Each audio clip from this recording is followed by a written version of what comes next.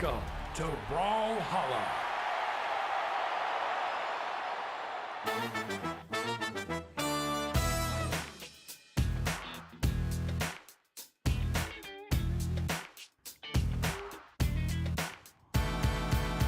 Welcome to the SteelSeries Invitational, brought to you by SteelSeries. I'm Duke, and joined with me, of course, is Sparky. Hey, what's up, everybody? Welcome to the pre-show. It's North America Day. Yesterday, we did EU for the 2v2 SteelSeries Invitational. Today, we're doing the North American portion. We're going to come a little bit closer to home than we were yesterday. But the cool thing is, all the fans around the world, they're still in their place. So we're broadcasting it out to all of the Brawlhalla fans out there, in here, everywhere around the world for the SteelSeries Invitational. The internet is magical. One thing that's going on with the SteelSeries Invitational is, of course, the chaos that has been happening. You kind of mentioned it yesterday with how the European region shook out. We have a new championship team in doubles for Europe, and North America also full of chaos, full of team swaps, full of all sorts of goodness with today's invite, because of course we are inviting the top 16 PR players. They get to pick their teammates, which might shift some people up in terms of invites, and we'll get into that stuff.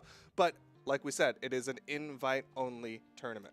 So that word invite-only, it's a little bit scary. When I was younger, invite-only meant I wasn't going to be invited to someone's birthday party because I was not cool enough. Now it actually means a very cool thing because we get to see some interesting things play out on the screen. The way the invitational system works for the SteelSeries Invitational is we have 32 players broken up into 16 teams. The way that works is we go down the PRs, the power ranks, for 2v2. We go to the first person, say, okay, first person, who would you like your teammate to be? They pick that person. Let's say PR1 picked PR2. That means we skip over PR2 because they're already made up of a team, and we go to PR3. Then we go down, down, down, down until we have our 32 players, 16 teams. Of course, you know it, you love it. Double elim, best of 5, ladies and gentlemen. You saw it right before we came on the screen. Of course, that prize pool of $40,000. That's right. With these double elimination tournament brackets, we of course have basically 2 brackets, right? And you have to get knocked out from the top one to go down to the bottom one, and then once you get knocked out of the bottom one, you are out of the tournament. And of course, when we get to the grand finals and things like that, we'll talk about how the grand finalist team has to get knocked out twice in order to get completely knocked out of the tournament. Oh boy, I can't wait to hear how that works when we get to the grand finals and things like that. And like Sparky said, we invited the top 16 of the top 16 PR, and they invited their teammates, things like that. But let's look at some of these people that invited. Of course, #1 PR in the region, none other than Boomy. He got to pick someone, and it's none other than Snowy as his teammate. And as such, you see some of these teams shift around, right? Like Snowy was known for teaming up with Santi, but who's Santi teamed up with this time? Experience. Exactly. That's a big one. Specifically with Experience, we're going to get into that a little bit later, but this is going to be an interesting team that we really haven't seen yet. Look at this good group of kings, queens, and emperors that we have right in front of us today to give us some of the most incredible Brawlhalla we have seen this year, maybe some of the best Brawlhalla we've seen in all of Brawlhalla esports history. What a good group of teams. We got some good BH coming at you very soon. Yeah, it's an insane collection of people, some names that we know, some household names, some new names that I'm seeing, such as CXTI, and some names that we haven't seen in a while, such as Remy, also being invited to this via their teammates in a lot of these situations. We're actually getting a fair bit more of Remy than we're used to. Remy just hopped on the desk and did some commentary on the side stream yesterday. Shout outs to the side stream. And that brings me to our next point that we would like to make. There are numerous avenues through which you can view Brawlhalla esports this weekend, pretty much every weekend as well going forward. Of course, you found your way here. Good job. There's also a side stream going on at twitch.tv/pro Brawlhalla. I know you can spell that, so I'm not spelling it out for you. But the interesting thing is some of the matches, like we can't stream every match. Can't. We honestly, we just can't. It would be 15-hour days going on if we did that. Yeah. That would be insane. So what we do is we split it up. So if you're wondering, oh no, what am I going to do? How will I know what is happening on this stream? What is happening on the other stream? Well, you could open up 2 tabs. That'd be a really smart way of doing it. But also, if you're on Twitch, hit !! bracket in chat. If you're not on Twitch, smash.gg /Brawlhalla. You can find really all of the past present, and future tournaments going on there, so you can look at the bracket. The matches will have a flag on them that either says Brawlhalla or Pro Brawlhalla to show you where those matches are being streamed. You can follow along with your favorite players. Maybe there's a player you just want to see their butt get kicked. You'll know where to find it. Or at the very least, if you're like, hey, I've never seen this person compete before, but I do see that there's a nice little Twitch logo next to it, I can watch that match over on that respective stream. But let's talk about why we're doing all of that today. It's because it is the SteelSeries Invitational, again, brought to you by SteelSeries and none other than SteelSeries Moments. Sparky, tell us about this. Okay, so SteelSeries Moments. I do amazing gaming feats all of the time. 100% and yet, of the time. My friends never believe me when I say that I hit a clippable moment. There's no way you aced the entire enemy team. Happen. There's no way you just got a double KO on Mammoth Fortress against two of the best players in the game. What Moments.gg does, it is additional functionality for the SteelSeries engine. It will clip for you moments that happen in the game. It will clip KOs. It will clip double KOs. You can provide criteria to it to have it clip, but also there is manual functionality as well. If something silly happens, you can clip that. If I get a first try BLJ up the short staircase in a 16-star run, impossible. I can manually clip that. It'll be fantastic. This software is incredible. You can show your friends. You can put it up on Twitter if you need some of that clout. If you just need to prove to a cute girl that you are the #1 gamer in the world, all of that is possible with SteelSeries Moments.gg.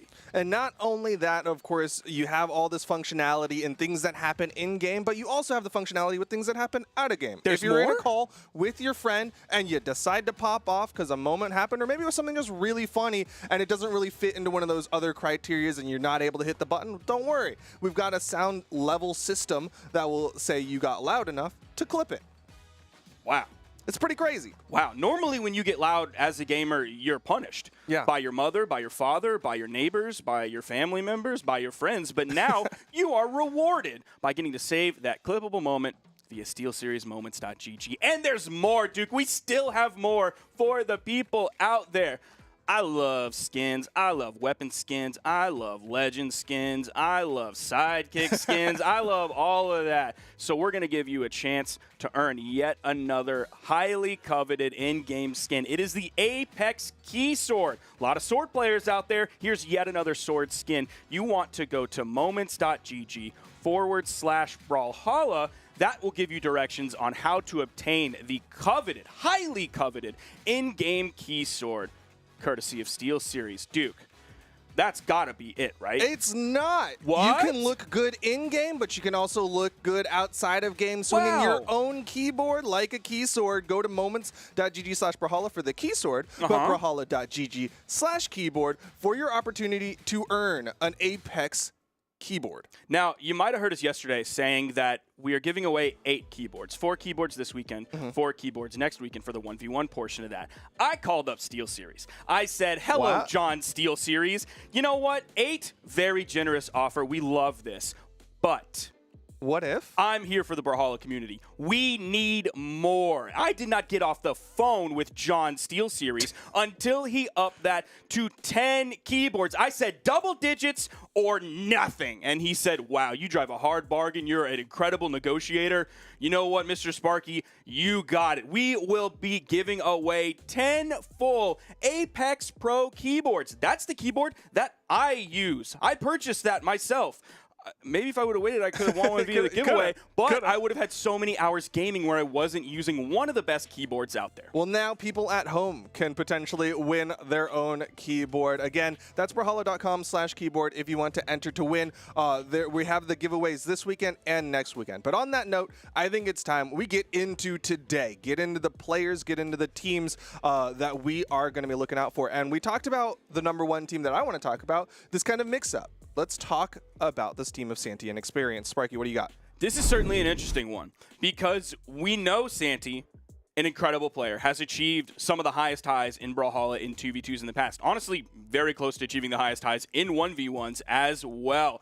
He hooked up with a lot of different players in the past, then kind of took a break for a little bit, was in a horrible car accident that kind of took him out of commission for a little while, but now he's with Experience. This is an interesting teammate because we know the potential that Experience has. Some of the craziest plays that we've seen in recent memory have come from Experience, another player who has played with a lot of different players. Originally, it was Maid and Experience that kind of put those two players on the map. We've seen Experience play with a bunch of other people, do incredible things. Will this be the actual ingredient list that leads to the delicious meal that is a first place finish for this team? It is an interesting question that we'll get to answer later today. And the thing is, like, talking about these two players as separate individuals, because we haven't seen them compete alongside each other. We know Santi's a strong 2v2er. We've seen him alongside Simba. We've seen him alongside Snowy. The big problem right now is Experience's name doesn't start with the letter S. But for Experience, for the longest time, when he has been playing in twos alongside Maid, a lot of the haters have been saying Experience needs a different teammate. There's been a lot of people who are very critical of Maid as the teammate for Experience, and now having Experience kind of move into someone who's more established, more well-known, it's going to be interesting to see, is that going to be the thing to help boost Experience up, or was it really not Maid's fault? You know what I mean? I love production so much, but I'm going to throw them under the bus for this one because they just did Santi so dirty in those clips. The first clip, or maybe the second one they put up of Santi, was him KOing his teammate back when he teamed with Snowy. So we know crazy things can come from both of these players. I truly don't know what to expect. Santi is one of those players who can be a coin flip, whether he's like absolutely bonkers crazy off the wall, doing huge damage, all of these clippable plays that you could clip via SteelSeriesMoments.gg. And also, Experience can do the same thing and routinely does. The big thing is, like, this team to me feels like somebody went into a chem lab, grabbed 2 bottles, and just stuck them together, and nobody knows what's going to happen. It could be amazing. It could be nothing, but we're going to find out here at the SteelSeries Invitational. That's actually how most science is done. You really do be grabbing and mixing. Yep, that's what they taught me in chemistry. As long as you write down something happened, then you did science. So those are two kind of players that we wouldn't have expected to mix together in a beaker for this tournament. No. Now, let's move on to two players who nobody is surprised that they're together at this point. That is Cody Travis and Phazon, a fan favorite team, has been a fan favorite even before they were together. Both players individually were fan favorites. Everybody was excited to watch them individually. Now that they've come together, everybody was super stoked for that initial announcement as well, and they've done great things since then. Yeah, at this point, I believe they're the longest running North American 2v2 team together. Yep. We've seen teams come and go, but this team has been one of the staples of the North American 2v2 scene, and they've been absolutely amazing, taking home 12 gold medals. They've been very often in the running for top team in North America. They haven't had the kind of pedigree that maybe Acno and Blaze had in EU, but it's really hard to say anyone in North America has had that level of pedigree. And individually, they have had, somewhat similar achievements on the scene. Everybody in North America knows Phazon. Everybody knows Cody Travis. The question is, what characters are they going to be playing today? Is that going to be something a little bit different? We've seen Cody. I mean, obviously, the Barraza. Everybody knows the Barraza, that specific skin setup. Nobody uses that very much except Cody. And if someone does use it, it's always like, oh, hey, look, he's using the Cody Travis setup. Phazon on the other side does tend to shop around a little bit more. I know everybody wants the Giro. And I'm going to say at least everybody because at least me. I want to see the Giro again. He's given it a chance a few times, but you're seeing some of it on their screen because we do have a lot of footage of these players. There's the Val from Phazon coming out. There is the Rick Grimes setup from Cody when he's not doing the sort of hockey mask setup that comes out from his Barraza. Well, we can talk about some of the other character picks as well, because Cody Travis, he's kind of shown that he's not just a Barraza main. Yep. He has shown the Reno a little bit more as of late. He did show the Taros at one point, and you can have your feelings about that, but really the Reno is the other thing that I think he might bust out here at the SteelSeries Invitational. On the other side, a lot of picks for Phazon. We talked about the Val, we talked about the Jiro, but he's also got the Wu Shang. He's also had a Hattori. I'm sure he's played a Koji and a Bodvar as well. Like, he's got a big spread of characters to go alongside Cody Travis. So the question is going to be, how are they going to place this tournament? Because Luna and Pugsy seemingly came out of nowhere during the Winter Championships and took out Cody and Faison, leading to the second place Cody and Faison finish. We've had a lot of time since then. It has been a lot of time in terms of like day-to-day practice. So many things could have changed for this team since then. I'm sure they've been practicing. They know how important the Invitational is. They know how important every single day is as we get closer and closer to the Mid-Series Championship in June. Yes, the Mid-Season Championship is so important. It's not going to give PR to that affects the Mid-Season Championship, but it's still one of those things that, like, we're going to talk about it at the Mid-Season Championship pre-show. Is like, yeah, well, Cody Travis and Faison, they went 1 and 2. Yikes, that's not looking good for the Mid-Season Championship, things like that. So you want to show up at each and every opportunity. And that's why, like, yesterday in EU, Fozy and Sarme coming out was huge. Who knows? Santi and Experience may break up after this tournament if this doesn't work out. Yeah, this is a good testing ground to find out what team you might want to run for Spring Championship, which will be the last opportunity to get that Mid-Season Championship PR. But now, let's talk about this team of Boomy and Snowy. So we had Santi and Snowy previously. In fact, most, if not all of the clips that you saw for Santi were really when he was a part of the team, Santi and Snowy. Eventually, they broke up. Snowy and Boomy got together. This is also... I'm just going to be very redundant. It's another interesting team.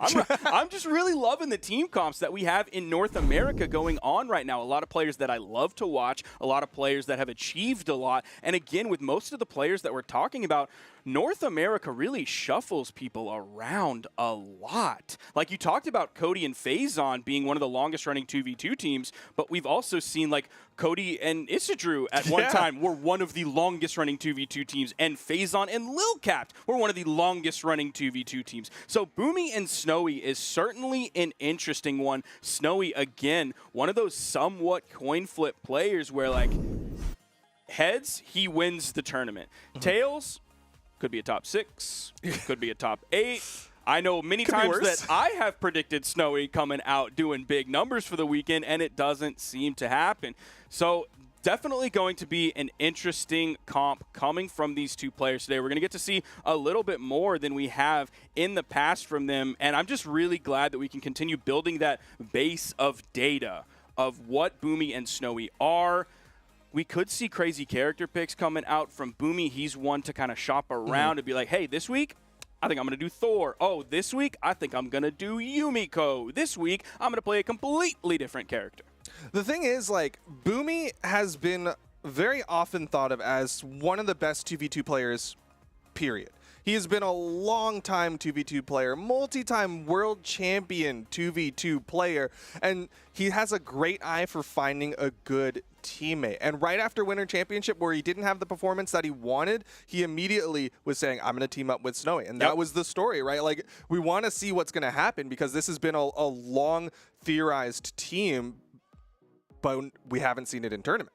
And that is, I'm glad you bring up the history of Boomy, because not only is he one of the players who we regularly see coming up really high in the bracket, but the fact that he's been able to remain relevant as a player longer than anyone else.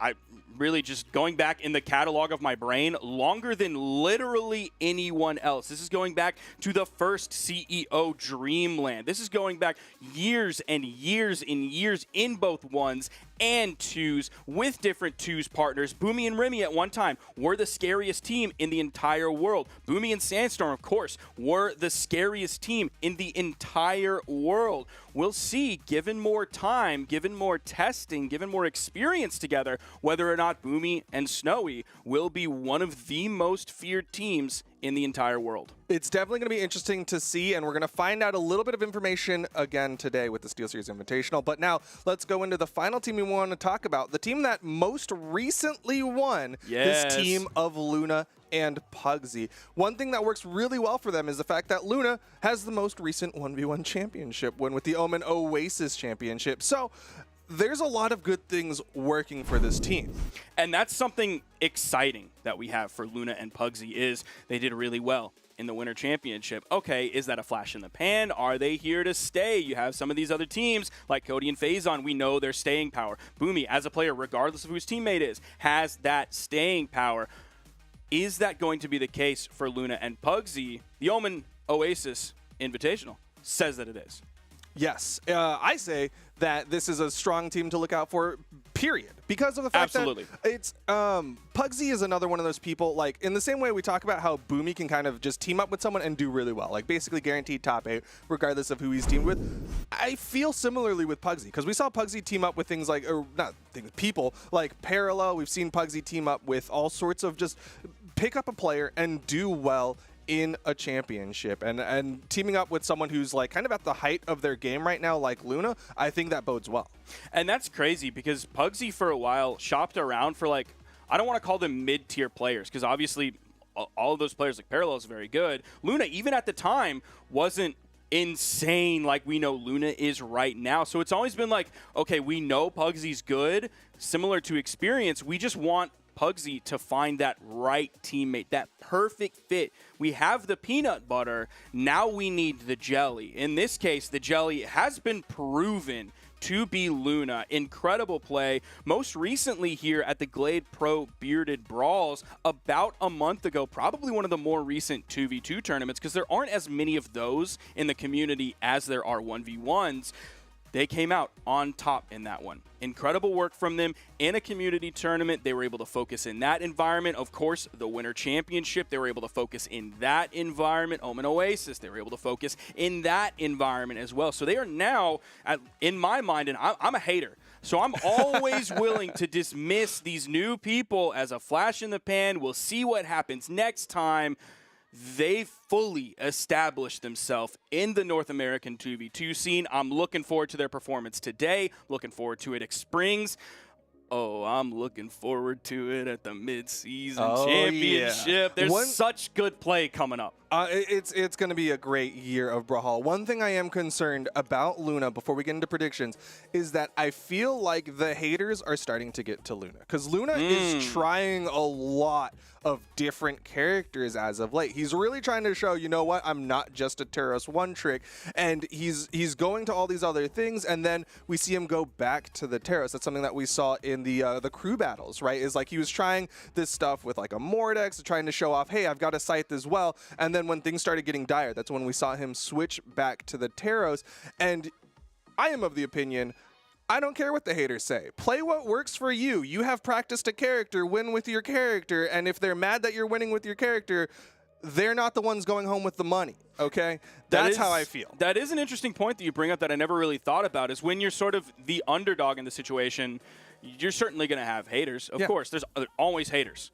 But when you really get into that limelight and you're the #1 guy like Luna is right now, you're going to get even more haters. So it's already difficult. Even if we were in a vacuum that was devoid of haters, what a world that would be.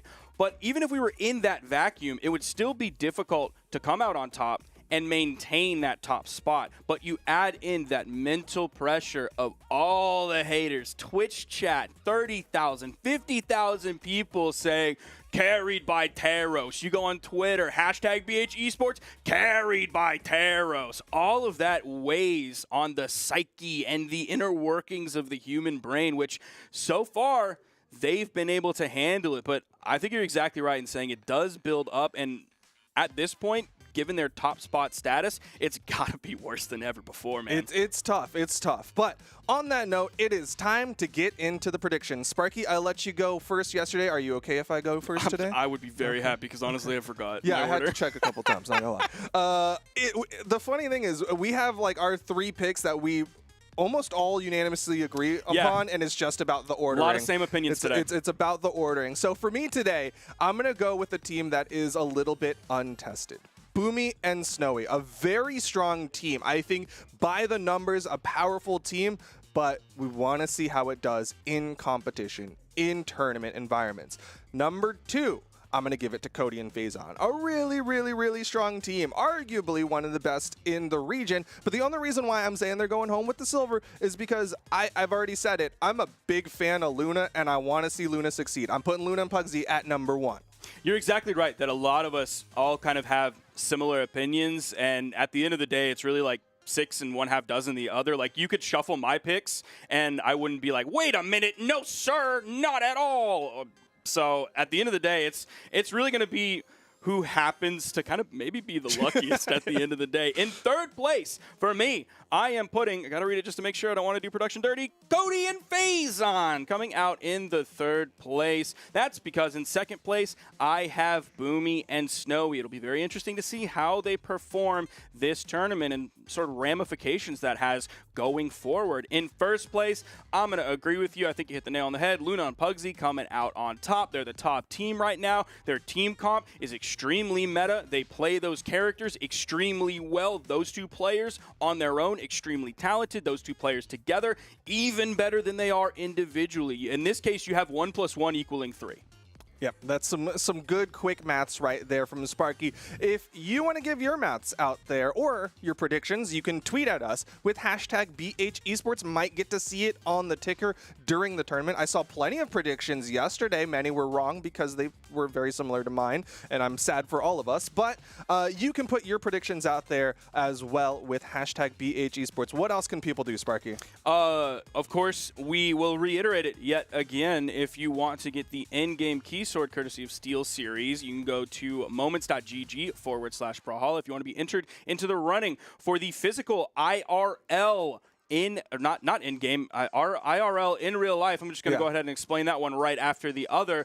Apex Pro, courtesy of SteelSeries. You want to be entered into that giveaway, go to brawlhalla.com/keyboard. Keep in mind, there are games being streamed on the other stream, twitch.tv/Pro Brawlhalla. If you want to know when anything is happening in the Brawlhalla sphere, that includes esports, that includes dev streams as well that happen on this channel, brawlhalla.com/schedule. That'll even show it in your time zone. They put it in like local time zone, and then I called up John Brawlhalla, and I was like, you better put it in their local time zone or nothing. And they said, okay, Sparky, you're one heck of a negotiator. I'm going to put it in their local time to save the people at home a step. There's so much Brawlhalla going on this weekend. We got even more next weekend. We got so much coming up for you today. It's going to be great. Duke, is there anything I missed? Nope, that's it. Thank you all for tuning into the pre-show. We are going to be taking a short little break, and when we come back, we'll be bringing you the top 32 of the SteelSeries Invitational. You're not going to want to miss any of this explosive action, so stick around.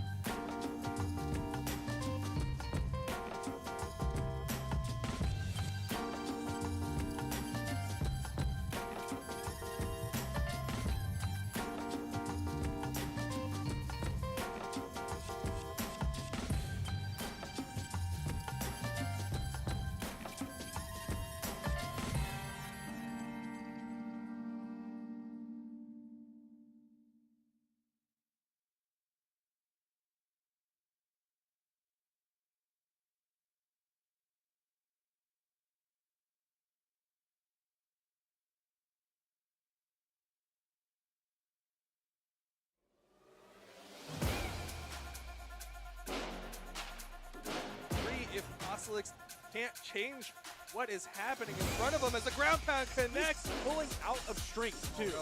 Oh, man. no. Get right on into game number 2. He's on, of course, no slouch on the blasters. One of the original. Yo, Kozlix is untouched. Both, I feel like they're both in yell percentage, if you will. Oh, yeah. Oh, doesn't matter, though. It's a nice one, but managed to slide right through that. And, oh, the angle drop. Getting good damage. What? Oh, that was cool. And he's gone. Yo, he takes it with that side air. One hit on Sandy for so long. And he's gonna really gonna get it.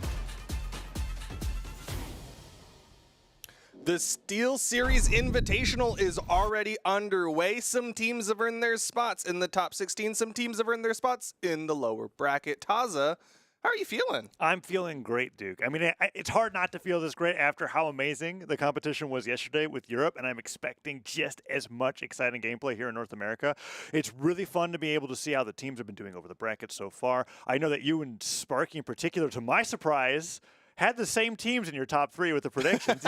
Usually when it comes to that, I'm like, okay, well, someone's going to pick some outlier here, but it's pretty difficult to pick somebody who isn't like one, I guess, safe picks being Luna and Pugsy, or any team that has Boomy on it, or Phazon and Cody, right? Because a lot of the teams that are below that top 3 segment have shaken up a bit. They've got some different teammates going around. Ever since Boomy and Snowy have become a fighting force, a lot of the teams beneath that have really changed around, looking at Santi and Experience, or Maid and Blaizzy, or Simba and Remy, right? We've got a lot of really familiar names that have been constantly placing top 8 in North America that are all teaming with each other in a much different way here in 2022. Yeah, it's kind of like Boomy stole Snowy and then left Santi, and Santi had to steal someone else, and then left Maid, and Maid had to steal someone else. It's a chain reaction of everybody being like, oh no, I need to find a new teammate. And it's interesting seeing what certain players have been seeing as opportunities and other players have been seeing as compromises, right? When it comes to like, okay, who am I going to be teaming with now? Who's available? And who do I think I will play the best with going on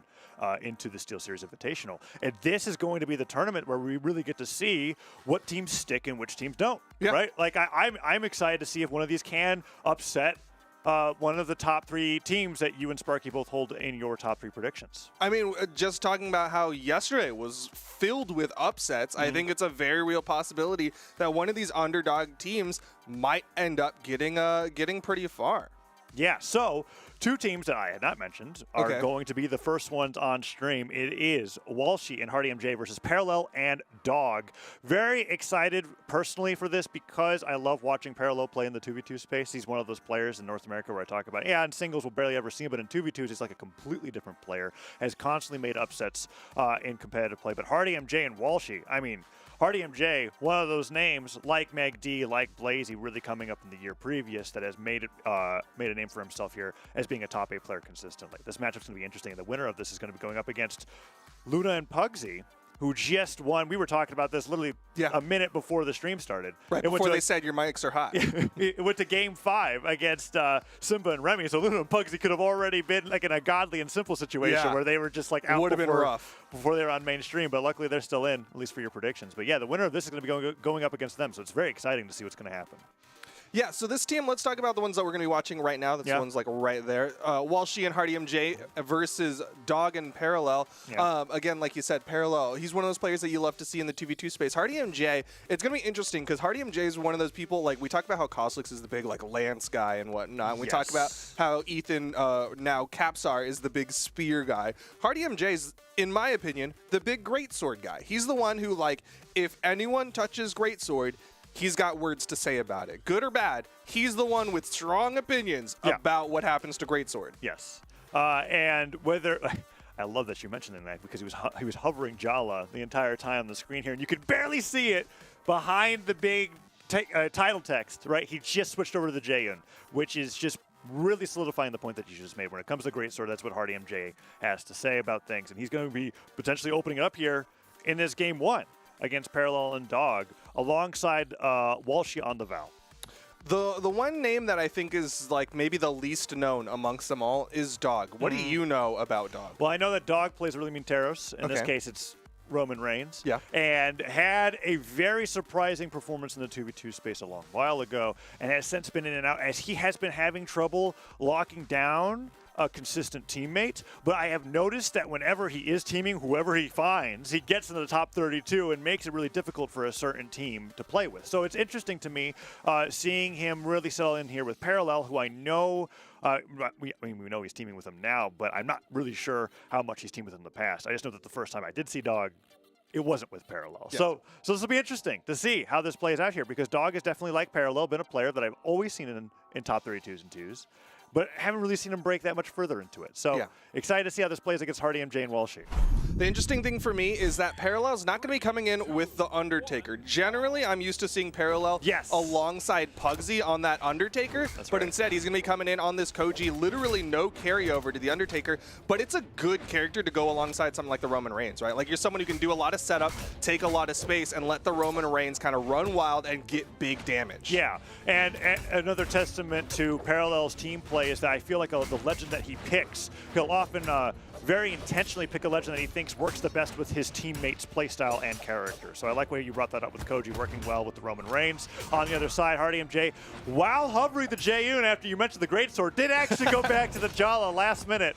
So he's going to be playing this as the opening for this particular matchup. But so far, so good. Red team gets the first knockout off the top with the recovery, and they're looking to take down Dawg as well. But Dawg dodges over Hardy MJ's options, gets the D-like ground pound, and then some friendly fire. That's not so great, but I doubt we'll see too much more of that from Parallel again. Yeah, Parallel definitely a strong 2v2er. It's okay that he got that side tick because he does less force, so it didn't KO his teammate, but a great gravity cancel from Hardy MJ leads to a downlight recovery. And Parallel, he's going to have to sit on this wall for a little bit while Dawg respawns, and yeah, he's not going to take too much damage in that power play.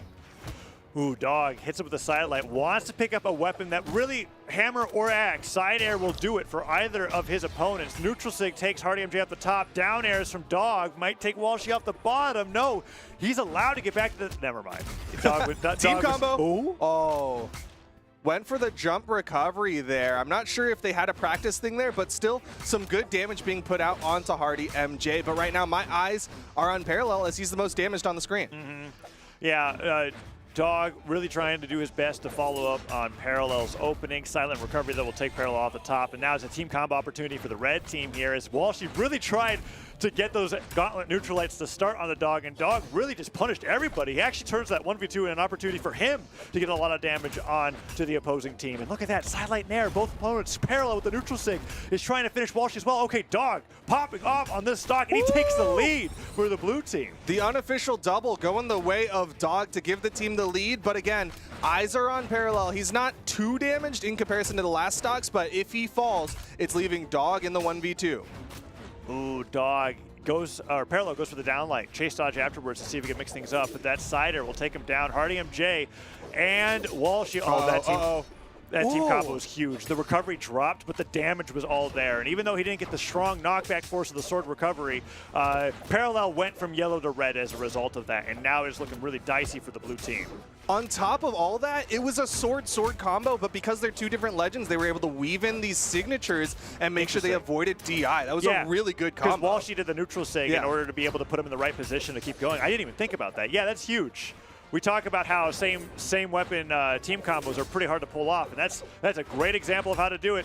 Dawg with his sideline there. I can't believe it. He hit both Parallel and Walshy with the sidelight nair, but because of what you were talking about earlier, with the knockback, the less force, he was lower. He was lower, and he was able to do a wake-up recovery. It just, that was faster than anything Walshy could have done, and he was so high because of the silent nair. It took him off the top. That was awesome. The team play there coming out from Dawg and Parallel, getting them that knockout off the top, and then being able to get the ground pound at the very end gives them game one off of what was really a lead for the red team up until that moment where Dawg was able to get that unofficial double knockout. Look at that. Amazing play coming out from both of them. I like, if you want to rewind the clocks a little bit, I almost want to say that dropped recovery was what led to all the other things. The fact that they didn't get Parallel or red means that he was able to stay below. The fact that they didn't get him KO'd was what led to the final KO. That is a very interesting call out. That tiny little bit ended up leading to so much more. It's something I definitely would not have thought about until the result actually happened, right? Like, That is interesting, and that's possibly what could have contributed to the fact that Dawg and Parallel were able to take that game number 1. Now Walshy, after that game, wasn't really feeling comfortable with that first pick, goes over to the Rayman to fight against Parallel and Dawg, who are now up a game here in this best of 5. Game 2 of Mammoth Fortress, and so far a really great start as Dawg has been finding his side light nairs on Axe and putting both of his opponents in the red. Dawg is feeling a lot more confident. Like, as game 1 progressed, he started hitting more and more. Yeah. And then after he got that unofficial double, I think we were seeing a much more confident Dawg. But right now, he is in the red and off the side, doesn't have a weapon in hand. Ooh, Walshy getting a lot of nairs recoveries. Parallel does the chain dodge actually to get past it, but the recovery takes Dawg off the top. Parallel, he went for that ground pound, and he got it on top of the platform, sending Walshy down. Dawg can't find a spawn. And man, Parallel twice now just barely doesn't get a knockout. Yeah, unfortunate for the Koji. He's high dex, but doesn't exactly bring that much force. He is able to finally lead in to that recovery, and it looks like the stock count is going the way of the blue team. I like the team combo there that was happening at Hardy MJ. Dawg did a axe down air. Parallel bounced them back with the bow neutral light, and it looked like they were going to keep going back and forth, but Walshy came in with the save. But Parallel still living. Dodges the weapon throw. I thought he was going to go for the alley-oop off of Dawg's stairs. Man, Dawg! Oh, weapon save with the weapon toss! Okay, Parallel goes down, but that was such a abrupt stopping of the momentum from that attack. That is a brick wall and a half, but it kept Parallel alive a little while longer, and Parallel is the least damaged so far. Things looking good for this blue team. Yeah, Dawg goes up the sidelight. Parallel gets the unarmed recovery, but Dawg goes down. Parallel gets the revenge knockout. Good trade. And if Hardy MJ goes down here, this puts the blue team in a similar position as they were in game number 1. And there it goes. Parallel now playing the role that Dawg had in game 1. And Dawg really tacking on the damage. Walshy was sweating there on a fresh stock.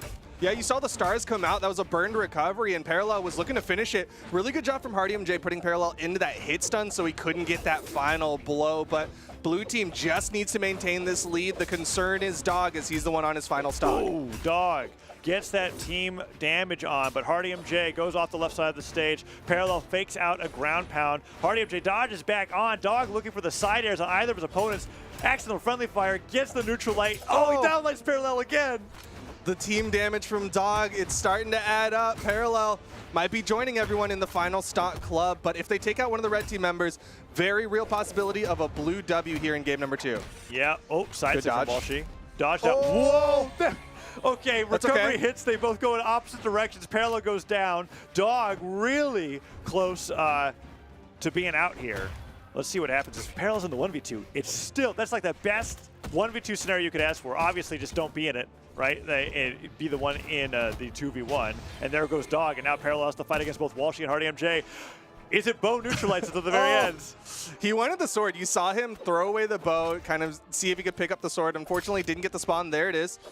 He just needs a recovery. Oh, no. He was sweat beaded. Okay, he's going to get the wall touch. Ooh. Oh, it's close. Parallel is taking damage here, and he can't get these hits. I can't believe Hardy MJ went off stage there. Walshy trying to get the side air. Hardy, okay. I thought he was going to get caught by Parallel's recovery. Oh, man. Weapon throw comes forward. They're trying to start that team combo, and Hardy MJ just runs out of there.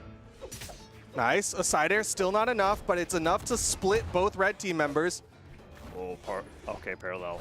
He's been not being able to find a single hit. He's now in orange. D-line recovery stopped. Good interrupt. Hardy MJ, and that was so beautiful. Walshy got hit by the downlight. But Parallel's gone! Wow.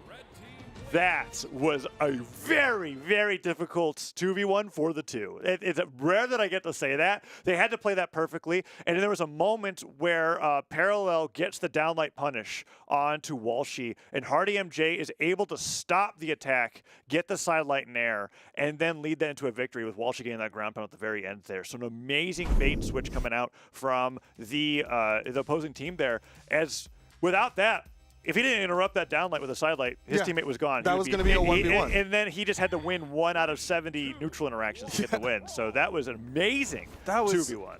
It's insane because, like, leading into that, you were talking about how, like, this is arguably the best 1v2 situation you could be in. You're coming in with basically a fresh stock versus 2 people in a red, and they just played it so incredibly well. We're going into game 3 completely even off the back of great play from the red team. Yeah, now Walshy and Hardy MJ, they have been on the back foot at the end of every single one of these games so far, but they were able to get that win in game number 2. Let's see how this affects momentum going forward as we're now in game 3, even set so far. Hardy MJ and Walshy are behind in damage, albeit slightly. Let's see. Oh, the neutral stick interrupted. So really good play from both teams to stop the to stop their opponent from finishing the combo they're going for. Right? Sidelight and air, no way. In the middle of the sidelight, Hardy MJ gets knocked out. And the gravity cancel neutral sig, unfortunately for Hardy MJ, doesn't connect. A great pickup from Dawg, again, just punishing the red team for hitting his teammate. Oh, it's a very awesome playstyle to see, because even the unarmed neutralites that are coming in, Dawg is dashing across the stage to be able to hit him with the sidelight and air afterwards for even connecting with his teammate. So awesome play coming out from both sides here. And so far working at advantage of the blue team. That neutral sig, even though his gravity canceled early, he ends up falling into it and getting hit by the last hit of the move. Really nicely done.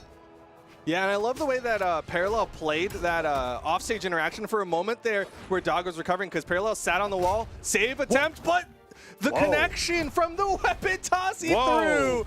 And unfortunate. I was really uncertain what actually hit Parallel. Yeah, I wasn't sure if it was Walshy or the axe toss. But we learned that it was the axe toss, as Dawg did get credit for that knockout. Makes up for it, though, with that stomp side air. Goes for the scoop. Parallel had the same idea. Walshy damaged, but not enough to get taken down by a stomp air, I don't think. But it's coming close. Dawg is not too phased by the fact that that friendly fire happened, as Parallel is still really fresh on that second stock. And that neutral hits both enemies. Okay, D-Light recovery will put both red team members into their final stocks. Parallel opting to play it a little bit safer, not going to stay on the offstage for those dares and ground pounds. And Walshy going to break it up, let Hardy MJ get back onto the stage. Siders are coming through. Parallel and Dawg. This is the best lead that they have had so far. Sidelight and air recovery comes through. Walshy gets that. I think Dawg's even like too low on. Yeah. Nice. And the team combo immediately while they had the power play. Parallel goes for a recovery there. I think a crazier player would have gone for a ground pound, but he went for the safe option. The craziest thing from Parallel for me there was that he jumped up to a point and then just stopped moving and drifted down long enough so that could work, because if he did anything else, I think he would have gotten hit by that edge guard. So nice shot from Parallel surviving there, although the team combo did come from Dawg, spending all that time recovering, even though he couldn't make it back. And now it's an even game on stocks, and Walshy and Hardy MJ have shown that in this pressure situation, if they could take down one person, they have almost certainly have the 1v2 guaranteed. But Hardy MJ off the top after that neutralite, and Parallel and Dawg are on the verge of taking it to match point. I love the decision making from Dawg to go for the jump scoop instead of like a stomp side air or something like that. Yeah. Side air will finish it off, and Dawg and Parallel go up 2-1. Yeah, really well played coming out from Dawg there to be able to get the side air after Parallel's sword recovery whiffed. There's just plenty of options between these two players about how one player is like covering the option that their teammate, what am I trying to say here? So Parallel goes in for the recovery, right? He's thinking of maybe 3 out of 5 possibilities that his opponent's going to be having, right? Dawg's covering the other 2. Okay. That's what I'm trying to get to with that. Space option coverage. Yeah. And they're doing a great job with it. And we're seeing that even in a situation where Parallel whiffs the recovery and gets punished, his opponent's going down right afterwards because Dawg's got his back. And now we've got Hardy MJ on the greatsword. I said it at the beginning. It's just about storytelling, right? You foretell things to come. And here we are in game number 4. Hardy MJ hoping that the J-Yun is going to be the thing to help him get this to game number 5. But man, they're putting damage onto Walshy already. Yeah, Walshy already in the orange, putting out the sidelight there. Too afraid of hitting his teammate, getting stomp centered away, and Parallel and Dawg focus all the way onto the J-Yun. D-Light recovery, putting Hardy MJ up to the top, and he tosses away the sword and picks up the great sword as he goes down with that down air, trying to cancel it into a bridge, but it can't get anything started. Okay, some friendly fire from Parallel gives the red team an opportunity, and they've got them split up. Let's see if they can get a stock from this. Yeah, red team really trying to keep this split going. It's one of the things that's working so well for them. Parallel in the offstage, Dawg sticking around. The neutral air not going to be enough. Weapon denial coming out from Hardy MJ. No one to fall just yet. Ooh, recovery. Oh, was that just a haymaker? Yeah. That's crazy. Gets to the landing there. Parallel sidelighting left and right, trying to keep him off of him. Dawg going down early, but makes up for it right away, and Parallel confirms the lead for the blue team. Yeah, a little bit of snail mail there, right? They traded 1 for 2, and the 2 came later, and there's the final to even out the trade. This is a much closer game number 4 than we've seen in the last 3. Oh, Dawg, so great off of the neutral light from Parallel. Parallel just spawns in, uses the iframes to be able to hit RDMJ. Dawg gets a down air recovery on Axe to bring him into deep yellow, almost into orange, and Parallel adds that extra bit of damage to get the lead for the blue team as that gravity cancel satellite hits, and they go over to Walshy. Walshy trying to get onto the ground and not get any of these hits to connect just yet. There's one, but Dawg with the nair Sarah afterwards makes it not worth it. Okay, weapon toss. Dawg still able to pick up the axe. HardyMJ has not been able to find much momentum with the greatsword. It feels like it's been a lot of sword play coming out from HardyMJ, and we'll see if we can get something going here as the nair connects onto Walshy. Tries to get the reset, but they wake up and there's a side air from Dawg. Ooh, and the blue team's been so good about in these 1v2 scenarios while his teammate is coming back to the stage. They take down the opponent. HardyMJ survives just barely, but now Dawg putting a lot of damage on the Walshy. Already has him in orange. Oh, the side stick hits both of them. HardyMJ goes flying. Walshy put it in the deep orange. One more side air. Okay. This is just a huge lead for the blue team. Yeah, this is big. Both red team members on their final stocks, but just like that, the stock count gets evened up. The concern, though, Walshy. Oh, Walshy trying to make up for that concern, went for the ground pound. I thought he was going to try the reversal with the nair, go for the early stock. HardyMJ stopping the team combo from possibly happening. The greatsword's coming online, Duke. Ground pound hits, and he's getting a lot of damage on the Dawg. Yeah, he's starting to find more momentum with that greatsword, going straight in with the three-piece more often than not. But oh, good spacing. I'm surprised he can go for recovery. Oh, the downlight actually helping out Walshy a little bit. That side air was sending him. Yeah, side light finisher from HardyMJ has Parallel off the side of the stage. If Walshy wants to get that early stock off the right. Oh, man. Nair's coming through. Oh, I can't believe they're doing it, but Walshy's surviving somehow. Oh, man. And Parallel could go down. Dawg is fighting back. Sidelines left and right. Parallel avoids the that. weapon toss. Is that going to be enough? The side air from Dawg. Again, the blue team just covering each other's options, making sure that they can get the... That was so sick. Parallel charging the neutral sig in preparation for the angle that the hammer down air was going to send him. But the hammer down air just had so much knockback, but he didn't get it. But I think if we see that replay, we'll see Parallel charging a neutral sig, and I'm pretty sure RDMJ went in the direction of it. We'll get there. Yeah, it crossed the path a little bit on that. Yeah, final just hit. a little too much damage. Man, what a crazy best of 5, and Dawg and Parallel, much to my surprise, bringing it out convincingly. Yeah, there's the neutral sig. If he was just a little less damaged, it would have been an awesome team combo. Or if Parallel was quicker and he just did it and then it got into the hitbox, right? Because there's some active frames on it. Yeah. So there's at least 2. It was very predictive. Parallel and Dawg win 3-1. Against HardyMJ. So that's pretty impressive to me. For me, that is a considerable upset, at least when it comes to how I'm thinking about the players. I didn't actually remember. Wait. Yes, okay, we've got the PRs here. Walshy and HardyMJ, 12 and 20 versus 18 and 32. It's just objectively an upset. Yeah. But also just when it comes to how Parallel and Dawg have performed in 2v2s before, when going up against a player like HardyMJ with anybody, I would say that that's a pretty difficult matchup. And they made it look very convincing. Won that 3-1, and now I'm curious. Okay, Dawg and Parallel, they've been searching for a staple teammate for a very, very long time. Is it now finally that time where they found each other and they're able to make it further into the bracket, because that's winners quarters that they're going into? Of course, the matchup that they have after this is Luna Pugsy. But if they win that, then, well, anything's possible. But we're not quite in the winners quarters yet, Duke. What do we have coming up next? Up next, we've got Maid and Blaizzy versus Maid and Llama. We've got more people that are just kind of on that fringe top 8 area. We've seen them have these successes, definitely consistent top 32 players, but we haven't quite seen them burst into that top 8. I want to see what the PR matchup here is, right? Because Maid and Blaizzy, that's pretty new to me. Yeah. Llama became the talk of the town after his performance with the 2 defense thatch, which is still honestly awesome to me. I'm not sure he's going to be bringing that out in 2v2s with Maid, but if he does, I totally support it.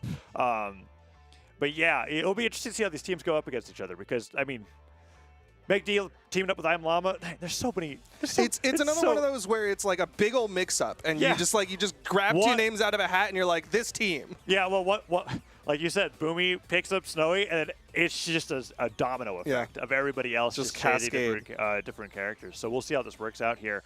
Very excited to see how this is going to be playing out. The winner of this is going to be going up against the team that we were talking about as the kind of the catalyst for all these changes, Boomy and Snowy. That's who's waiting for the winner of this matchup. They just got a 3-0 in their previous matchup here. So we've got this game coming up pretty soon. It's going to be Maid and Blaizzy on Petra and Rayman, going up against Meg D and Llama on Barasa and Val. And you know what? Even though it's not Thatch, he is still taking out of defense on Barasa, so I might as well just be like, it's the spirit of it. It's the stat that matters the least, right? Okay, you don't need defense if you're not getting hit that much.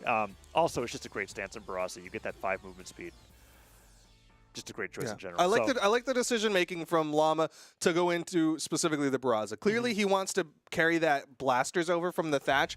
And if you're looking at like a different character to bring into 2s, usually you want one of those consistent weapons: axe, sword, spear, or hammer. Barasa is the blasters tank. Yeah, he's the tankiest one of those 4. Yeah, absolutely. Great choice. Yeah, so Petra and Rayman coming out for Maid and Blaizzy. I'm really interested to see how this matchup plays out. I have not been taking too many risks with who I think is going to be winning over the other because it's kind of hard. It's hard. Like, I really just want to see how these teams play against each other because I don't even have a basis in my brain to be like, oh yeah, I've seen Meg D and Llama play for 2 years. This is how they do things. It's like that's completely new teams. Yeah, we're getting a lot of players just getting ready for the rest of this this year as we're getting closer and closer towards mid-season. So let's see how this plays out here. Meg D and Llama going up against Maid and Blaizzy on Apocalypse. And so far, a great start for the blue team as Maid has just been getting knocked around. Neutral Sig almost takes him off the top. Apocalypse just barely keeping him alive with that higher ceiling. Dude, Llama is just swinging all directions, and he is hitting all directions. And like you said, Maid the most damage. He's the one that is in trouble. But if you can extend the stock a little while longer, maybe things can stay even, but doesn't get the recovery follow-up off the down line, and the end sig connects. Yeah, that end neutral signature coming out for Barasa does spike. Didn't spike there, doesn't matter. The force there is still pretty strong when you're that damaged. Llama going towards the top of the stage, but even though he's dipping out of that defense, he's still tanky enough not to go off the top just yet. But Meg D doesn't touch the stage, falls down, and Blaizzy gets the falling downer to spike Llama on the other side, giving the red team a lead. Yeah, really good down air from Blaizzy to make sure that they can get that stock lead. And now he's going to try to survive a little while longer, but Maid's already getting chopped up by the unarmed from Llama. Llama with a fantastic spot dodge to avoid that nair follow-up. Llama starting off the blasters nairs. Maid trying to, well, I say that the team combo starts here. Ooh. Oh, Llama went for the pickup recovery. I was hoping for a side sig. I thought an end sig off that was going to be the play. Either one, possibly, but he had to do it really early on. The down sig, however, no team comment for that. Okay, they're trying again. Let's see what. He was going to extend it even farther. He was going to try to reset with the down light, and Blaizzy just barely spot dodged it. Just barely. That would have been sick. They've got something set up specifically for that startup, though. And they've gotten it twice now, and it keeps getting better each time that they get it. And it looks like at different damage values, they have different ideas of what their follow-up should be. I mean, it's very true that like more damaged opponents are going to fly differently, so it makes it harder to go for your standard follow-ups. But early damaged opponents won't follow as hard. Great interrupt from Meg D. He interrupted the orb in the middle of the side air, too. That time it takes Llama down, but Meg D really being cognizant of his teammate there. Great job.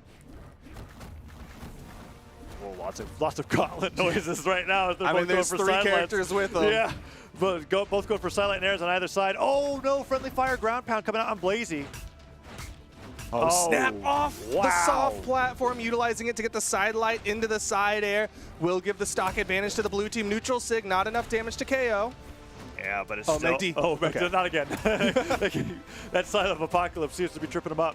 Side air gets him down. Blaizzy or Llama has to be careful about getting in the middle of this 1v2, and Blaizzy and Maid can't seem to get anything started. Side air punishes Blaizzy for going up too high, and Meg D, does he get that weapon? Maid doesn't punish him for it, and the recovery hits. As it's looking good for the blue team to take game 1 here. Let's see if they can stop it. Oh. Great interrupts again. Meg D is ready if they're hitting up I'm Llama. Neutral light hits both opponents there. Blaizzy can't get the weapon throw to get into anything else. And Meg D's just taking the weapon. He's taking the weapon throw. That was 3 times that Blaizzy jumps over him, throws the gauntlets down. And he just neutralizes. Yeah, he just neutralizes through it. He's like, yeah, hit me again. I dare you. Do it. That's it's very interesting that he's doing that. Okay, recovery comes through and Maid gets it, and Blaizzy is now in a 1v2 as he gets stared away. Llama looking to secure this stock. Meg D was at neutral light again. 2 damage this time to be able to hold his ground. Ooh. But the D-light recovery will do it, and Meg D and Llama take a very nice game number 1 off of Blaizzy and Maid. We were seeing this with Parallel and Dawg. and we're seeing it again with Llama and Maid. Really great job stopping their opponents from getting the confirmed combos. I have not seen Orb Cider get interrupted that much as I have done in this matchup with Maid. It was such great play. He's doing such a good job of being in position in particular, right? Like, almost anyone who's been playing twos for a long time will be like, yeah, I know I should have interrupted that, but very few people are like, I'm in position to interrupt that. That's the key there. Yeah, at most it ends up being a conversation in the middle of the game, like, oops, like, should have helped you with that. Yeah, it's incredibly difficult to do, despite how simple it is to talk about. And seeing them do it so much is very impressive. Maid, once again, at the beginning of game number 2, taking a ton of damage right off the bat. Let's see if he can hold on to the stock a little bit longer. Cider comes through, and Blaizzy this time being the one interrupting the damage that Maid's taken as Maid's trying to get that neutral light onto the stage and maybe get something started once again.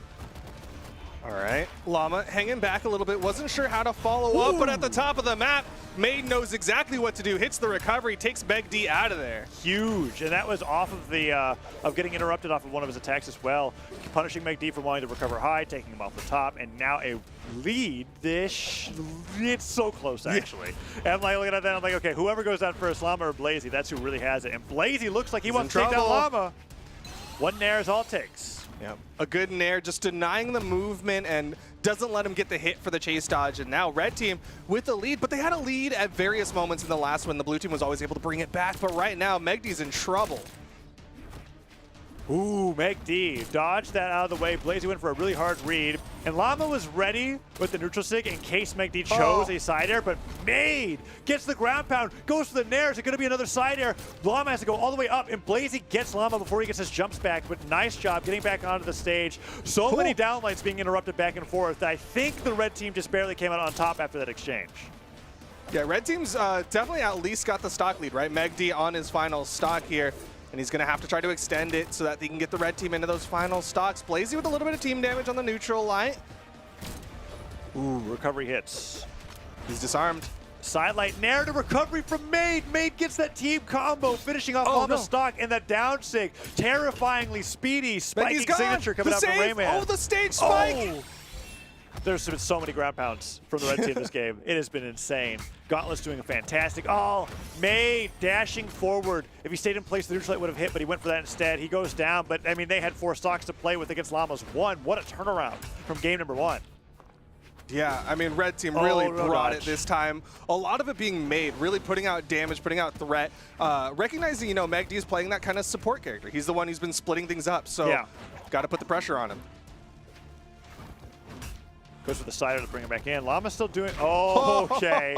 I mean, you make do with what you got, right? Grab against the side stick. He's like, that's all I can hit him with. Oh, the recovery off the neutral light. Awesome play coming out from Maid and Blaizzy. Great adjustments. And I still think Maid is actually taking like too much damage. It's like a little bit. He is getting hit a ton. But that game, the difference between games 1 and game 2 is that he was even turning himself getting hit by a lot of these moves into opportunities to get the knockouts. We saw during that very first replay, he was getting comboed. Then he got the reversal onto Maid, takes him off the top here. And then we saw a lot of other hits right here, like Maid even getting hit by Blaizzy there in that combo in the 2v1, and then turning that position into an advantage, taking him off the top.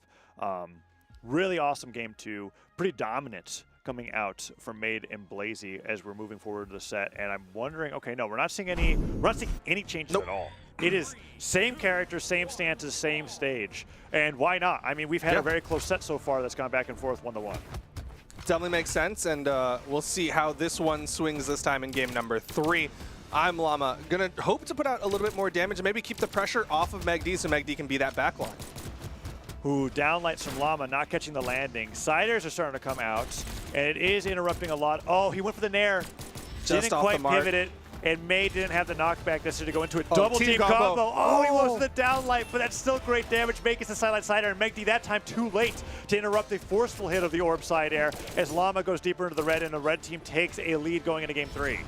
Yeah, that big team combo that got both of them gonna lead to the first KO. Maid is out of there onto his second stock. I'm Llama fighting for his life with these blaster side airs. Side air hits Llama. Weapon gets disarmed, and Maid's looking for a way to knock him out. No, Blaizzy gets the silent recovery. That time not even waiting out for a dodge. Great mix-up coming out from Blaizzy. And the weapon throw upwards actually stops Maid from going for a repositional recovery. And now red team still hanging on. Blaizzy, I thought he was going to go down there. Ooh. But he makes it back. Llama tried to get that follow-up. The alley-oop would have led to the KO, but he wasn't quite there. Nice side air, down sig. Good movement on it to lead to it, too. He was doing a dash in, dash back to get that down sig. Yeah, amazing positioning coming up from Llama. Gets the double knockout before Maid could take too much damage. Evens up the stocks, but Maid, oh, that's, I thought that was it. I thought that was it. He did the double C-Light recovery. They were high. Oh, Blaizzy could go for the double edge guard here with the ground pound. There it is. Now it's on to Llama. Team combo again, just gonna go for the follow-up side sig. Yeah, and that was about as much as he could get with where Maid was spawning in too. Like, it was just too risky to go for anything too much more. Oh, and now the team combo opportunity for the blue team. Never mind, it turned into Maid taking a ton of damage. Oh man, this is getting away from the blue team right now. I'm Llama, forced to recover. Maid stuck in the power play for a little moment. Again, Blaizzy forcing I'm Llama out. And I'm Llama's gonna go for the respawn, but the end sig at the top, and Blaizzy is gonna take out Maid. That whole stock was a highlight from the very beginning where Blaizzy hit the first sidelight on his teammate, realized that he missed it, and then he like put in a slight walk input to get a second one, and then just carried him up all the way to the top with the neutral sig to catch him in the midway. Maid went to the top left side of the screen and was gone, and now the team combo on the Llama starts. Down like narrow. Oh, Maid was there. Maid was there for the side air. That was so close. That would have been awesome if it hit, but man, they're just showing they can do it anywhere, anytime. Team combos for days. The down sig is still not enough. There's 3 stocks left on this red team. There's 3 stocks. Now 2. Llama getting through him. He shuts down 1, but Maid gets the pummel, and I think another Gauntlet Neutralite would do it. I mean, Llama is so, that's it. Maid and Blaizzy take game number 3. About as convincingly as game number 2, and oh no, man, Maid with 183 damage that game. He's having difficulty getting anything going. I want to see that replay with that Rayman string off the top with the axe. Yeah, there's the double sidelight. He messed up the first one, repositioned for the second one. While sweating, gravity cancel neutral stick, Maid falls right into the middle of the trajectory of that move, and that's enough knockback to take him off the top. And that was a relatively early stock for how quickly Maid was put onto 1 stock there. And we're seeing the team stats there and the difference between damage dealt and damage taken. And man, is the red team just killing it. The big thing for me is that that's the second time that Maid went for a top of the map recovery that didn't KO, and it got turned around into a signature that led to a KO on him. He's got to be careful about those, because that's twice now. Right, he did the recovery, and then Maid got under, gravity cancel neutral sig, did the recovery again, gravity cancel end sig from the Rayman this time. And so if he can be a little bit more cautious of that, maybe just go for an air. A little bit safer, doesn't put you so close to the KO box, and then come back down, try to win some more neutrals, then maybe it won't be too bad of a situation.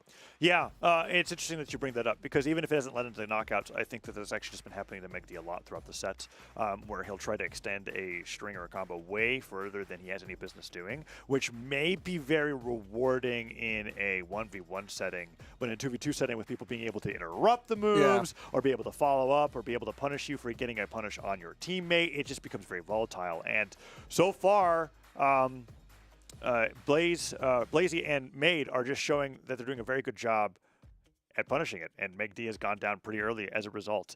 Game 4 is going to be coming up pretty soon, and even though Maid and Llama took game number 1, it is now match point. If they lose this game, they're going down to the lower bracket, and winner of this is going to be going up against Boomy and Snowy in the winter quarterfinals. And unfortunately for this blue team, Maid and I'm Llama, both of their damage dealt has gone down game after game. It was like in the 700s for game number 1 from I'm Llama, and then it went down into like the 500s in game 2, and then in the last one it was in the 400s. So it's just been going down. Yeah, Maid and Blaizzy just seem to be getting better and better at this matchup, and Maid and Llama haven't really done too much, at least when it was on Apocalypse, to adjust to be able to fight against their teammates. So now we have a change of scenery. Mammoth Fortress is going to be game number 4, but if this goes down for Blaizzy and Maid, that's going to be a 3-1. Maid once again in the air, getting hit by those orb nairs. Let's see if he can get back onto the stage and get something started. Sidelight nair brings him down, and he's already chase dodging down towards the ground, which is a nice adjustment to see as he gets that almost team combo on the Maid into Llama. Yeah, trying to stay a little bit lower to the ground. Oh, top of the map. You see Maid trying to chase, get the follow-up there just in case, see if he could get something. The damage being put out, though. Everybody in KO %. Neutralite hits. Weapon throw forces Maid to recover low. Maid just switches over to Blaizzy and opts not to finish the combo because his teammate was in it. Oh, and Maid up there, ready to get that recovery. Doesn't quite hit, and Maid still surviving. Blaizzy still surviving, but this is a good start for the blue team as opposed to the last 2 games. Oh, but Maid does get the first one. D-Light into the recovery. Magd going to disengage after hitting that first part of the recovery, but gets read out by Blaizzy, and now the team combo. Oh, Llama sweating already. Nair comes through. Oh, no. Avoids one ground pound. Just going to hit Oh, the jam no. down. Llama, no! He misses the ledge. He gets the exhausted recovery at the bottom of the stage, and on a fresh stock is deleted. It's 6 stocks to 3. And what I said was a great start for the blue team has become a disastrous start as the red team has capitalized more than once off of their positioning. Sure, Maid and Blaizzy go down, but Llama losing that stock at white is just that's going to take a lot to be able to redeem that. Blue team effectively playing at a handicap now. They have just one less stock than the red team. Magd going into the middle of it, goes in with a neutral light, gets punished. Nair's coming through now. Falling side air from Blaizzy gets them at the very end of the orb side air, and Magd in orange now. Nair comes through, Maid chasing him in the sky. Blaizzy keeping Llama off as Maid has just been doing a great job fighting Magd on his own. There's the recovery from Blaizzy. Magd down to 1 stock. Llama in that position off stage again where it's like, oh no, what do I do? The Nair hits. Touch a wall. Okay, he did touch. But it has just been the recovery game from Llama so far. And now the team combo on Magd means that red team almost certainly has this game in the bag. But there's the neutral sig. Team combo. Oh. He went for the charge to get more, but unfortunately there wasn't enough damage on Maid to launch into the side sig. But Blaizzy's now down to 1 stock. There's a world where they're able to focus onto Blaizzy, put Maid into that 1v2, and bring this to a game 5. That weapon throw from Blaizzy isn't great news for Maid. Recovery interrupted by the dive kick, but Maid almost goes down, and Blaizzy, he's getting more damage on him. Magd was ready for the follow-up, but the save for Maid was huge. Yeah, a great kick, making sure Llama couldn't get it. But the down sig will catch both red team members. Stock counts even. If they get Blaizzy, blue team could get this. Yes, they could. We saw it before in that matchup against Parallel where I was saying it's the best situation for a 1v2. Llama, that's not the team damage that you want, but he turned it into an opportunity. Got a side air, got an air. Blaizzy with the silent recovery, though, means that Maid gets the neutral stick on the other side. And that is the win for Maid and Blaizzy. Getting that 3-1, and after an amazing performance off stage, really secured the win after losing game number 1. Amazing job coming out from both of them. Yeah, really good adjustments coming out, and Maid and Blaizzy able to close that one out convincingly game after game. It wasn't something where they got into the final moments or anything like that. They played good Brawlhalla. That they did. And I was wondering how much longer the matchup was going to go on the other side, but no, Blaizzy and Maid really just did a good job separating the 1v1s and taking down the opponents on either side, be able to take them off the top. And you were talking about those damage numbers getting lower and lower as the match progresses. Well, it doesn't quite get lower than that after Llama didn't have a stock to play with, right? It was an amazing play coming out from them. And they have secured that spot in winners quarters to go up against Boomy and Snowy further on into the bracket. And that just about does it for winners round 1. The 8 remaining teams on winners side are all in winners quarters, so they're going to be battling against each other to get into that top 5 position, right, in winners semifinals. Yeah, this is now a battle to get into the top 8. We've got, like you said, 8 of those teams. Luna Pugsy, Parallel and Dawg, Santi and Experience, Taffy and Radish, Phazon and Cody Travis, Stingray and Java, Boomy and Snowy, and just recently, Maid and Blaizzy. Yeah, so the one team that's sitting in here, well, I guess there's 2, right? We casted one of them, where it was Parallel and Dawg, who in my opinion made a very big upset over Walshy and Hardy MJ. The number 1. And the other one is Taffy and Radish. Now, this is becoming less and less of an upset to me as Radish is proving that it wasn't just one tournament, right? Radish has been doing really well in North America, similar to how the name's escaping me, but it's happening in Europe as well. There's another player who's been doing amazing. Solarson. That's what it was. Yes, okay. Solarson has been doing a similar thing that Radish has been doing, where after the Crew Battle Invitational, I was kind of like, wow. Radish, okay, you're doing really well in 1s, you're doing really well in 2s, and now we're going over here with his teammate in Taffy in 2v2s, and he's in winners quarters off of a win against Wubs and Koslix. And Koslix has been really doing well, coming back into his own on the Lance, as Lance has gotten a little bit more love in recent patch notes, and he has just been having more motivation to do better on that as well. So I think that matchup, to me, is a pretty big upset as well. And they're going to be going up against Santi Experience. So those are the 2 teams I want to see. Will they...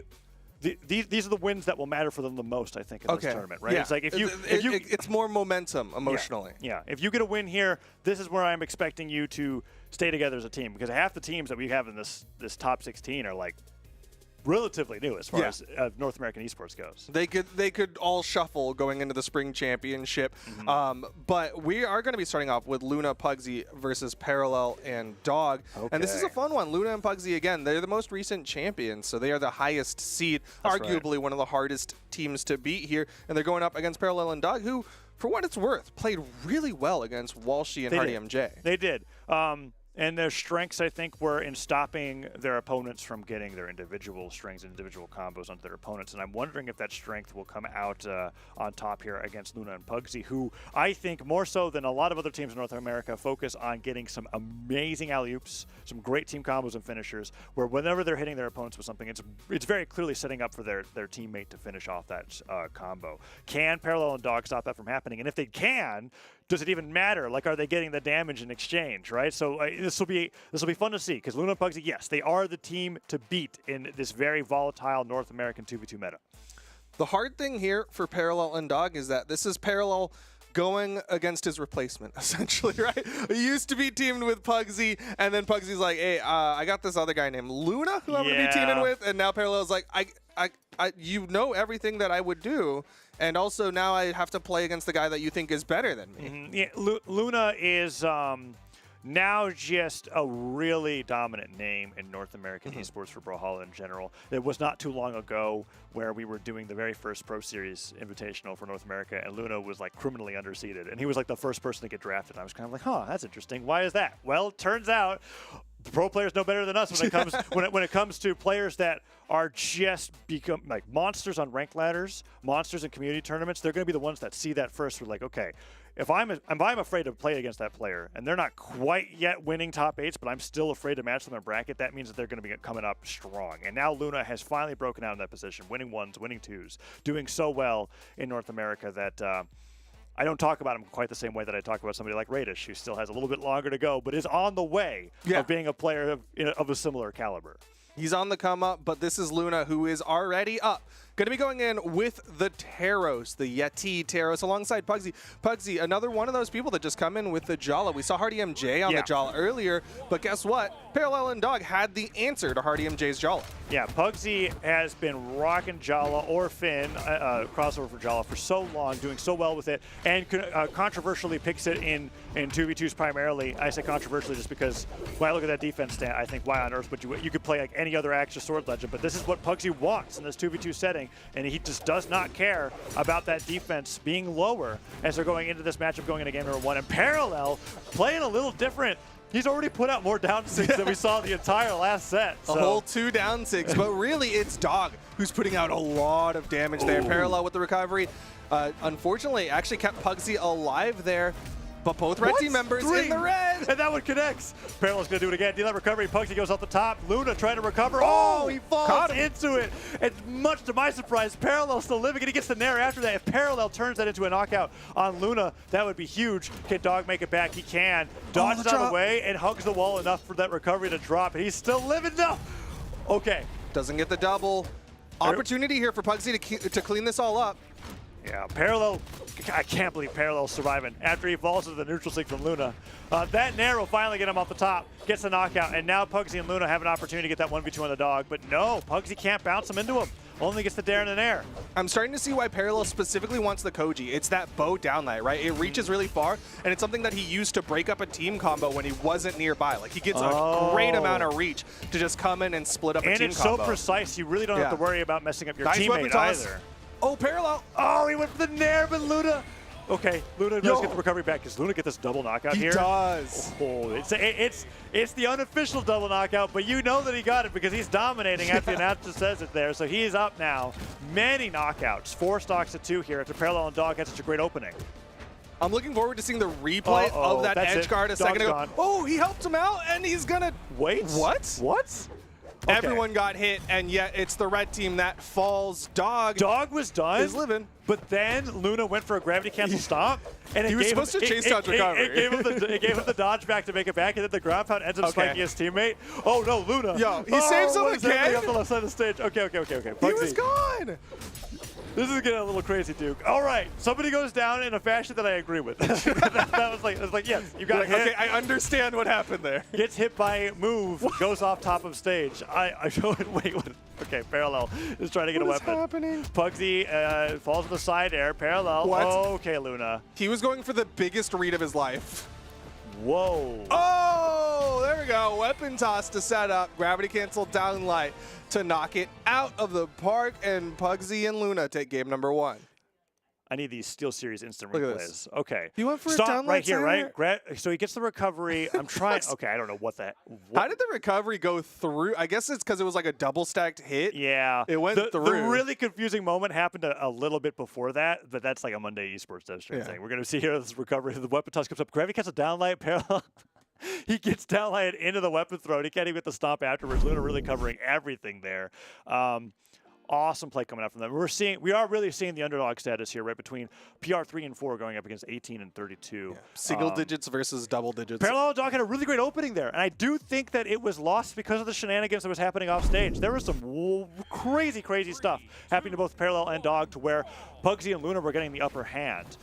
So let's see if Pugsy and Luna can encourage that kind of risky playstyle again, because once it happened, it just got worse. Yeah, it just snowballed. It tumbled out of control. Really difficult to follow. Parallel and Dawg once again getting that strong opening, bringing Pugsy in the orange right away. I really feel like the blue team had it on the on stage and the neutral, but once it started going to off stage, we saw Luna really getting KOs. They just kept going back. Yeah. They were like, this is fine, we're losing, but this is fine. Nair recovery. Dawg tries to get a follow-up afterwards, but he was exhausted, couldn't get the recovery afterwards. Pugsy goes down, weapon throw forces Luna's dodge. Mammoth Fortress, much larger wall. And Luna gets that side sig, so Dawg could go down here. Oh, Good the decision double? making. Oh, good dodge through, and the turnaround. Dawg might not have the movement. Oh, he does just enough. Luna and Pugsy turn over to Parallel now. Dawg barely surviving after that side air hits. Neutral light comes through. Pugsy dodges the second two hits of the neutral light. That was really clever. It's just smart in general. Down light side air comes through. And that recovery takes Luna off the top. All right, dead even game. All 2 stocks once again. Parallel a little bit more damage than he'd like. Let's see if that leads to an early knockout once again. Pugsy swinging. Going in between both blue team members. Finally finds a connection with that down air. Dawg with an axe neutral light. Going to put Pugsy in the offstage against Parallel. Oh, the simultaneous axe side air hitting coming out of Parallel. That was brutal. Now Dawg having to fight this 1v2. Oh. Neutral sig misses, and Dawg actually gets a good down air recovery, hitting both of his opponents. That's good damage, but Luna chasing Dawg up into the sky while Pugsy keeps Parallel on the edge of the stage. Oh, and a nice side signature going to launch Pugsy and Parallel.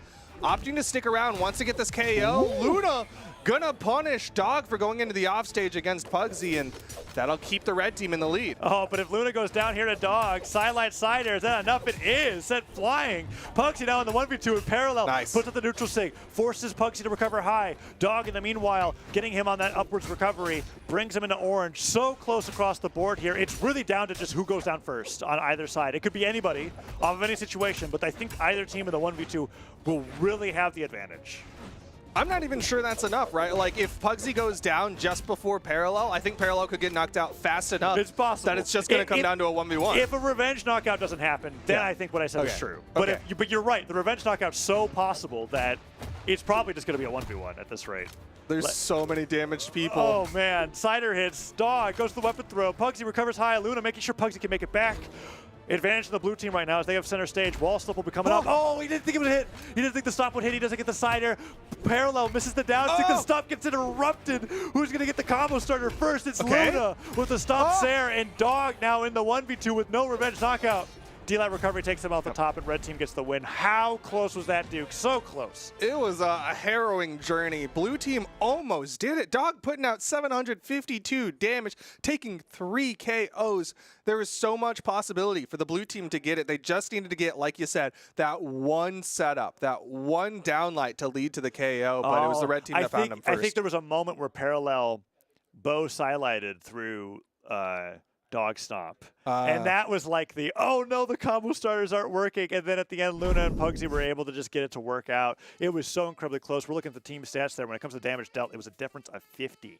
Difference of 50. And it might as well have been the 2 moves that knocked them out at the end, right? That said, all right, this is the threshold. This is the 51 to 49% difference here that we needed to win. But for Pugsy and Luna, that's pretty great because now it's match point, and Dawg and Parallel would have to reverse 3-0 the #1 seeded team in the league to be able to get into winter semifinals. Definitely very tough for them to do, and Pugsy is starting off stronger than he has in any of the games previously. Yeah, definitely would be a challenge for the blue team to do, but given how close they were able to take game 2, I think, you know what? Just take it one step at a time. If you get one game, maybe go for game number 2, but a nice ground pound. Still able to get the wall touch. Okay, Dawg. Parallel finds the hit. Parallel's like, no, Dawg, this is how it's done. Goes for the unarmed ground pound on the other side. Gets him as he falls off the right side of the stage. And now Pugsy gets back to the stage with the axe, guarding the new weapon spawn, but he looks like he needs to help his friend instead. And off of a gravity cancel sidelight, actually gets the right space to get the Sarah right afterwards. That gives Red Team a slightish lead if Parallel could go down. It's actually just dead even. And now Pugsy getting that neutral light. Oh, both of them hitting on the Dawg. He's actually able to DI out of it. Yeah, so much damage. Gravity cancel side sig from Pugsy will take out Parallel, but Luna's actually taking a decent chunk here. The side sig will take out Pugsy. Sidelight comes through, down sig, tries to catch Luna, but Luna dodges down, uniquely able to do on Mammoth Fortress because of where the platform is. Oh, he's gone. The backswing. I saw the dive kick animation starting there because he was just like, I don't want to waste any time recovering there. He was already sweating when it hit. Parallel gets hit with a sidelight, and Pugsy gets the neutral sig. That's huge. But with the way this thing is going, it might run down to a Pugsy 1v2. Luna has been taking a lot of damage, a little bit faster than everyone else. Dawg does join him in the final stocks. The scoop up, not quite enough. If Luna can take down Parallel here, that's pretty huge for the red team on their way to a 3-0, but Parallel chasing Pugsy into the sky, can't get the punish, but blue team both now on an edge guard scenario. Luna gets one Not scoop. enough. Oh man, Dawg, so damaged in this last stock. Oh, Parallel goes down, Dawg's gonna run for it, sidelight hits. Right now it's Dawg and Luna in trouble, right? They're both hoping to get the other one first, he's low but on Dawg jumps. might is have that enough. He gets it. Parallel goes for the save, recovery hits, Pugsy gets the recovery. I can't believe they had enough to knock him out. Dawg goes off the top, and now Parallel in a 1v2. Team combo. Oh, but he stacks up, hits out Luna. It still went. Pugsy continued it afterwards. He's like, I'm just going to get the damage. Oh, wait, Luna goes down. Parallel's got Pugsy in a 1v2. Oh, Duke, this is a lot more doable than I was thinking. I did not expect Luna to go down there. Parallel waiting for the weapon, kicks him away, has the sword. I mean, Pugsy already a pretty terrifying opponent to fight in a 1v1 scenario, but Parallel, when he's got his teammate on the line there, the whole entire match on the line, let's see what he can do. D-Light recovery would take Pugsy down, I think, but Pugsy only needs one of those himself to take down Parallel. Oh, and he's going to get it. The gravity cancel downlight. They went spot dodge for spot dodge, but Pugsy's the one that connects. The gravity cancel downlight into the recovery, and that's a 3-0 going in favor of the Winter Champions. And Pugsy, much like Dawg in Game 2, doing that 734 damage. Tons of damage coming out from Pugsy there, making it a really dominant performance. Luna kind of slacked off a little bit towards the end there, but you know what? Luna did what he needed to do in games 1 and 2, and Parallel and Dawg are going to be going down into the lower bracket after fighting against them 0-3. But you know what? Parallel and Dawg looking like a pretty solid team when it comes to both of them before making it this far on the winner's side is really awesome to see. Curious how their matchups are going to shake up in the lower bracket, but to see that, you'll just have to tune into twitch.tv/ProBrawlHalla. Yeah. Because we've got a lot of those lower bracket matchups that are honestly just as crazy There's as a lot. the ones that are on here. Let's talk about some of them, right? We Go had for it. Walshy and Hardy MJ knocking out Simba and Remy, the team that went to Game 5 against Luna and Double Pugsy. eliminated. Yeah. Oh, I was so curious to see how they're going to play that too. Wubs Okay. and Kosliks going 3-0 over iThrow and Lil Cap. Tiffany and Pierre going 3-1 over Zakoy and Capstar. And right now, Snipe Socks and his teammate, whose name is cut off, is going up against Megd and I'm Llama. And the winner of that will be going up against Parallel and Dawg. So there's two teams there that I was really excited to see that we won't be able to see because they went down pretty early. Yeah. Zakoy and Capsar and Simba and Remy were some teams I was wondering how it was going to play out. Obviously, like, it's a lot more brutal in an invitational format to say double eliminated because you're kind of skipping over the thousands of players that enter in an open. You But, didn't get the pools to pad it out, so you just get to go home with an 0-2. So with that being said, we're going to be moving on into the winners quarterfinal side of things, where now we have Santi and Experience going up against Taffy and Radish. So Experience used to be teaming with Maid. Now we saw Maid and Blaizzy doing really well early on in winners round 1. Experience is now with Santi. It's one of those part of the chain reaction mix-ups after Boomy and Snowy got together, right? And so now they're going to be going up against Taffy and Radish, where I do very confidently give favor in this matchup to Experience and Santi. I think this is the first head-to-head that we've seen in a while. Interesting. That I'm going to do. If this was 3 months later, I wouldn't say that. I actually think that Radish has still got a little bit more to go, but I'm so ready to be wrong. I can tell you that I'm so ready to be wrong. Taffy and Radish is one of those teams that's like definitely on the come up. Yes. There's a lot of people that are just like, I love watching Taffy and Radish. Radish, I mean, coming in as that Myself Ryu, included. has been doing so much good work in 1v1s, in 2v2s, and like you said, a lot of potential being shown here. On the other side, Santi and Experience have shown that they have the potential, but this is still a really volatile team. This is one thing that Sparky and I were talking about. Is like, we don't really know how they're going to match up against each other or with each other, because it's just two very odd people that we never really associate. Yeah, and when it comes to Radish, I like that you were mentioning the Ryu specifically, even though it's got the same moveset as Petra. I feel like Radish, out of everybody that plays Ryu, is actually playing Ryu in Brawlhalla. Right? it's like a necessity to be able to end with the neutral signature and things like that, so it's really fun to see how he plays with the character. And Taffy, as you said, with them together, just do amazing team combos in general. I love that it's the Street Fighter battle, like, Akuma went out and grabbed Rayman, and Ryu went out and grabbed Brid. That's the battle. So it's actually a really nice crossover spread there with Barbara being there alongside with them. So yeah, that's fun to see. We've got game 1 coming out on Mammoth Fortress. Experience on the Rayman, as you said, Santi on the Akuma, going up against Ryu and Barbara. Now we're going on here where Radish getting hit with that down, saying, I think he's already gone. No. He's just gone, and Experience is trying to get Taffy as well. Super great start coming up for the red team, as they have just been non-stop pressure on the left side of the stage. All right, we're seeing what happens when you mix the two chemicals of Santi and Experience. You get such an explosive team that's already got a massive lead about 40 seconds into this one, and they've taken not too much damage, really. Yeah, Experience accidentally getting hit by Santi on the pivot neutral right there. Radish going off side of the stage. Let's see if he wants to keep doing that as the double down air connects on that second stock of his. And Taffy has not really been able to get anything started. Recovery comes through. Experience and Santi playing beautifully around each other and are looking for another opening here. Experience doing something where he's playing right behind the area that Santi is threatening to cover anybody that might try to dash through him or subsequently follow up on an attack that Santi lands. Ooh, whoa, what? Taffy on his way back, and he's going to capitalize.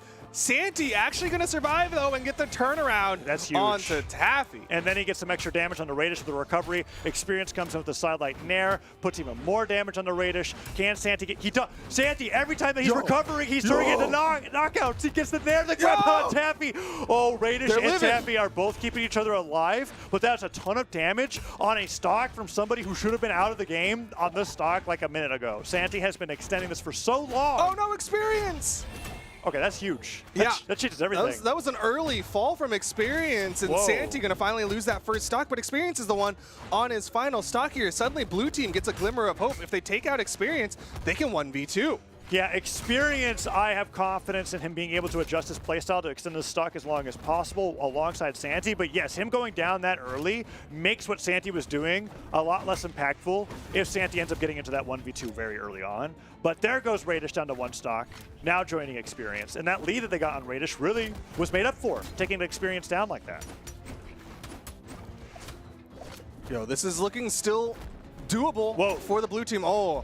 Unfortunate for Santi, wasn't able to get the chase dodge recovery there, which definitely would have led to a KO on a Taffy. Taffy going up the recovery. Recovery hits from Santi. Taffy getting the sidelights, and Radish has actually been doing a good job stabilizing here with the recovery from Experience. It's both of them, and Radish punishing Experience for going for that gravity cancel neutral stick, getting that extra damage, and I thought he was going to get it. I thought he was going to turn around. He steered it at the last second, but no, Radish gets by.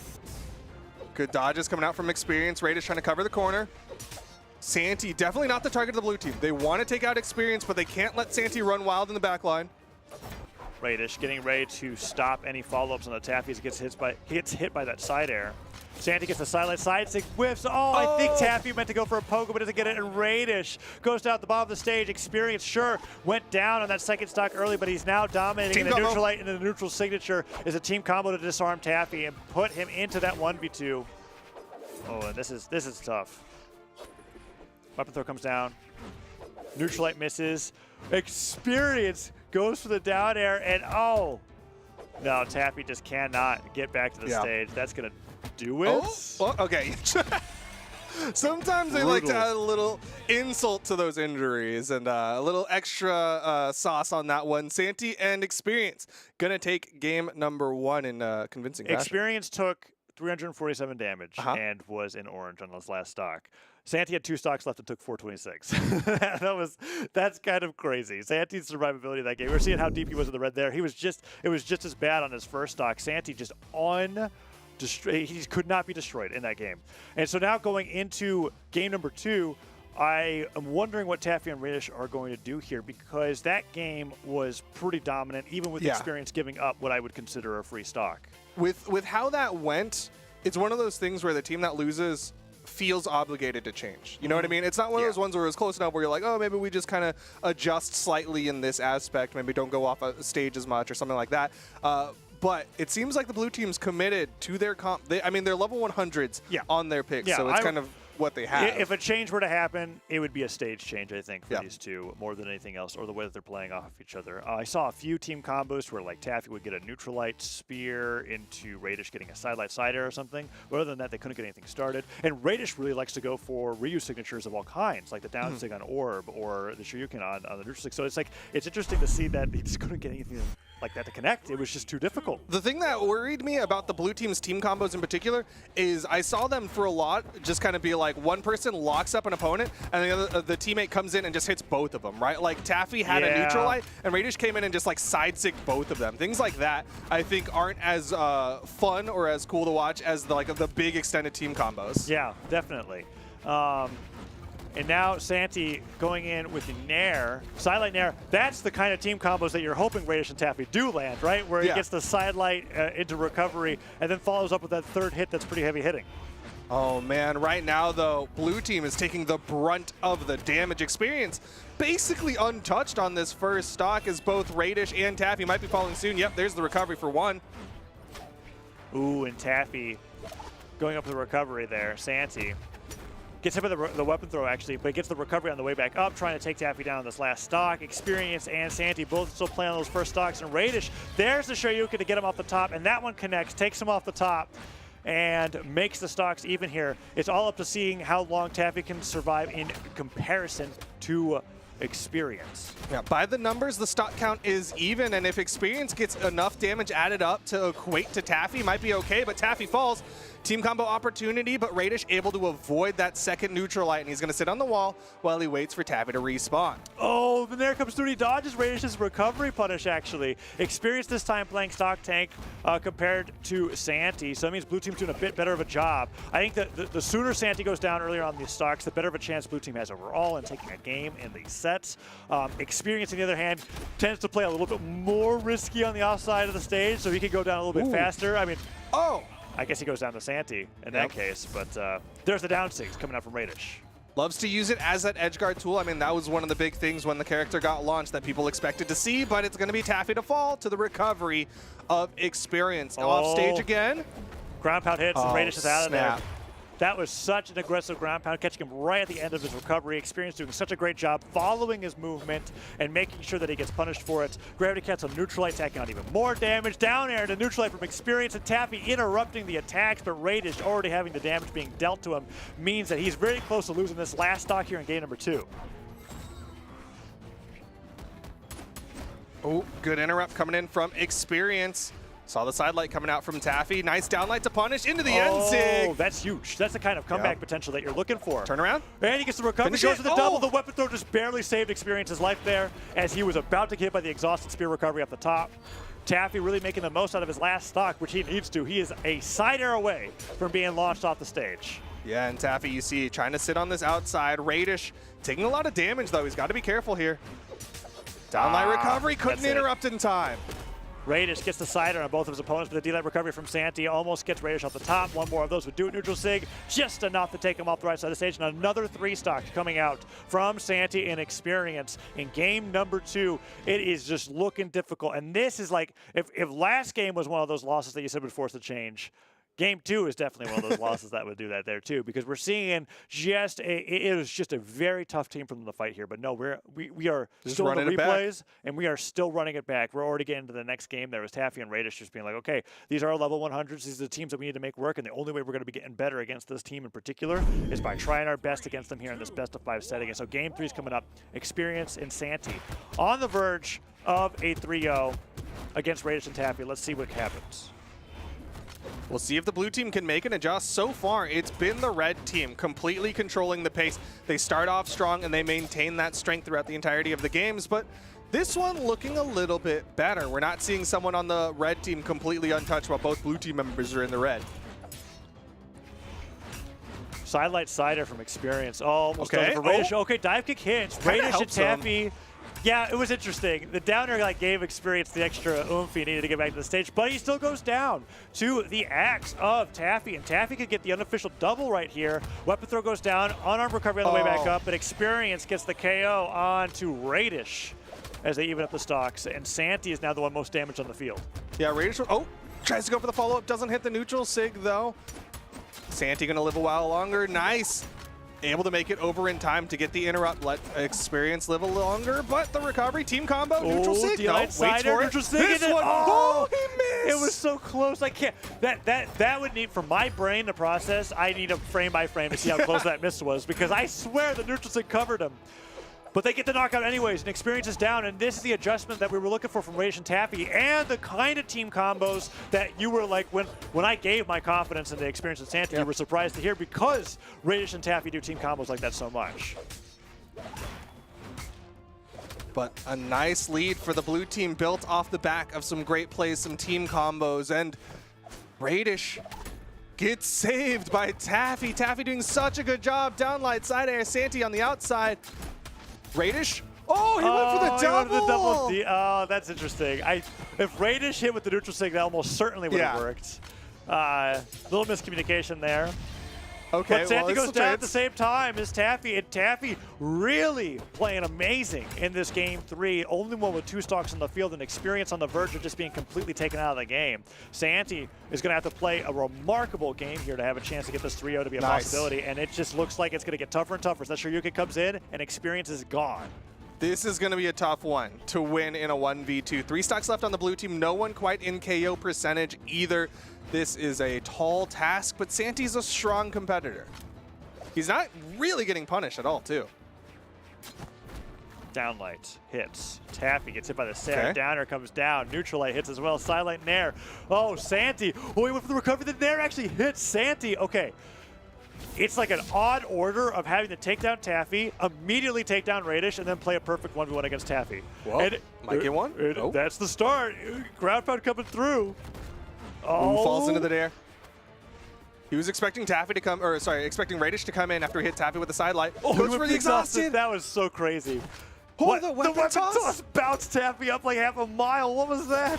Okay, the neutral sig gets one. All right, there it is. He has to get Radish in this window, and if he doesn't, I think the chances are very, very slim. And Radish manages to hold on. Now, Radish is living. But Santi, he is playing this 1v2 so well. He's not taking too much damage here. It's going to be hard. He dodged past that Sair perfectly. Recovery hits. He needs the D-Line recovery now to have enough lift. Oh, the team damage. Santi disarmed, kicks Taffy out of recovery, goes for the neutral sig. The orb downer on stage, almost knocking off the top. I never thought I'd say that, but that was how much knockback's on Santi here. Side air hits. No way. Oh, the dodge. That's it. That's it. Radish not even giving it a chance. Many players in Brawlhalla are still surprised that even has active input. But it does. When you hit side sig on Petra/Ryu side sig there, you can use the active input to send them straight up instead of down or to the right, which avoids the risk of Oh, he was a little early. He was too far forward with his neutral sig. I think or if he just waited a little bit. And this is the one where they just kind of miscommunicated. Taffy saw the opportunity for the double and he went for it. I love that it's a Radish Taffy win, and all the replays are just kind of like, Hey, look at these things you messed up on. You could have won harder. But the key word there is that they won that game. They stopped the 3-0 against Santi and Experience, who were so dominant in games 1 and 2. Santi really made it look rough there in the 1v2, but in the end, it was still a victory for Taffy and Radish. And now we're going to game number 4, where despite the crushing defeats of games 1 and 2, they stayed with the same legends, they stayed on the same stage, and now we're going into game 4 with a chance for them to win it all. Sidelight comes through, Experience with the axe, hits the nair. Oh, okay, nice. Taffy gets that into the nair from Radish as well. Taffy has really leveled up throughout the duration of the steps. Ooh, man, so Radish close. was swinging at the top of the map. Went for the gravity cancel neutral sig, didn't connect. But like you were saying, a lot of this is like Taffy just doing such a good job controlling everything, setting up for Radish to go for more on these combos. Sometimes I forget that Rayman side stick on axe can be used without dashing. so he like slid so slowly. So I was like, how are you, what is slowing you down? I was like, oh yeah, that's right.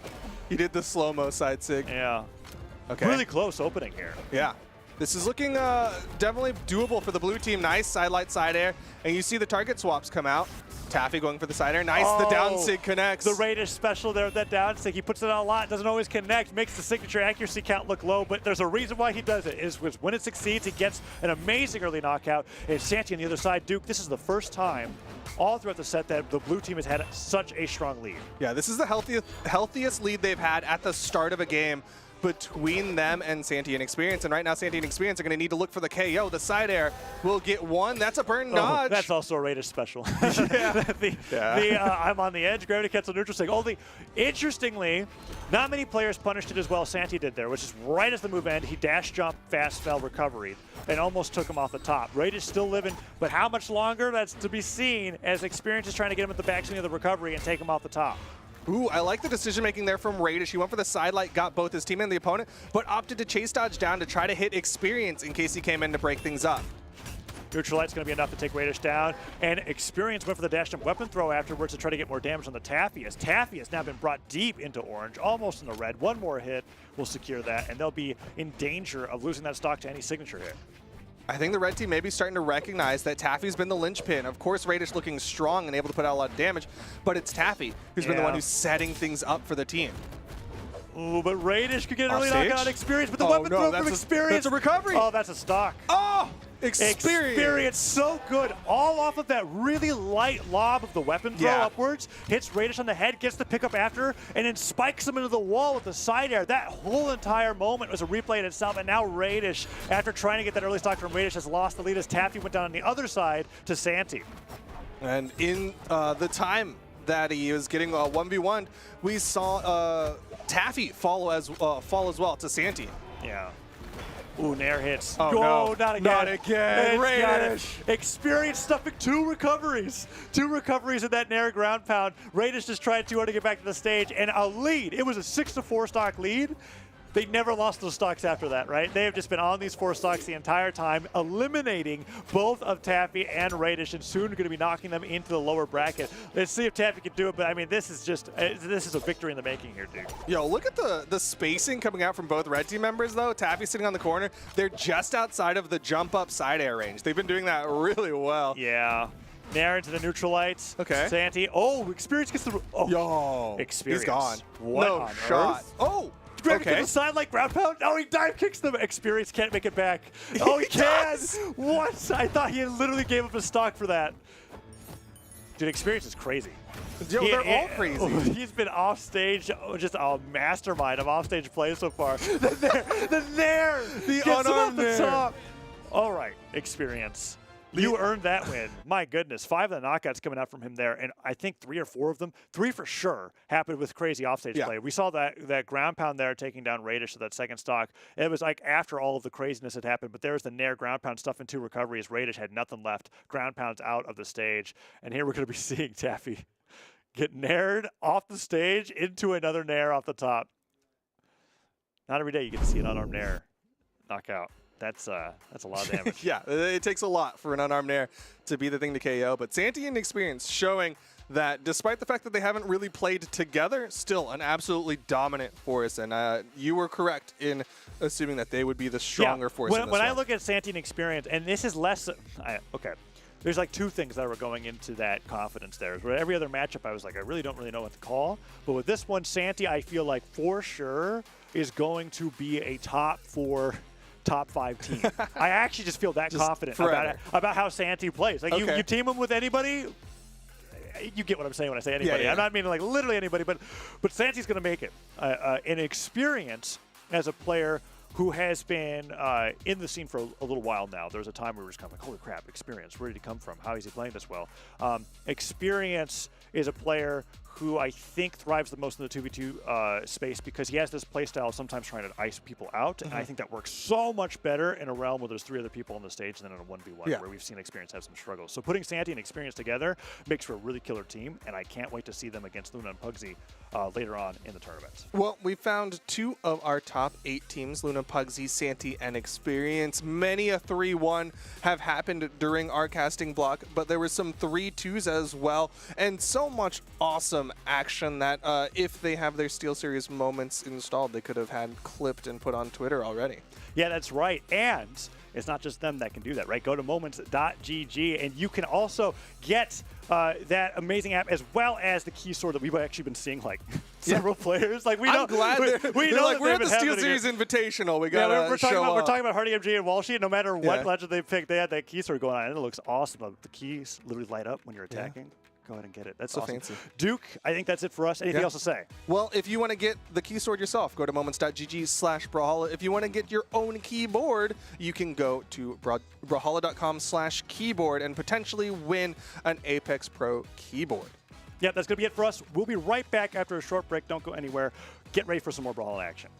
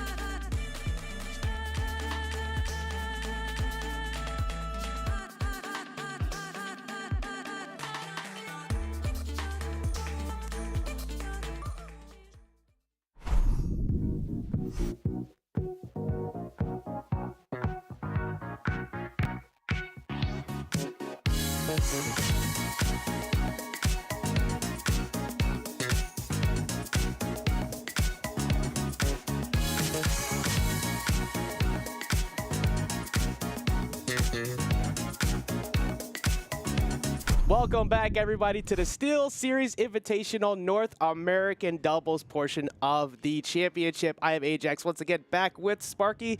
Sparky, it's dinner time. You only got 4 people you can invite. 2 of them have already found their way to it for the winner semis table. We have 2 more still to go. And it's full of people we kind of predicted beforehand, because you were talking about the guesses, and I think everybody's been lined up with the same ones outside of the order, like you said. One of those 3 pieces is still ready to go. We're getting ready into next. Alexandra Daddario and Margot Robbie. Those are the 2 that I invite for the 2 remaining spots at dinner. That's actually, you know what? I'm going to shake your hand Yeah, on that one. right? Hold on. Right? I have no rebuttal against that. Give me some love on that one. But we do have to choose amongst them that are already pre-picked for these invites. As much as I'd like to take that. Dude, I don't know why actually, why didn't we invite them? Your choices are so great that even the stage set is on fire. Stage got a little bit sweaty after that one. But we have Faison and Cody Travis and Stingray and Java coming up next. We've talked all the time about Java. That is the Bodvar of NA. That is what you're going to be looking at. But on the other side of things, you have the Barraza, the Blasters, coming in from Cody. Cody and Faison are one of the teams that you look at that everybody's predicting to see at that top 3 stage where they're gonna be. You could throw a dart and you're probably correct. But how are you feeling about the history of that team, for one, going up against Stingray and Java? Man, Stingray, it's tough to play Stingray because like he's very good. I'm just gonna get that out of the way. You know what? Cancel me for it, but Stingray's a very good Brawlhalla player. I don't think anyone's really gonna argue with that. His PR shows that. His previous placements have shown that. But it's like if you put too much weight in Stingray, it seems like he's another coin flip player on whether or not he's going to let you down or whether or not he's going to soar to those highs that, I mean, we've seen him do in the past. It's going to be very tough. I'm not making a bold statement here. It's going to be very tough to go up against Cody and Faison. I still do love this team. I love Stingray individually. I love Java individually. They both put up great Brawlhalla on the board for us to watch and call. But, man, I'm going to put my hater pants on and just say, at the end of the day, Cody and Faison just have too much behind them. They're too strong of players. We don't really see them falter. Sometimes we do, and it's usually on the side of Faison. But if they don't falter, they're literally a top 3 team, if not a top 2 team. That's why you got them in your predictions. I got them in my predictions. Duke has them in his predictions. If TWK was here this weekend doing predictions, he would probably have them in his predictions. Everybody would put Cody and Faison in their predictions. And I think only like the really diehard Stingray Java fans would put them in their predictions. But I mean, who knows? We're about to see it. We're getting into it right now. We are already coming out with Stingray on something that, you know, originally he did not make his name with. It's not the Orion. It's not a Lance character. It is a Spear character. We see Stingray move around his character choices. Java's the Bodvar. Stingray is the question mark. Yeah, and something that happened yesterday was a lot of times we were predicting people to just go ahead and get a W. And then everything got absolutely destroyed. Yes. There was no Akno and Blaze at the top. There was no true. Godly and Simple. So that's the surprise factor of tournaments like this. And we've seen switch-ups to this. How many times have we seen Wusheng come out this weekend? So having the switch-ups for a lot of people has been one thing, but I think that it's going to be really impressive if they can pull it off. However, getting through the strength of Faison and the Barraza from Cody, really difficult because of how easy it is to line up the KOs. Granted, though, you got to watch out for that recovery, and unfortunately for Cody, he was a little bit too far away to go help Faison on the right there. That was a beautiful stage spike from Java. I don't know if he like perfectly set that one up to be a stage spike down, or if he just threw out a move and maybe got a little bit lucky with his positioning there. Either way, I wouldn't disagree with it, because obviously it worked. It got the stock, put them in the lead here, and since then, everybody's red, but nobody has been knocked out until Cody. That's a full team wipe. Stingray and Java have themselves a nice little lead, about a minute and 20 into this game. He was coming in. Oh, Cody just barely missed the axe recovery. Java scooped him up. Finally, Java's going to fall. Stingray here. You saw him go for the down signature, covering both sides. I love both sides signature. Unfortunately, he didn't have quite the range. Cody and Faison as the bread in that sandwich were just a little bit too far apart to get caught. Exactly. You're in that spot. You see that they're going to try and double up on you, so you do your best to close it, but it was on the patience from the red team to not pull the trigger too early. But right now, Faison, after that early early edge guard from before is deep in the red in an uncomfortable position, but you have the KO power packed with the Akuma. You do fall right there, but that is a really good spot because that gets everything to dead even right now, looking very comfortable on both sides. Stingray really just put out a lot of damage on Cody very quickly. Turned his sights onto Faison. Didn't have quite the same success rate as Faison was able to get out of the string. There's a nice, oh, it wasn't a KO. Who is that thick panda? It's Stingray. He didn't get KO'd there. Finally eats a signature. We have a checkerboard pattern in the top right. Faison, Java, yellow.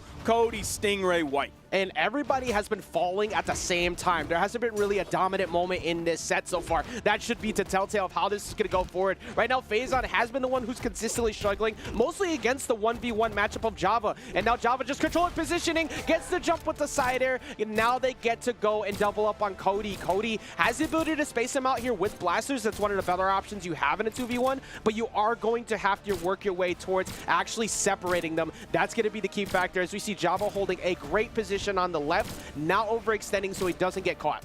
Now you'll probably see from Cody, most of it has been like side lights. You've seen a nair come out. You've seen the side air as well. Java, Stingray are going to clean that 2v1 up. Very solid first game from them. But if you have Cody in that situation, you're not seeing him throw out blasters, dares. Why is that? Because of all of those active frames, once you get the hit, you're just stuck there. You're blasting away on your opponent, but guess what? There's another person there. The D-light as well, same exact thing. You're locked into that. Even if it doesn't hit, you're still locked into those 3 blasts on the ground. You're going to get stuck. Neutral light, same thing that's going to happen. So you're really limited in your move choice, which is why we saw a lot of side lights. Neutral air is a very safe move, and then side airs mostly coming out from Cody in the 2v1. And something that was rough about that spot too is there's not a lot of room you could really work with to try and bait out an approach on Apocalypse there to get that quick stare to move in, because the coverage that both Java and Stingray had was waiting for any weapon spawn, and you have to commit to get to it. You're going to have to go through a wall. There is a giant side air on the side of Hammer. There's the fact that you have to commit to any active frames, like you said with that down air. So rushing in with the defensive option was pretty much the main thing you had, and that's going to be baited out the moment you try to do it. We also got to worry about that blaster's dead zone if you throw out something like that neutral light. But where the blast is to where your hurt box is, there's an area in there where there's no hitbox coming out from you. Your opponent can get inside of that, and that is punish time. Going into game 2 here, one major thing of note from last game, 665 damage from Stingray. Big work from him, mostly on the spear, but he definitely wasn't stuck whenever he had gauntlets in his hands. That's very, very good, because usually we're talking about Cody with the giant numbers in any time that there's doubles lineup. So the fact that you had that much damage, and even though Cody got 595 himself, he was still able to kind of slow the game down to the point where Cody couldn't line up the KOs for Faison. Even though Faison got him a few times, there's going to be an accidental miscommunication that leads to the first stock going to the side of the red team because Java took out Stingray.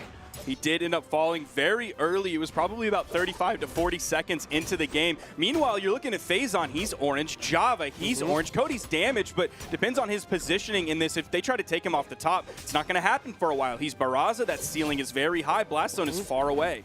Yeah, now you see we're going to see a whole lot of double KO coming in right there. We got plenty of KO power coming in from Kung Fu Panda himself, Poe. That was such a good spot because now after having that early KO go to the miscommunication, Java's still holding on to this third stock very well, and they got that while still holding stage, but that is finally going to be another KO going into favor of the red team. Java is doing an amazing job on defense, but eventually that's going to crack. Now, Stingray did fall more quickly onto his first stock than any other player in the game, but he also was taken out first, and that's exactly what I'm pointing out, Ajax. You pointed at the screen to say that Faison and Stingray are basically on the exact same pace. You cannot say that about Cody and Java. Cody's getting into the orange, closer to the red. Java is still alive on first stock. You saw him fade to the left to get away from Faison's ground pound. The hammer moves are still coming out, making connections. Stingray just saved Java. The unarmed recovery from below the stage was the KO move. That means Java had so much damage built up on that first stock. He spent 2 minutes of this game on that first stock. That took forever to take that out, and Stingray keeps consistently finding KOs, even going down. But there we go, stop side air, gonna take out another one. They have Faison in a really, really uncomfortable position off stage. The Sweat Beast coming through, gonna send him up. Unfortunately, Stingray couldn't go over to actually get the side air because Cody Travis was hanging out right underneath him. Ooh, both players of the blue team. They want to put that damage on a Cody while Phazon is over, stuck on the wall, afraid to come back onto the stage because he's worried about being taken out of the game and having to go up against 3 stocks of this blue team. Cody looking to chop some necks. Nice follow-up from Phazon after that, and Phazon is done. It is another, oh no, just barely, oh no, are we going to fall apart here? This is such a good position for them because they could go up 2 games right now to one of the teams that we just expect to cruise through, and that's pretty much why I was a little kind of scared at first because we talked about yesterday with everything that happened, and all of a sudden we're seeing it fall apart here because Stingray has been the ace of the staff. 4 KOs going to the side of Stingray, but also Java's defense, keeping himself alive as long as possible. It was so good. And it matters because the moment you keep lining it up for Stingray and you keep making it frustrating for the other team, to get those KOs, they start going into that mode of who do we actually focus on here? Because we need to shut down one of these 2, and it just was not working. Now they're up 2 games and could potentially get another upset over this weekend. This would be one of the first ones we've seen today, but that would be incredible to see to start things off.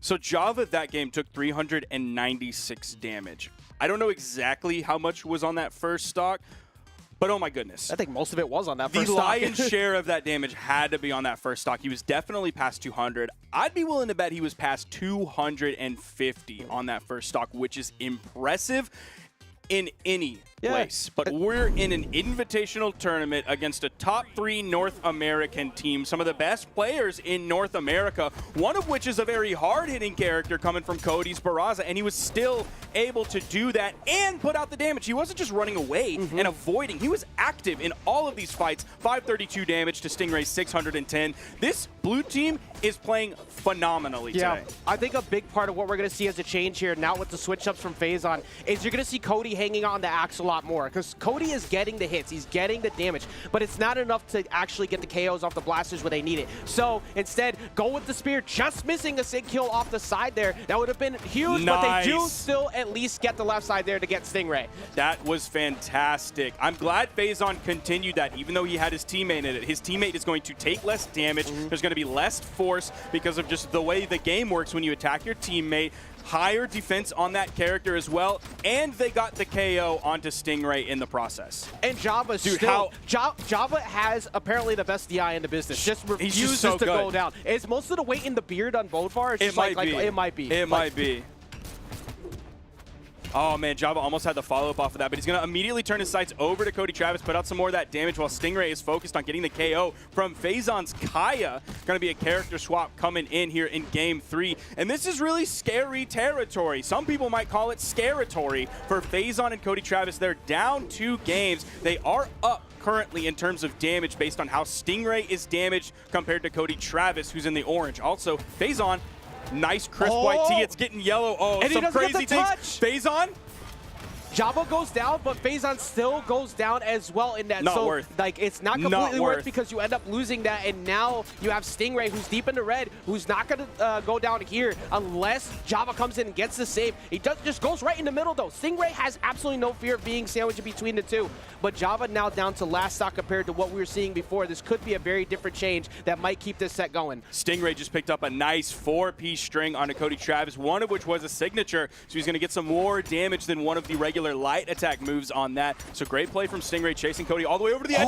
That ground pound from Phazon might have been the clutch moment of this game that they needed. That was so important because you covered both sides. You saw Stingray coming in from the right to try and get you on a mistake and get the whiff punish, but instead not only knock Stingray away to get the knockout, but taking Java into such an uncomfortable position on the left that you're forced to rush back in immediately and take more damage from Cody, who was hanging out. Blue team still technically in the lead if we look at how damaged Stingray is compared to everyone else in the game who's in the orange. I believe Stingray is just in the beginning of orange. He went for the sidelight into the N-Sig rather than a more traditional option, finishing it up with a side signature, taking out Cody right on the edge. Are we going to get a 3-0 Ajax? This might happen right now. We're seeing Stingray and Java just hovering over what could be a 3-0 to start things off. They want that invitation to dinner more than everybody else expected. We thought it would be Cody. We thought it would be Phazon just moving right through, but instead it's It's on Phazon to clutch out this 2v1 to actually get through this. Java is very unhealthy, but that doesn't matter anymore because Stingray closes it out.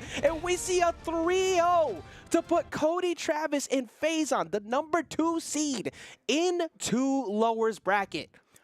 So I want to look at the stats for specifically that game before we talk about the overall general ramifications that this has. Look at Stingray, 386 damage. Not a terrible number, not a great number, but not terrible. He was doing huge damage numbers earlier. Java was also putting out pretty solid numbers as well. Now Stingray seemed to falter just a little bit, only picked up 2 kills, but Java was there to pick up any slack that there was. 4 KOs, 515 damage, but you also got to look, Stingray took 583 damage, Ajax. That is so much to take and still come out on top.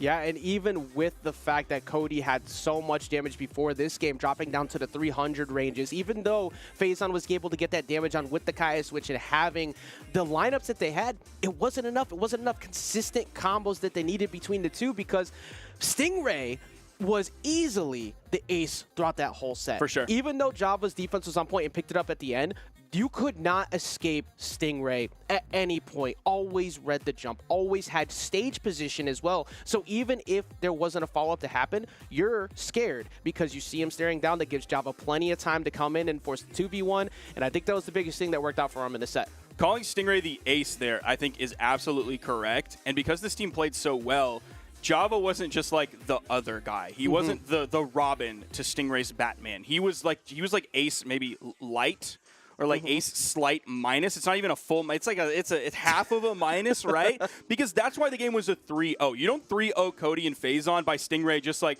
oh hey, he's gonna play good and he's gonna be the carry. No, this was responsibility shared between these two teammates. Let's look at the PRs for this, just to truly talk about how incredible this moment is. Stingray and Java, PR 13 each. Cody and Phazon, PR 5 each. That is almost 3 times the PR, or if you're looking from the other point of view, 1/3 the PR of Stingray and Java. This is truly groundbreaking. This is earth-shattering for today. And I was thinking going into this, like you mentioned, yeah, EU was kind of crazy yesterday. A lot of stuff that we didn't predict ended up happening. But going into today, I was like, yeah, but this is an A, baby. Yeah, it's Cody, it's Phazon, it's Boomy. Like, come on. A lot of expectancy. How crazy is it going to get? It's not Winters anymore. Yeah, you said it yourself. Stingray being the wild card. Like, you don't know what you're going to get out of Stingray. It could be something great, it could be something phenomenal, or it could be silver. You never know what you're going to get because sometimes just the outclass that happens at the top level makes people look silly. But Stingray came in and said, not today. Yep. I am one of the best in the business, and I'm going to prove to you why.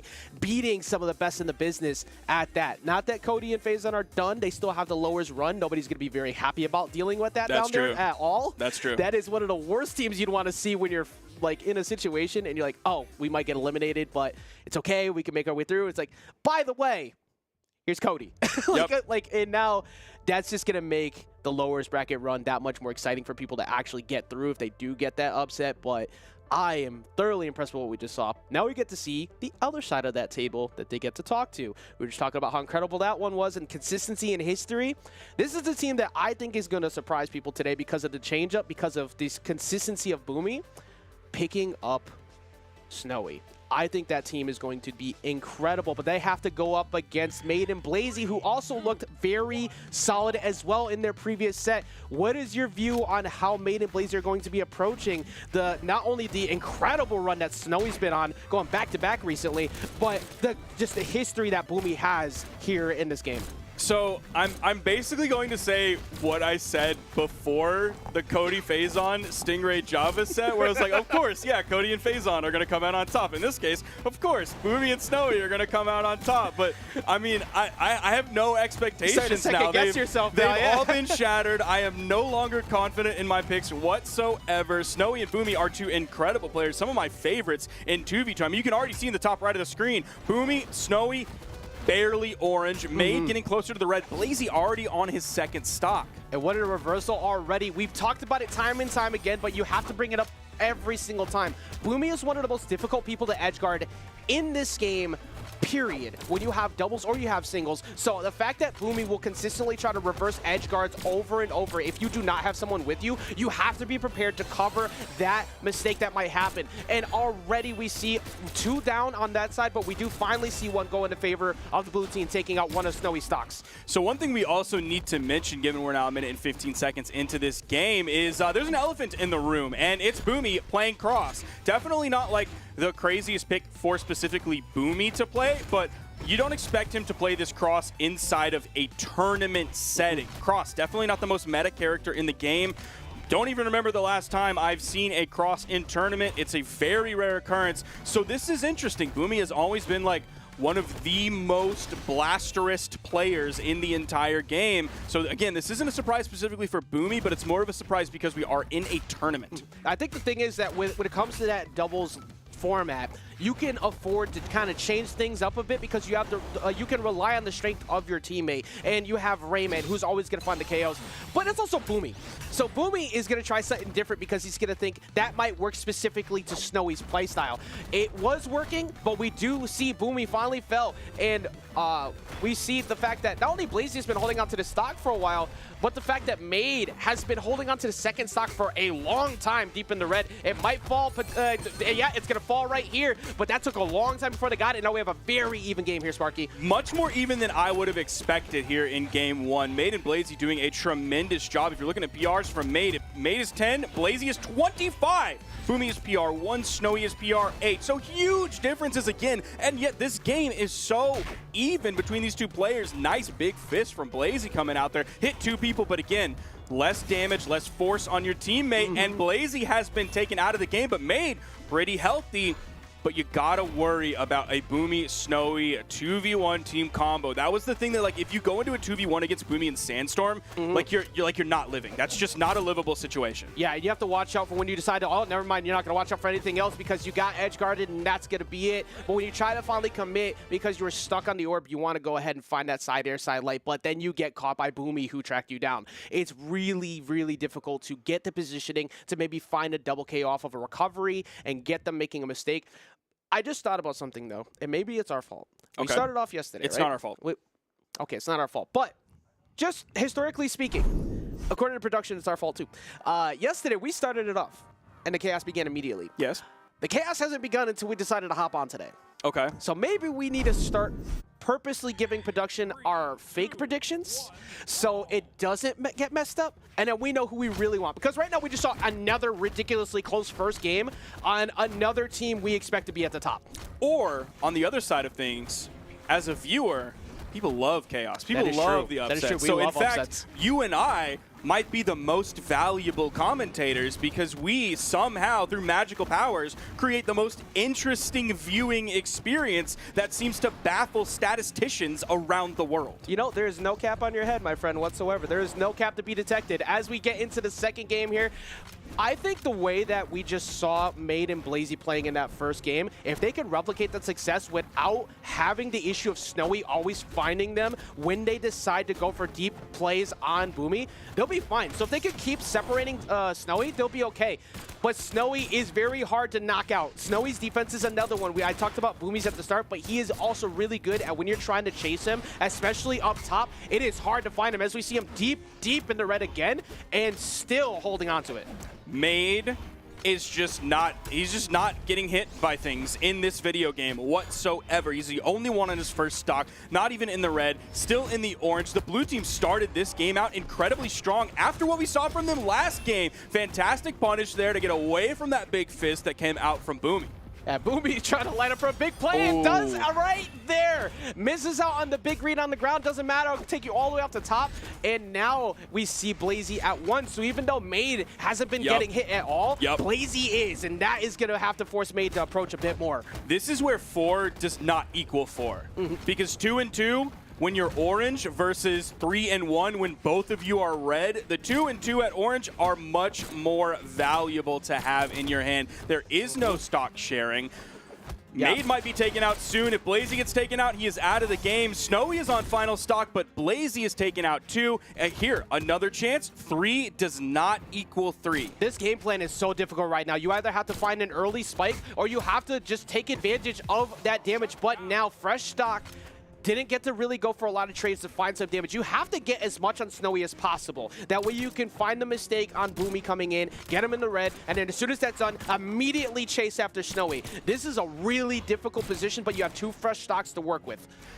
This is just a really strange position to be in. The fact that Maid still had 3 stocks, and it's not like this game has been a microscopic amount of time. It's not like Blaizzy just got like taken out 2 stocks in 30 seconds or anything like this. It's still been 2.5 minutes into this game, so still a normal length game, and Maid is just gonna have to play it out. He's gonna have to go in that uphill battle. It almost seems Sisyphean, if that's the way you say it. Something like that about the man pushing the rock up the hill, but he doesn't actually make any progress or anything like that. Maid is just gonna have to try his darndest to get out of this horrible situation. Yeah, right now we're in the middle of an avalanche, and that snowball is getting bigger and bigger, much like off of this combo right here. Misses out on the final piece, but still keeping it going. Just gets to interrupt, but they have some room still to work with. Maid is now getting hit a bunch because it's just, they understand they can just go for it and waits for the delay, but just misses the timing.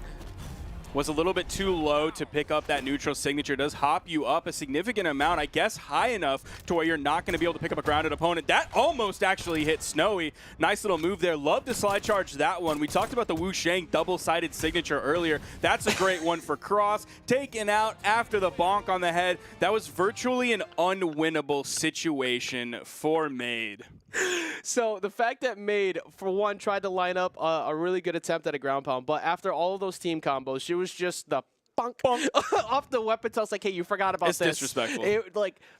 At least it wasn't a cannon. And it was out of camera view too, so that's easy to forget because it's up there. You're not paying attention. You're too busy looking over at Boomy, and so he just threw it up, and then all of a sudden, dunk. So the way that ended, now we see the 2-0. So it looks like you see Boomy and Snowy have kind of warmed up a bit more, and I think they figured it out. And there wasn't nearly as many platforms for, say, some people to hide, but Maid still took forever to get hit. Blaizzy's got to work on the defense now.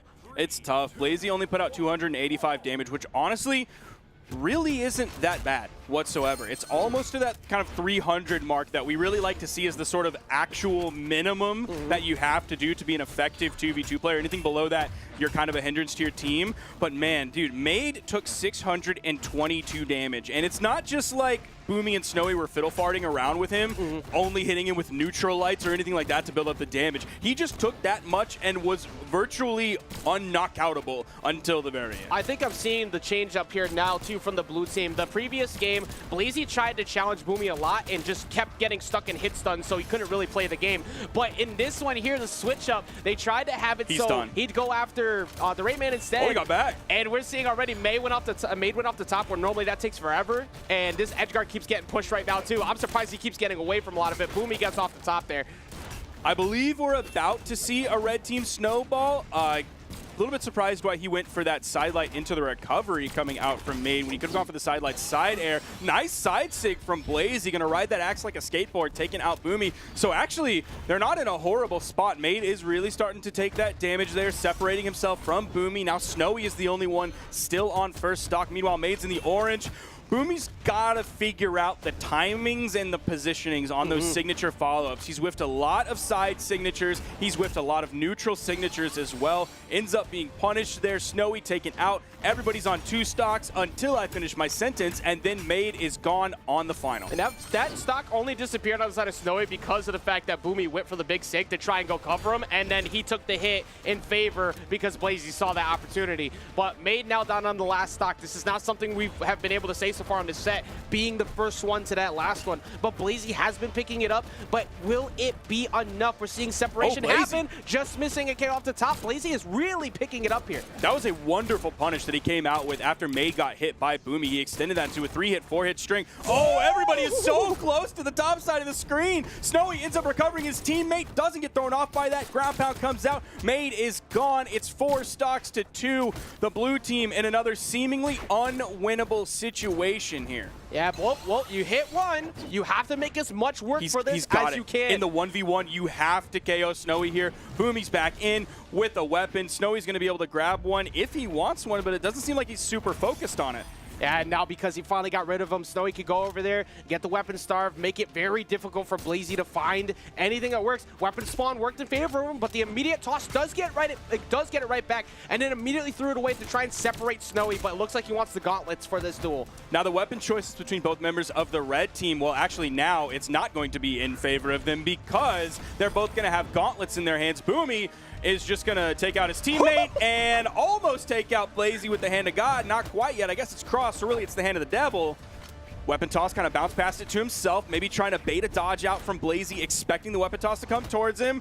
Boomy really struggling with those signatures, but he's not super worried about it right now. It's not 100% critical that he hit that one in this moment. It feels like that's just the main thing that Boomy wants, is to end it all with that. But instead, you're going to get it on the weapon toss, and Boomy and Snowy, they stopped the bleeding from that first game that looked pretty stressful, but game 2, there was much more dominance. They had the double up there on Maid, who had a great defensive game. This time it was Blaizzy who was the one who picked up the defense and really took the lead. Even though there was a lot of damage on the side of Blaizzy with 611, he took 728 in the midst of all that. That's insane. I got to pull out my calculator to do this one. What is 728 divided by 3? Did I even send that tweet? I did. Okay. Make sure to go to my Twitter at @whoissparky. Let's see. I got to pull this calculator out. 728 divided by 3 is 242 and 2/3. Repeating, of course. Oh, my goodness. Almost 250 on average. Thank you for pulling out your phone and liking that tweet. Did you RT that? I had to retweet that. I'm in the tweet. Okay, all right. I saw the heart light up, and I didn't know if you just hit me with the... I did it for you. I did it for you, man. I did it for you. I was gonna be a little bit angry. Look. When your boys ask you to pick them up, you pick them up. That's true. That's true. We're on the same team. We're on the desk right now. Now, I'm just saying, if you have me go and try to help you, you call me, you're in the middle of like a scrap, and I see Cross over there putting out the hand of God. I'm gonna tell you, why did you call me? Yeah. Why did you call? Why am I here? I don't blame you. Why did you tell me to come help you? I'm not helping you. I'm a millennial. I'm afraid to pick up the phone anyway. He's 2v1ing by himself over there. Anyways, that aside, the damage that happened there. Splitting that up in 3, the amount of, the consistency that we're already seeing out of Boomy and Snowy. This is new. This is completely new, and it already looks that dominant so far. So now we're sort of returning to normalcy. That was a more comfortable result in terms of if you're looking at the specific stats and what you might expect to happen. If you were a psychohistorian using predictive math to figure out what would happen, that is sort of more of the result that we would expect. And if you look at game 1, yes, it was tremendously close. I don't want to take anything away from Maid and Blaizzy whatsoever because they really ran up against a brick wall and played incredibly well. They did the best that they could. But in game 1, when you have a really great team against a really good team, game 1 is sort of the best chance that the really good team has, and that's really what we saw reflected. As we went on, it started to shift more significantly in favor of the quote-unquote really great team that is Boomy and Snowy. Now, up next, or at least in terms of what we're going to see next, we saw the fall of what happened with Cody and Faison. But the team that everybody, or at least the two of you, were expecting to take it all is Luna and Pugsy. Yes, sir. My view, though, was the strength of how good Snowy's performances have been of late and just how good Boomy has been. Now, especially with that upset, I feel like I might be on the right track here. Up next, we have Luna and Pugsy coming up, and they're going to be facing against Santi and Experience, who looked ridiculously good in their set as well. I think that this is going to be the tone setter. If we see a really dominant performance out of Luna and Pugsy, then I might just be backing off of where I think that might go. But with the way that we just saw Boomy and Snowy adjust, I think they have the best shot to take out that team right now. Luna, however, also has been on an absolute tear too, so that's going to be very difficult. It's borderline impossible to stop the train that is Luna of late, coming off that Omen play as well as Winter's 2v2 champions. This is going to be a really good one because Santi and Experience looked so dominant in their own game. They did. That I feel like we could be looking at another Game 5 possible set here. And this is where a philosopher will say it's not about the destination, it's about the journey. And both of these teams have had radically different journeys so far today in the bracket. Set 1 for Luna and Pugsy went all the way to Game 5 with Simba and Remy. Nobody would have called that on the planet. Then they went to a 3-0 against Parallel and Dawg, but that Game 5 situation has to be weighing on their mind. On the other side, Santi Experience, 3-0 over iThrow Lil Cap, 3-1 over Taffy and Radish, who are absolutely rising stars in the North American 2v2 team. But it's not going to weigh on him too hard. Early lead about a minute into the game going towards Luna and Pugsy. But if you're looking at a Rayman on the board, KO potential, very high. D-Light recovery from Santi, recovery or KO potential, very high. There's the full team wipe. Minute 12 into the game, dead even on stocks. Amazing job answering that too, because you're talking about them being rising stars, and well, they sure were. They were being set to the they were being set to the atmosphere. They were flying, but answering right back is so important. You have to have that dominant answer, and they actually have a very small, not a large, but very small damage lead here too. They're finding more team combos, they're lining it up, but you saw Luna immediately try to punish Experience, fading out. This has been a very big scrap fest going on. No KO off the top, but you got to watch out here, getting the double up on his teammate. Experience walks out, but great punish there coming in from Pugsy.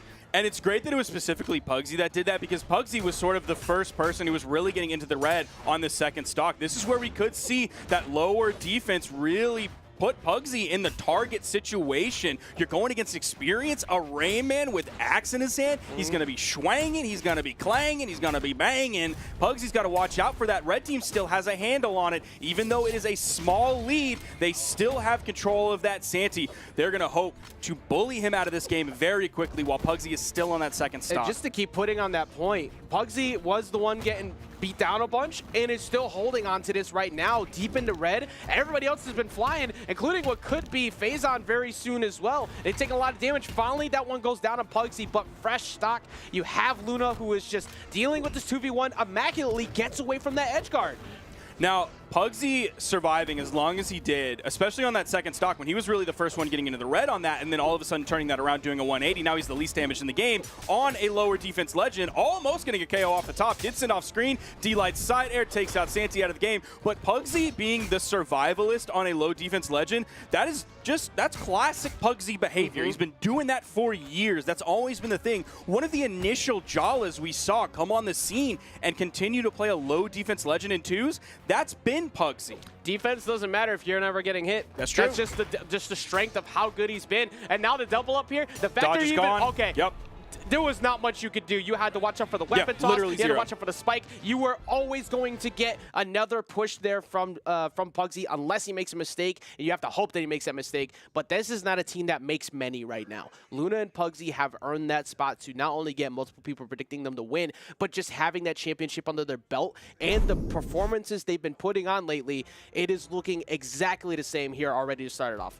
That edge guard at the end was just like perfectly textbook of you're going to lose. Once that weapon toss came out, as long as Luna and Pugsy did the thing that they were supposed to do, that they're fully capable of doing, that they did do, there was no way he was going to live from that. The dodge was down. He threw out the axe recovery that he needed to do in order to get to the wall to reset the jumps. He was then in recovery frames. The timing from the red team came in and took him out. That was a confirmed edge guard from the moment, the frame that weapon toss came out. And none of that happens if we don't see Pugsy get it back together after getting beat down on stock 2, because that could have been a very different game. And I think that's going to be a big focus they're going to try and change to try and make sure they actually double up on Pugsy and deal with them. But Luna's not going to make that easy. You got 2 axes flying, so every time you make a mistake, you are taking absurd amount of damage. Experience and Santi both on the gauntlets right now, trying to line up for some team combos. Although they'll become DIable later, you have the massive range that those Sigs have. That's if you had the ability to do so, though, because Santi, once again, is the first one to fall.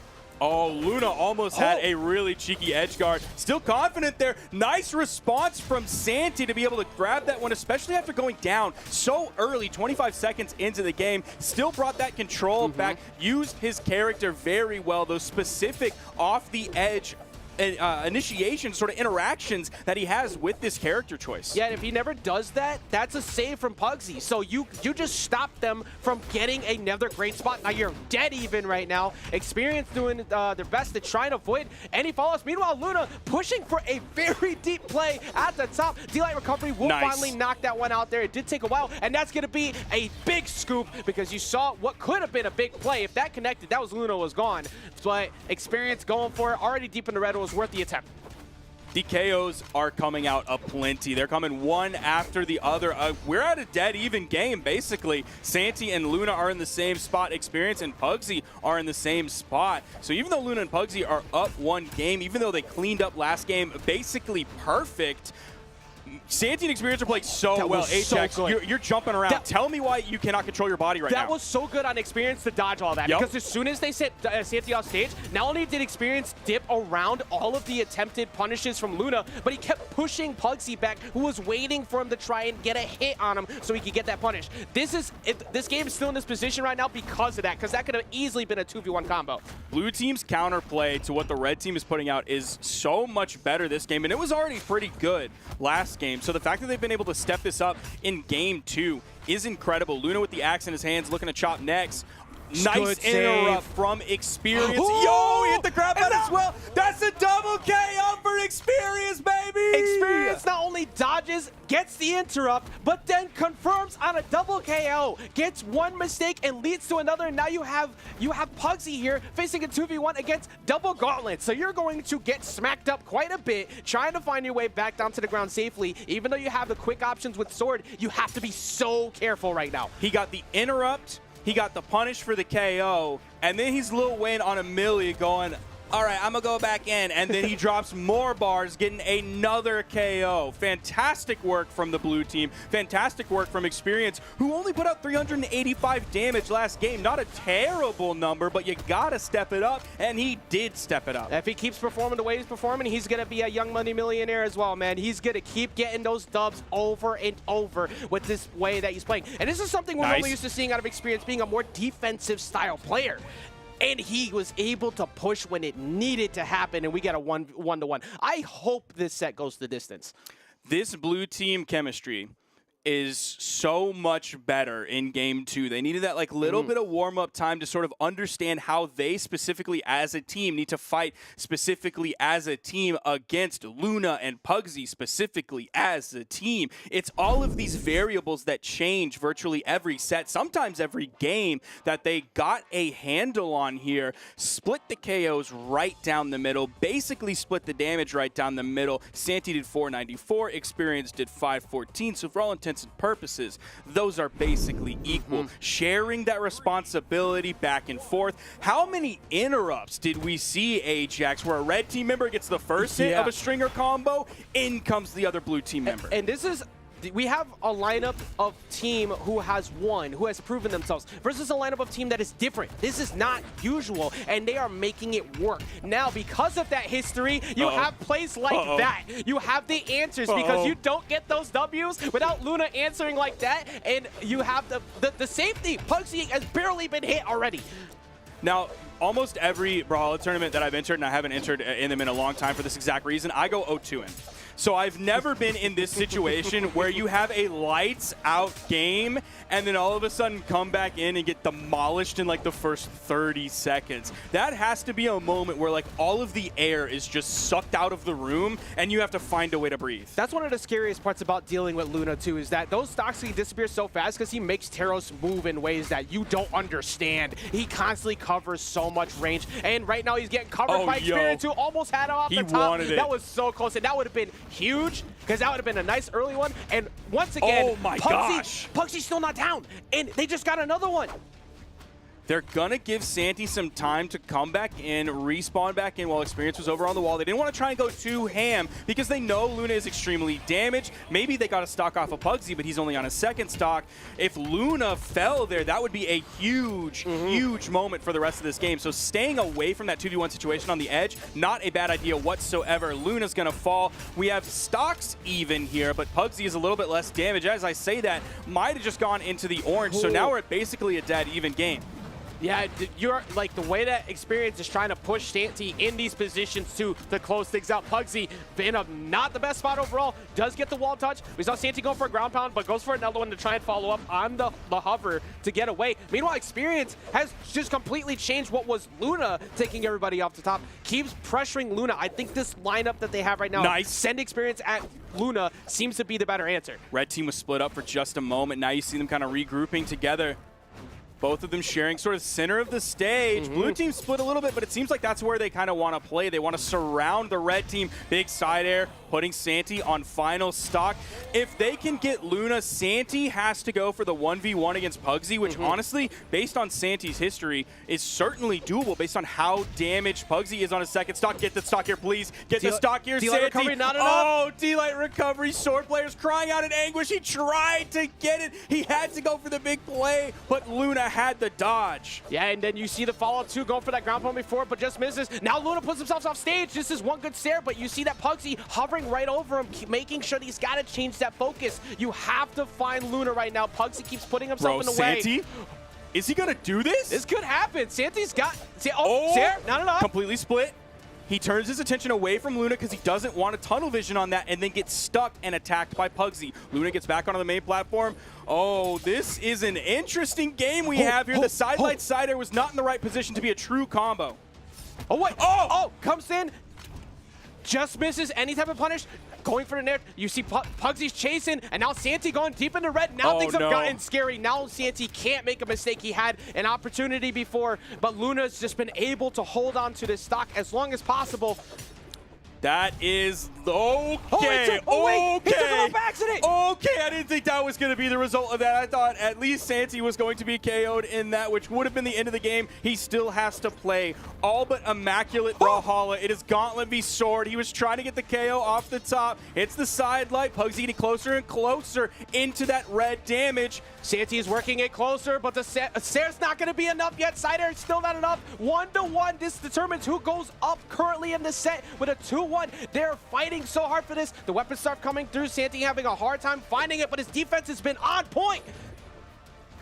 Has the gauntlets in his hand, no longer at a weapon disadvantage. The recovery KOs off the top, but the longer that game went on, the more pressure was being pushed, shoveled on top of Pugsy. He was doing his best to hold everything up, ended up clutching it out in the end, took his spots and found the right one. Now, even though you're not getting a whole lot of damage off those weapon tosses, the fact that he kept annoying Pugsy with them, just keep backing him into a corner so he could get him in a position where he can line up those consistent strings with Sword, but it got knocked away, and then that was any mistake into a game. Literally, it was on who cracks first. He who swings first is probably going down here. Pugsy's defense has been the telltale story of this set so far because Pugsy was able to calm it down after a very doable 2v1, and now we see them go up currently 2-1 in the set. You talk about Pugsy's defense, man. He took 592 damage last game on a lower defense legend, but Santi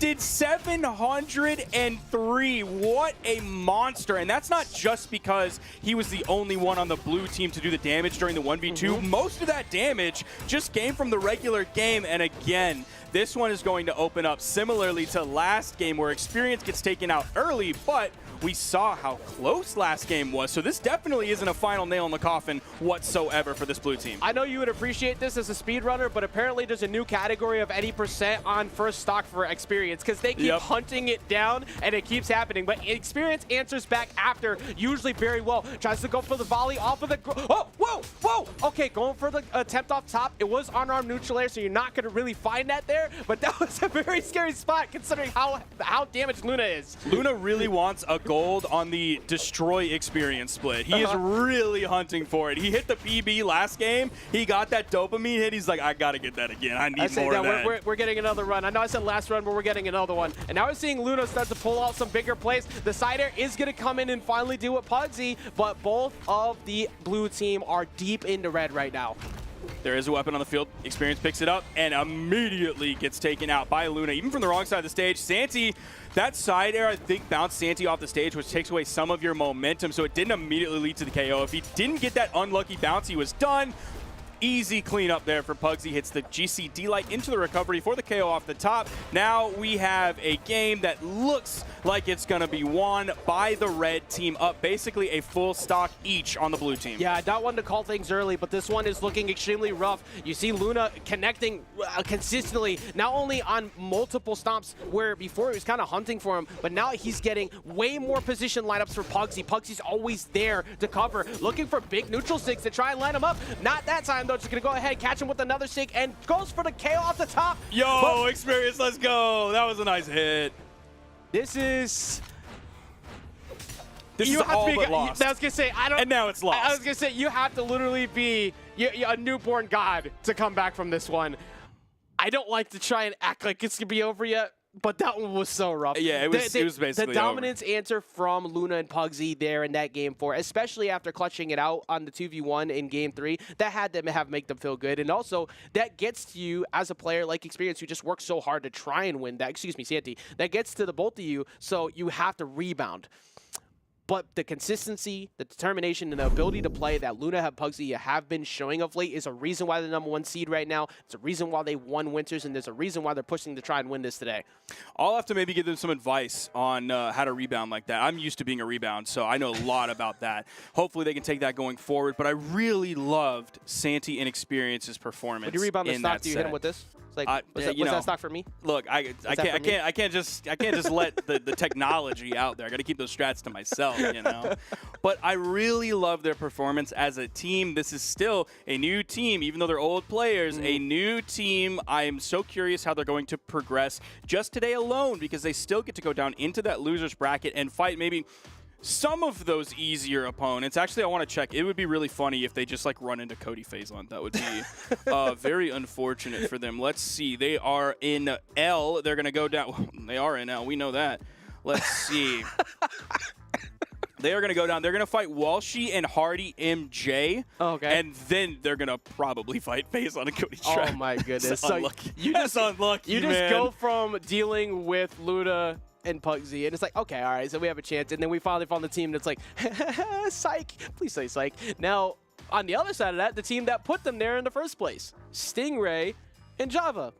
Stingray really clutched it out. Stingray really picked it up, and Stingray really became, like we said, the ace of that staff. But Java is always going to be there to be as consistent as you need them. Sometimes, as long as you got the batting average, you line it up, you get on base, someone's going to cash it in, and that was Stingray. But Boomy and Snowy really looking like one of the teams that you have to pay attention to as this goes on. How are you feeling about what we saw with Stingray and Java going into the set? Like, I legitimately don't know how to answer that question, because like, I mean, I'm gonna say what I did before the Cody Faison set. I'd be like, hey, it's Boomy and Snowy. Of course they're gonna come out on top. Are you crazy? It's Boomy, it's Snowy. You put them together. It's peanut butter. It's chocolate. It's a Reese's peanut butter cup. But it's Java and Stingray based on the performance that we already saw them give today, man. Like, I would not bet on it at all. Not even a single $1. Okay. Actually, you want to bet on it? Okay, all right, let's see. So just $1. Actually, no, let's do it better. Okay, see, these are some fire predictions going on right here. That's true. That's true. Actually, I don't know if I should. It's me. I don't know I'm if I on should. fire. His I'm on predictions fire. are so on fire that maybe I actually shouldn't I'm take trying the to bet. like crunch the numbers in my brain about what's going to happen this game, and it's overloading all the registers. There's not enough memory up here. This is an old, slow, busted up computer. It can't handle all these variables all at one time. All right. Whoever, if Boomy and Snowy win later, actually whoever gets the prediction right on this has to buy the other one dessert when we go out to get food after. Yeah, that's a great bet, because that just gets expensed. So. I know. We don't lose. Let's go. We don't lose. Yeah, you got hashtag on that one, bro. You know. All right, so getting into this other side of winter semis, we see a very different change of pace. We were expecting to see Cody and FaZe on here, but instead we are seeing the strength and ability of Stingray and Java, how they were able to make it work. They have lots of range to deal with the pokes and not have to commit to like staying around blast range as much. But Stingray is the ace today. He gets another double KO. Dude, he's the cricket king. He was just throwing those out there and then found a double KO. Are you insane? Are you serious? But I want to piggyback off of one thing you mentioned earlier about Java, is that he is going to be consistent. Yep. And I love that you said that, because He really is solidly consistent. We've seen that today, but he also has the potential to pop off, which is what is so scary about him as a player. Like his coin flip is like, am I gonna play really good or am I gonna play like cracked out of my mind? Yeah. That's a very scary coin flip if you are not on his team. Yeah, and you will rock with that every time, because even if you're the one that's not finding those KOs, much like we just saw out of Boomy getting that KO on Java, if you can at least line them up for the person who is finding them, let the person who's running hot go, because you don't need to have them. If there's 6 on one side, congrats, you still got to win. Yep. So keep it going. And I think that could really work for them right now, because Stingray is refusing to go down against Snowy and Boomy of all people. And that's why I love when stats don't tell the whole story. Because, like, yeah, exactly. Stingray That was clean. take all of the KOs, but you wouldn't, if you saw the match, you wouldn't look at Java and be like, bro, are you going to get 1 KO? What are you even doing? Yeah. Even damage numbers alone don't always tell the full story of the set. And that's no more evident than it has ever been with Java and Stingray as a team. They have so much chemistry. I'm looking forward to the rest of the set, the rest of the day. This is just some good Brawlhalla. Another one.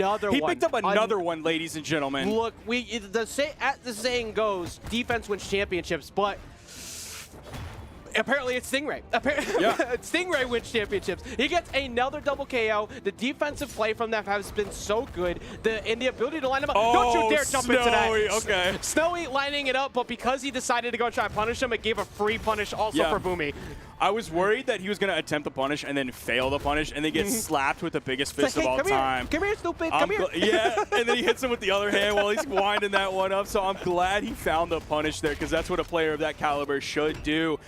Man, this game 1, Boomy's starting to really take that damage. Java still on second stock compared to everyone else in this set.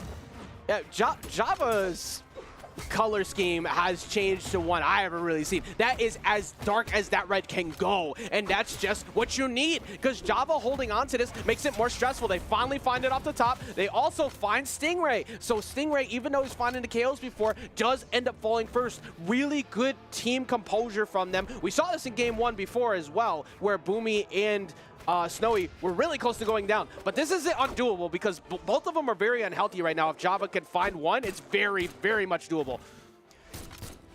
The one thing Java really has to worry about is just the amount of time that they can lock him down with those long active frame moves that Boomy has. Because guess what? Stingray is not here to come interrupt that. That neutral light, Snowy can go sit down, have a cup of tea, brew another cup of tea, sip that one down, and then come back to finish the 2v1 combo. And that is the scariest part, because...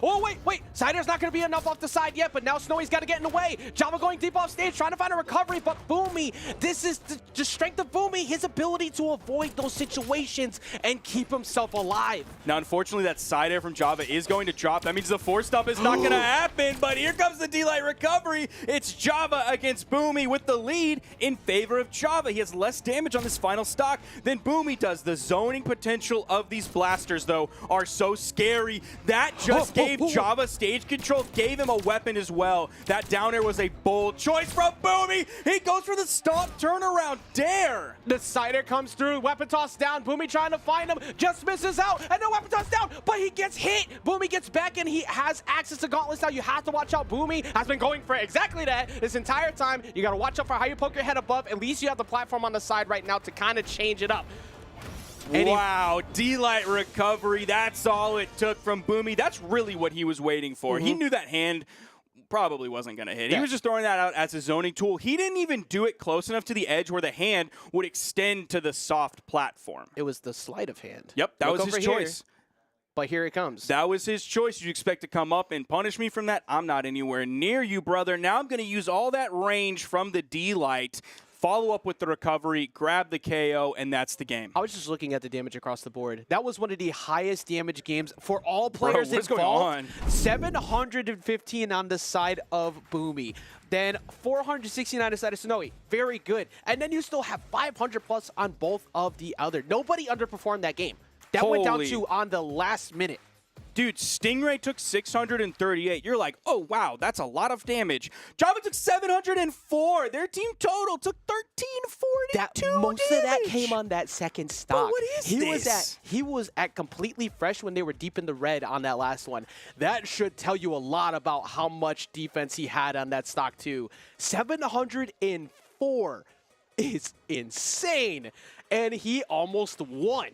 That's how nuts that game went down to, and we see another very stressful start for Boomy and Snowy in game one, but they won 3-0 after that. They really rebounded after that. Does that happen again here? Does the magic of Stingray finally come to a close? I'm not sure. One more thing I do want to mention for all my big brain math gamers out there, let's put that 1342 damage taken in context. That is 223 and 2/3 repeating, of course, damage per stock on average that they took before they got KO'd. That's 225 before they get KO'd on every stock for both players. A literal refusal to die. Like what is going on, man? Like refusal to give up anything. Right now, Stingray taking a whole lot, but at the moment, it's currently Java having a bit of a struggle. Both Boomy and Snowy covering, a little miscommunication. Boomy goes in a little early to try and find him, but allows Java to get back on. Boomy looking maybe a little bit lost for a few moments, trying to find his way back into this fight. He does. He hits a sider. It's going to send Java over to the right side. It's now Snowy and Stingray in the middle. Everybody is very damaged so far. We're about 50 seconds into the game. That one's going to bonk him on the head. First KO is going to go to Java off of that sword weapon toss. That ground pound just missed too for Java. That could have been a double on the side of Java, who hasn't even needed to do them because of Stingray. But Stingray going for a big play, does get smacked back off by the side air, and then gets smacked off again. It's the side of Java, and a double KO coming in from Boomy. It's mostly Snowy who's been closing them out. The announcer has been getting a workout from Stingray sets today. Now even Boomy is picking up a double KO. Homie thought he could just like clock into work, say 3-2-1 brawl a few times, and call it quits. Nah, you got to be ready. You got to be watching. Double KOs are happening. Dominations are happening. Crazy stuff all over the place are happening. The Brawlhalla announcer does not get a day off today. The boss man came into work. Yep. That's the problem. Stingray decided to show up. You got to look busy. You got to look busy. And Java looking busy right there. Coming in and getting the K off the bottom. Boomy already on his last stock. And Java, as we've seen already, borderline impossible to knock out. So you have to find an answer ASAP. And I think that's why we're going to see Snowy focus more on him like we're seeing right now. Nice little handoff between Stingray and Java. Stingray started it off, then Java came in, but Boomy cleans up that edge guard. That was so good, too, as an answer to you just getting pushed off yourself. The way that they stopped Java's defense, and now Stingray has to get back into the fray. But Java pushing with the side air, trying to find a ground pound. He pulled out of it. Incredible from Java. He pulled out of the ground pound, knew it wasn't going to hit, didn't fall for the GCD light that Boomy threw out. Phenomenal edge guard from Java. I got to give a lot of credit to Snowy just a second ago, too. Not only did he help keep Boomy alive the first time, but after the weapon toss, he went back out there again. Even when Stingray showed up, he covered him, and now they're still all healthy. Finally, another one goes in the favor of Stingray. Currently, Java almost having a taste of the blast. Oh, he didn't do it again. The edge guard situation coming over. You saw Stingray immediately move in, trying to relieve some of that pressure. Interruption coming up to completely... Oh, he tried to pick up Stingray off of Boomy's neutral. I didn't quite time it right, so he down aired into the final blast of Boomy's Enlight. Java taken out of the game. Stingray extremely healthy, getting Snowy here. Would give him some room. He actually still does have some room. Boomy immediately drops down. Doesn't want to be anywhere near Stingray because he would be taken out of the game. Edge guard situation. This is Stingray's chance. Oh, weapon toss down. Goes for another one. Forces a dodge, but get himself back to the spear. I like how Snowy before when he got back on, as Boomy was trying to get on through the gauntlets at him, like, no, get back off. You're not ready yet. But he fell down. This is still very doable for Stingray. He's got to catch Boomy slipping. I love Stingray's timing on starting that edge guard against Boomy. Snowy comes back in. Stingray doesn't want to get like counter-rotated on, so he immediately backs up from that. 100% the smart move there to not just tunnel vision on KOing Boomy. That was so close. Dodge down. The ground pound almost hit. Is he going to hit? He didn't have to. Boomy is going to stay alive somehow. That's classic Boomy behavior right there. Yes, it is. And he wanted it all. He knew Snowy was coming down there trying to help him. You're already having a very, very slippery target in Boomy, but committing to the double ground pound, went to sweat beats, did not have enough. I think he might have thought that he was a little bit higher up on the side than he realized, because you saw him try to fade back in a bit, and he realized, oops, I can't make it back. That was still almost a hit, too, from the side air before that ground pound. That just missed Snowy by, like, maybe a few frames. And then you have Boomy deep in the red. They're able to compose themselves again. They have won game 2 again, and this is one of those where you go back, you look at the bracket, say, oh, it's a 3-0. This was one of the hardest fought potential 3-0, if we even see that happen, because you still have to respect the play from Stingray and Java right now. Going to be coming into this next game. Boomy's going to grab a weapon. Java's going to grab a weapon. Snowy's going to grab a weapon. So Stingray, the only one waiting on a weapon spawn at this point, grabs one. Now it's that spear. He's been doing so much work with his spear throughout the tournament today.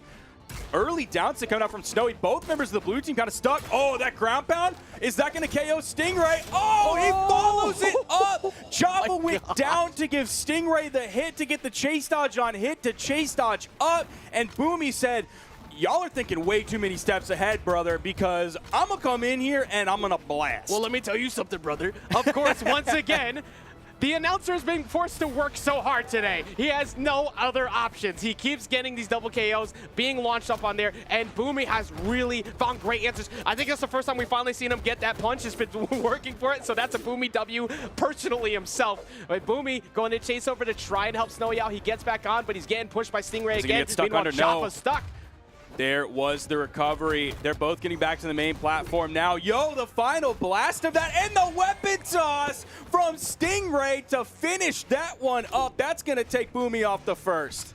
Right down the middle, perfect strike, catches him again. Snowy, relatively damaged, so this is a good opportunity as they find it right there. If Java can hold on to this stock, they get some double ups. The pressure from Boomy. That is why we talk about Boomy so much. He answers right back after what could have been a good moment for the red team. All of a sudden, Blaster's ground pound seems like the most feared move in the entire game. The way Boomy is using it, there's a ton of force on it. It can put you in sort of a dangerous spot, but Boomy is using it so well to take out his opponents, spike them down on the edge to finish these KOs up.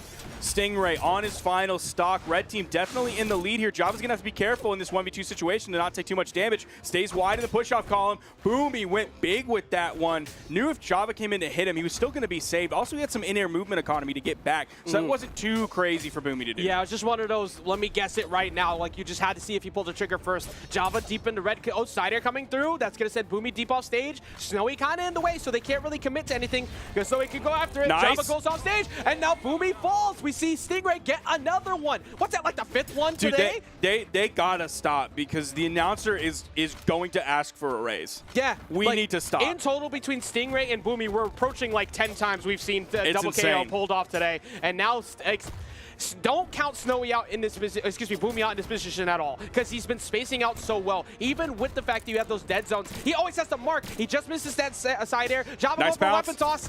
Oh, yes, sir, from Java. He got the weapon toss bonk, and then he cleaned that one up with the D-Light ground pound. Excellent edge guard situation. Excellent ending to that game. Excellent adjustment from the blue team, especially after, like, they both got clapped from a ground pound early on in that game. That very start turned into a very quick second where we might have believed that was about to be a 3-0. And then they answered back. Stingray and Java have done an amazing job at making everybody say you should have been paying attention to us at the very beginning as well. And I'm glad we're getting to see this from Stingray and Java today, not just because it's an enjoyable viewing experience, but because this is the performance that Java and Stingray fans have been hoping for such a long time. Like, we all know that this performance is possible because we've seen it in the past. It's just we don't get to see it every time, so it's such a treat to see them come together, play some incredible 2v2 Brawlhalla today. I agree. As a personal Java enjoyer myself, the script is looking really good for him right now. The way that they are performing, and that adjustment was great, but you still are facing a deficit.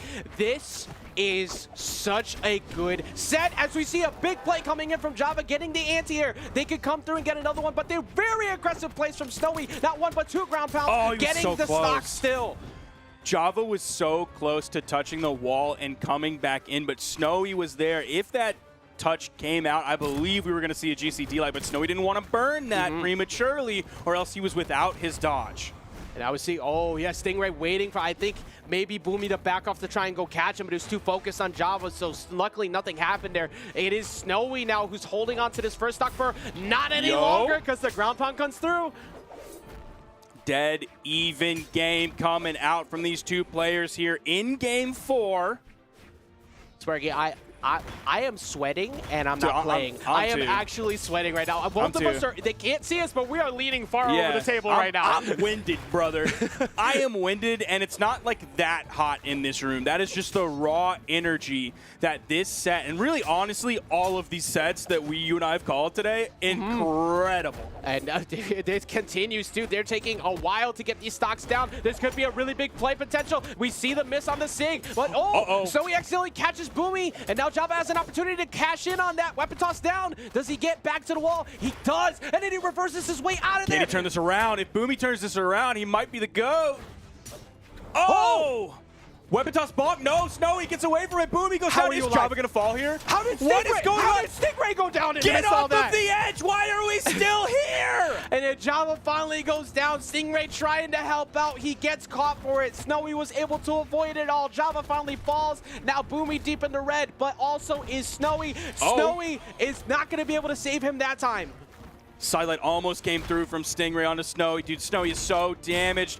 I'm a little bit surprised Java went for the sidelight there, but maybe hoping for a follow-up from Stingray off of that one. Unfortunately, their lines got a little bit crossed, and they kind of went for the attack at the same time. Snowy taking so much damage here, but they're not going to tunnel vision on that. Java was actually chasing Boomy. Yeah, and speaking of a lot of that damage, quite a bit of it has been coming from Boomy, but that's a huge play from Snowy, whose refusal to give up the stock has been so crucial. GC gonna catch him on the side. You have to go high. Covering him is with the side air. Boomy coming through. He's not making that back. Wait, no. What? Oh, he gets the wall touch. Stingray's still alive, but not for that much longer. I don't think he's making it through this bombardment at all, as we don't see it happen. Excuse me, not Cody. Boomy and Snowy shut it down in what was one of the most intense Game 4 sets we have seen in a while, and moved their way into the other side of Winners Finals. What a set from both of these teams. And the crazy thing is that like the damage numbers are mostly normal. Like Stingray did 391, Java did 353. Honestly, those are a little bit on the low side when you put them together in context of one another. And then on the other side, like Boomy only did 416. Snowy did the most by far, which is 571, which is that's a good damage number, but you're not looking at that going like, whoa, he's crazy. Look at all that damage. It's 800. Yep. And the reason why that math adds up that way is because most of those went to very deep edge guards. Yep. There were so many times that they spent deep off stage. It does not matter what color you're at there if you have no resources to jump. So the fact that they kept challenging each other off stage over and over again, Snowy was the one who always won out there, because even when Boomy was deep on the left, he got in the way and he stopped them from getting the play. On the right, when they had to double up and Java almost got the reversal, Snowy got down there immediately, and then as soon as Stingray said, hey, I'm gonna help, said, no, you wait, what do you think you're doing? Did anybody tell you can join this? No, this was between the two of us. Who said you could jump in? And that was perfectly executed by Snowy, consistently performing that way. And that's why we're not only seeing Snowy perform so well in singles, but here in doubles as well. It is definitely a good day for all the Snowy fans out there, myself included. It's been a good day for like basically every fan of every player. Even though some of them have taken L's, we've seen incredible performances from virtually every team today.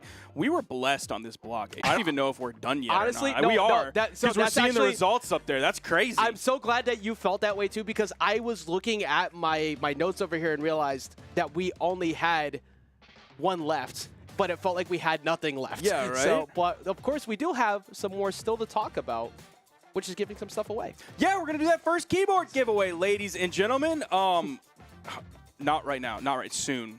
So, yeah, Okay. Make sure to go to brawlhalla.com/keyboard to get your last chances at winning the giveaway to get a real-life Apex Pro keyboard. That is the keyboard that a lot of Brawlhalla Pro players use. That is also the keyboard that I myself personally have used in order to be one of the world's fastest gamers objectively. So, man, a lot of good stuff is coming up. Make sure to go to that link, brawlhalla.com/keyboard, brawlhalla.com/keyboard for your last chances of being entered into that giveaway. We're going to do the drawing right before top 4. I tell you what, it's going to be a really good day for the person who wins that, not just because they win an incredible keyboard, but because they're like, hey, I won.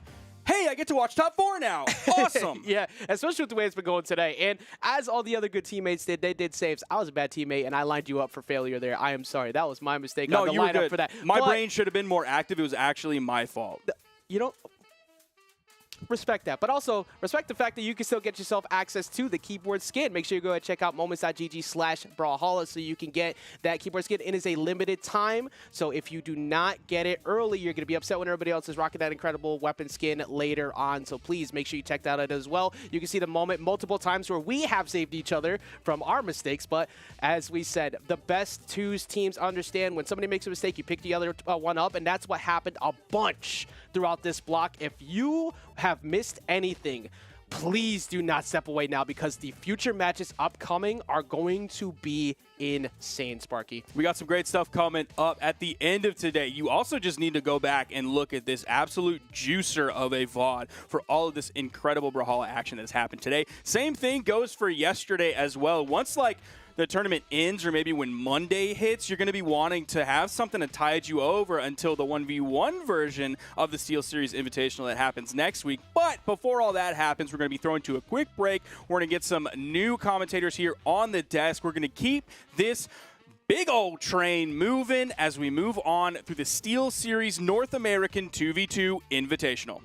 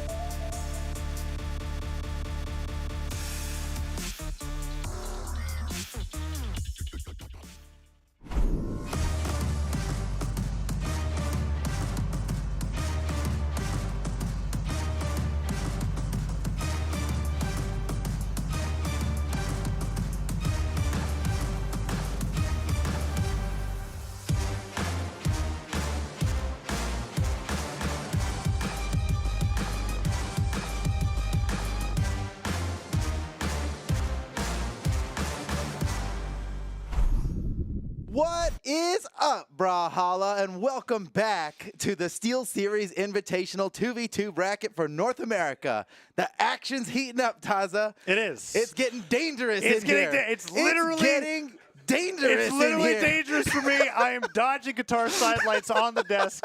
I am afraid of a neutral light recovery combo coming out from Foda. I got to be careful about this. Yeah, I know it's dodgeable, but I'll take my chances. Anyways, it's going to be great. This tournament has been amazing so far. We have what I feel like a lot of people were expecting in the winners finals side with Boomy and Snowy going up against Luna and Pugsy. Yeah. Just tearing through the bracket. But everything else has been pretty wild. And what's happened in the lower bracket now, which is what we're going to be getting into, the lower bracket of we're top eight. we're in top 8. Yes. And the next matches that we're going to be casting are all elimination matches. That's right. Elimination matches. That's exactly right. Because whoever loses these next matches coming up are out of the tournament. That's right. Yeah. And the match, every single, I'm actually looking at this right now and surprised. I just figured this out. Every single match up to this top 8 situation was a game 5 going into it. That's just how crazy it's been. So we've had, I actually was watching this in the back with Left Stick. It was such a crazy match. Phazon and Cody Travis versus Wubs and Kostlix. Yeah. Game 4, Wubs just barely didn't get a 1v2 comeback. It was so incredibly close. It was so close. Production came up to me. It was like, hey, Phazon and Cody. And I'm like, no, they weren't. It was really close, but they actually stayed in because that's how insanely awesome that set was. That's so clutch, was dude. on Pro We love Brawlhalla. that. Absolutely a VOD to watch. And then Taffy and Radish, who were up against Tiffany and Pierre, also went to Game 5. Tiffany and Pierre just barely winning that. And then Parallel and Dawg. The competition in North America is like, it's so close. Anyway, what were you going to finish? Parallel and Dawg went down to Snipe, Socks, and Cutie, who we have not seen on the mainstream, but have been performing wonderfully in the lower bracket, knocking down Meg D and I'm Llama, which was a huge surprise to me. So everything that's happening in the lower bracket, including anything could happen. Yes, but I'm thinking. But like Phazon and Cody being down there is just ridiculous. That's the most ridiculous part, right? We've got a bunch of teams that I'm like, I'm surprised that almost all of them are here, including Phazon and Cody Travis, because you should be on the winner's side. Right, so everything is just going to be wild. Let's talk about our next match coming up here. I'm pretty excited about it. It's Tiffany and Pierre versus Snipe, Socks, and Cutie, which is like, I know you might be thinking, who? But no, you know Snipe Socks. He streams on Twitch all the time. That's right. And I know he is super excited to be this far in the bracket. His first tweet a minute ago was like, didn't go 0-2, and now he's like, wait a second, we're in top 8. Like, how far can we go? And you know what's amazing about the SteelSeries Invitational, right, is because not going 0-2 means that you beat one of the top in an teams in North America. Invitational with only the best teams in it. It's like pretty good. So who was your Not first bad. win? Meg D and I'm Llama? Okay, that's pretty impressive. That's Just amazing. being in here is already enough of an accomplishment. But wow, Snipe Socks is popping off. But this is going to be a difficult challenge for him here with Tiffany and Pierre coming up in here. Not only are Tiffany and Pierre amazing players with huge pedigrees that are like a mile long with a lot of accomplishments on it, but they've been playing together for a long time. Yes. Even when they're not teaming together in a tournament or whatever, they are playing ranked together all the time. These people are friends that perform very well. And especially in 2v2. Even I think they're both better 2v2 players than they are 1v1 players as well. But as you were mentioning the 1v1 players, right? Yeah. I mean, Tiffany, she's done so amazing into both the 1s and 2s space has. throughout the years that she's been playing. Pierre has been becoming more and more of a terrifying opponent as he has been getting better in 1s as well. Now together in 2s, they're doing great. I like to think, at least with Tiffany in North America, I love that you're just talking with your hands right now. I feel like you're just kind of like, keep going around. But Tiffany in North America is similar to me and how Viper is in Europe in the sense that both of them have played a ton of different legends, but we both kind of know them for how well they did on the Ragnar. I mean, I know Tiffany's had the Kaya, but when Tiffany has played Ragnar... Tiffany Kaya is legendary. But when she's played Ragnar in 2s, I'm like, this is kind of my favorite thing to see. So we'll see how this plays out here. This matchup's going to be really fun. I'm looking on the screen right now. They're getting ready. And look at that. You can see. I know that here. I know that we were just talking about the Ragnar. Tiffany, it says Raphael, but that is love it. That is epic crossover love for it, Ragnar, love it, right? love it. Yeah, here we go. That's the character that we were looking for. About time we get the Raphael crossover in here. Yeah, all right, ladies and gentlemen. Top 8 elimination bracket begins right now. Let's see if Snipe, Socks, and Cutie has what it takes. Yeah, so Tip opening up on the Raphael, Pierre on the Rayman, and now we've got Cutie also on Rayman, Snipe Socks on the Sidra.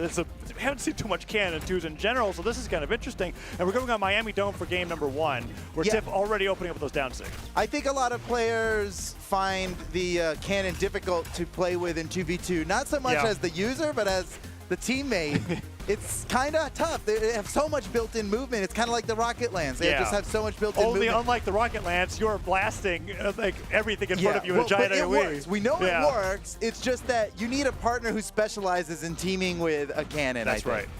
right. And wouldn't be surprised if Cutie is that person.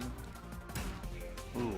And so far, damage, pretty high damage on everybody here except for Pierre. We're gonna see who gets the first stock. Pierre gets the recovery. Check out that Apex Key Sword. Oh, Snipe Socks scoring a Key Sword KO. He's gonna get a double Key Sword KO. He might get a double Key Sword KO. Wait, whoa. Okay. Oh, Cutie comes in with the clutch. Oh, but Pierre still manages to make it back to the wall. Oh, and now Cutie going that chase dodge diagonal down. Snipe Socks with the cannon. Sidelight tries to bait something out of Tiffany, but Tiffany gets right out of that pressure.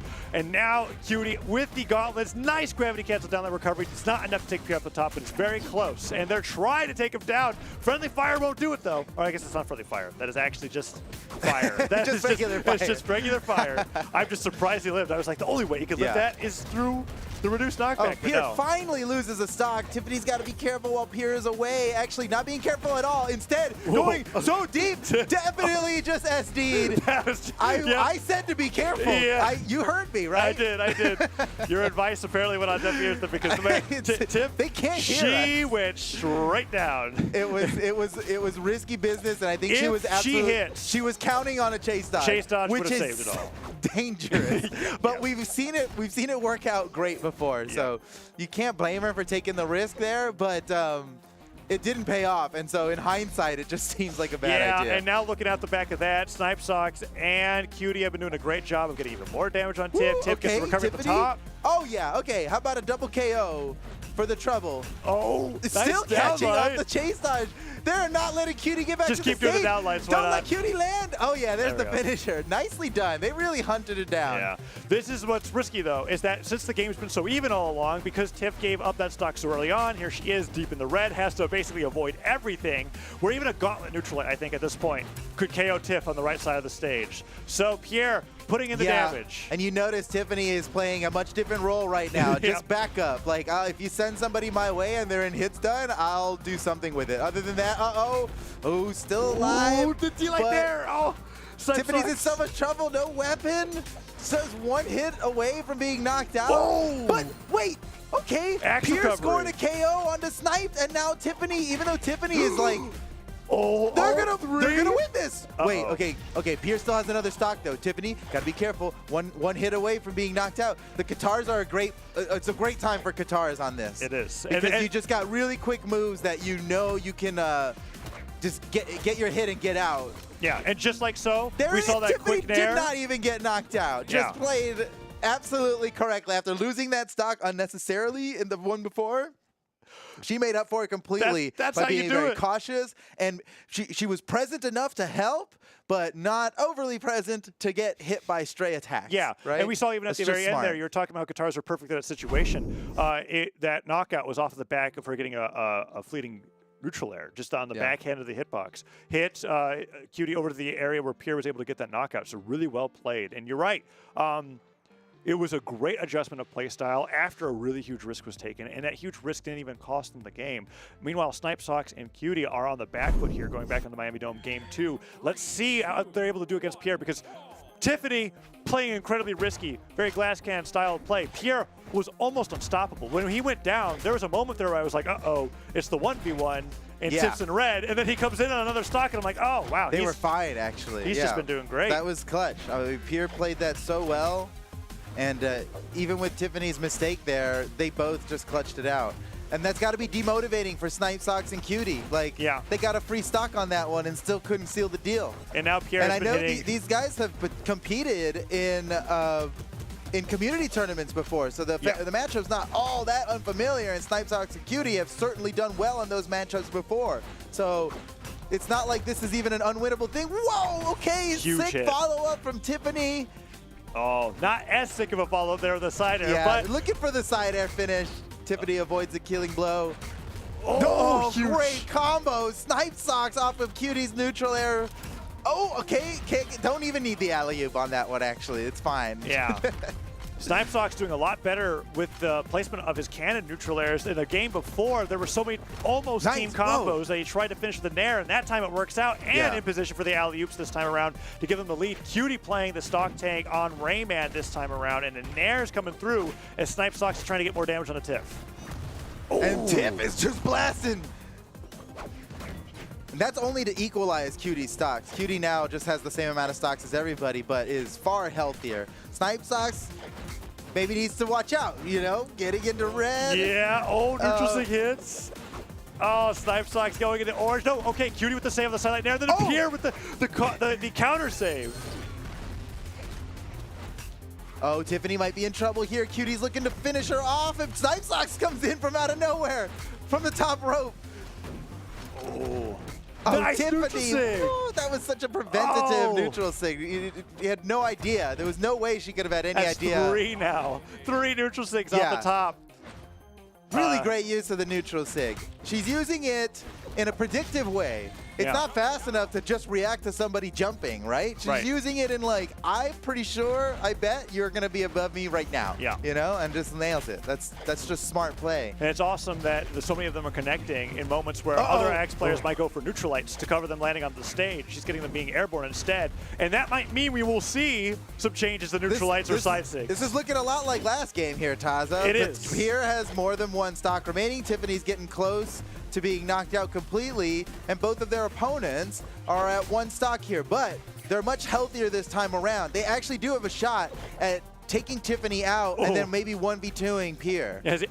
As you're saying that, Cutie has just been getting knocked around by Pierre's gauntlets. Oh, that was so smart. Snipe Sock stopped his falling momentum by gravity canceling a downlight so he didn't get hit by the side sig. Tiffany just goes ultra instinct. At some point she decides like, I can't get hit anymore or we're gonna lose. So here comes perfect play. And look at that. Again, wait. Okay, Tiffany might score the edge guard here, but Rayman's coming up. Cutie might. Oh, I can't believe it. Okay, that ends up getting her knocked out. But Pierre's got, as far as 1v2s go, this isn't a bad place, right? There's one. Here comes two. Third glove. No. He ended up spacing a little bit too far to the left. Yeah, he didn't even get hurt. He didn't even get hurt in that 1v2. That was, I mean, it's the rare occasion where a 2v1 you have the two are actually more scared of the one. Yeah. Because they were both one hit from being knocked out. GG. So it showed that even without the craziness off stage, it seems as though Tiffany's stocks burn out really quickly, and then at the very last second, it's like the toothpaste. The flame never ends. It's like the toothpaste. I was thinking more of like a candle in this case, but I mean, I guess. Well, you know how you make the last little bit of the toothpaste last about as long as the entire tube did to begin with. Yeah, and Tiffany is really living up to that metaphor there, because you were talking about how like the way that she's playing is a little unreal. In the sense that it's very easy, look at the easy team for us signature to usage is if that's not an indicator of something. I mean, look at that. That's 19 signatures, and I bet 16 of them were Tiffany. Accuracy is 11% higher, and it is one number away from being 4 times as many as their opponents. Right? That's interesting. You're right. That is just like they're using a lot more signatures, and they're still being more accurate. Yeah. I mean, we saw 3 of those knockouts were Tiffany neutral sigs on Axe. So really well played from them. And there's not going to be a legend adjustment coming out from the red team as we go into game number 3. Miami Dome, however, has been taken off the table. So both times we went to Miami Dome, and they're like, all right, we want to stay with this team composition. We really don't like how great you guys are playing on that stage. Let's try something else. And Smart, Mammoth Fortress and definitely ban Apocalypse Miami Dome. I think that's a good idea.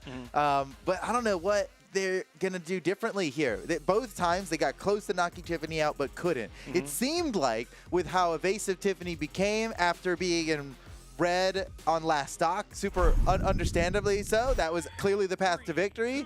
I don't know if they should pursue harder, because I think they took the option of, okay, she's running away, focus on the other guy, get the knockout. But the thing is, Tiffany is like, I see you not looking at me. Now's where I get my damage in. Well, and that's the scary part about it too, is that the moment they stop looking at where she is on the map, that's when she gets a recovery in, or an air, or something. Or a neutral sig, or a neutral sig, yeah. and just throws it off, and they're kind of like, we should have kept eyes on her. yeah, So, maybe the play is knockout. Oh, Whoa! okay. Double KO. Okay. the play is Tiffany is just Pierre gonna didn't go even- crazy. Pierre is fresh. He hasn't taken any damage at all.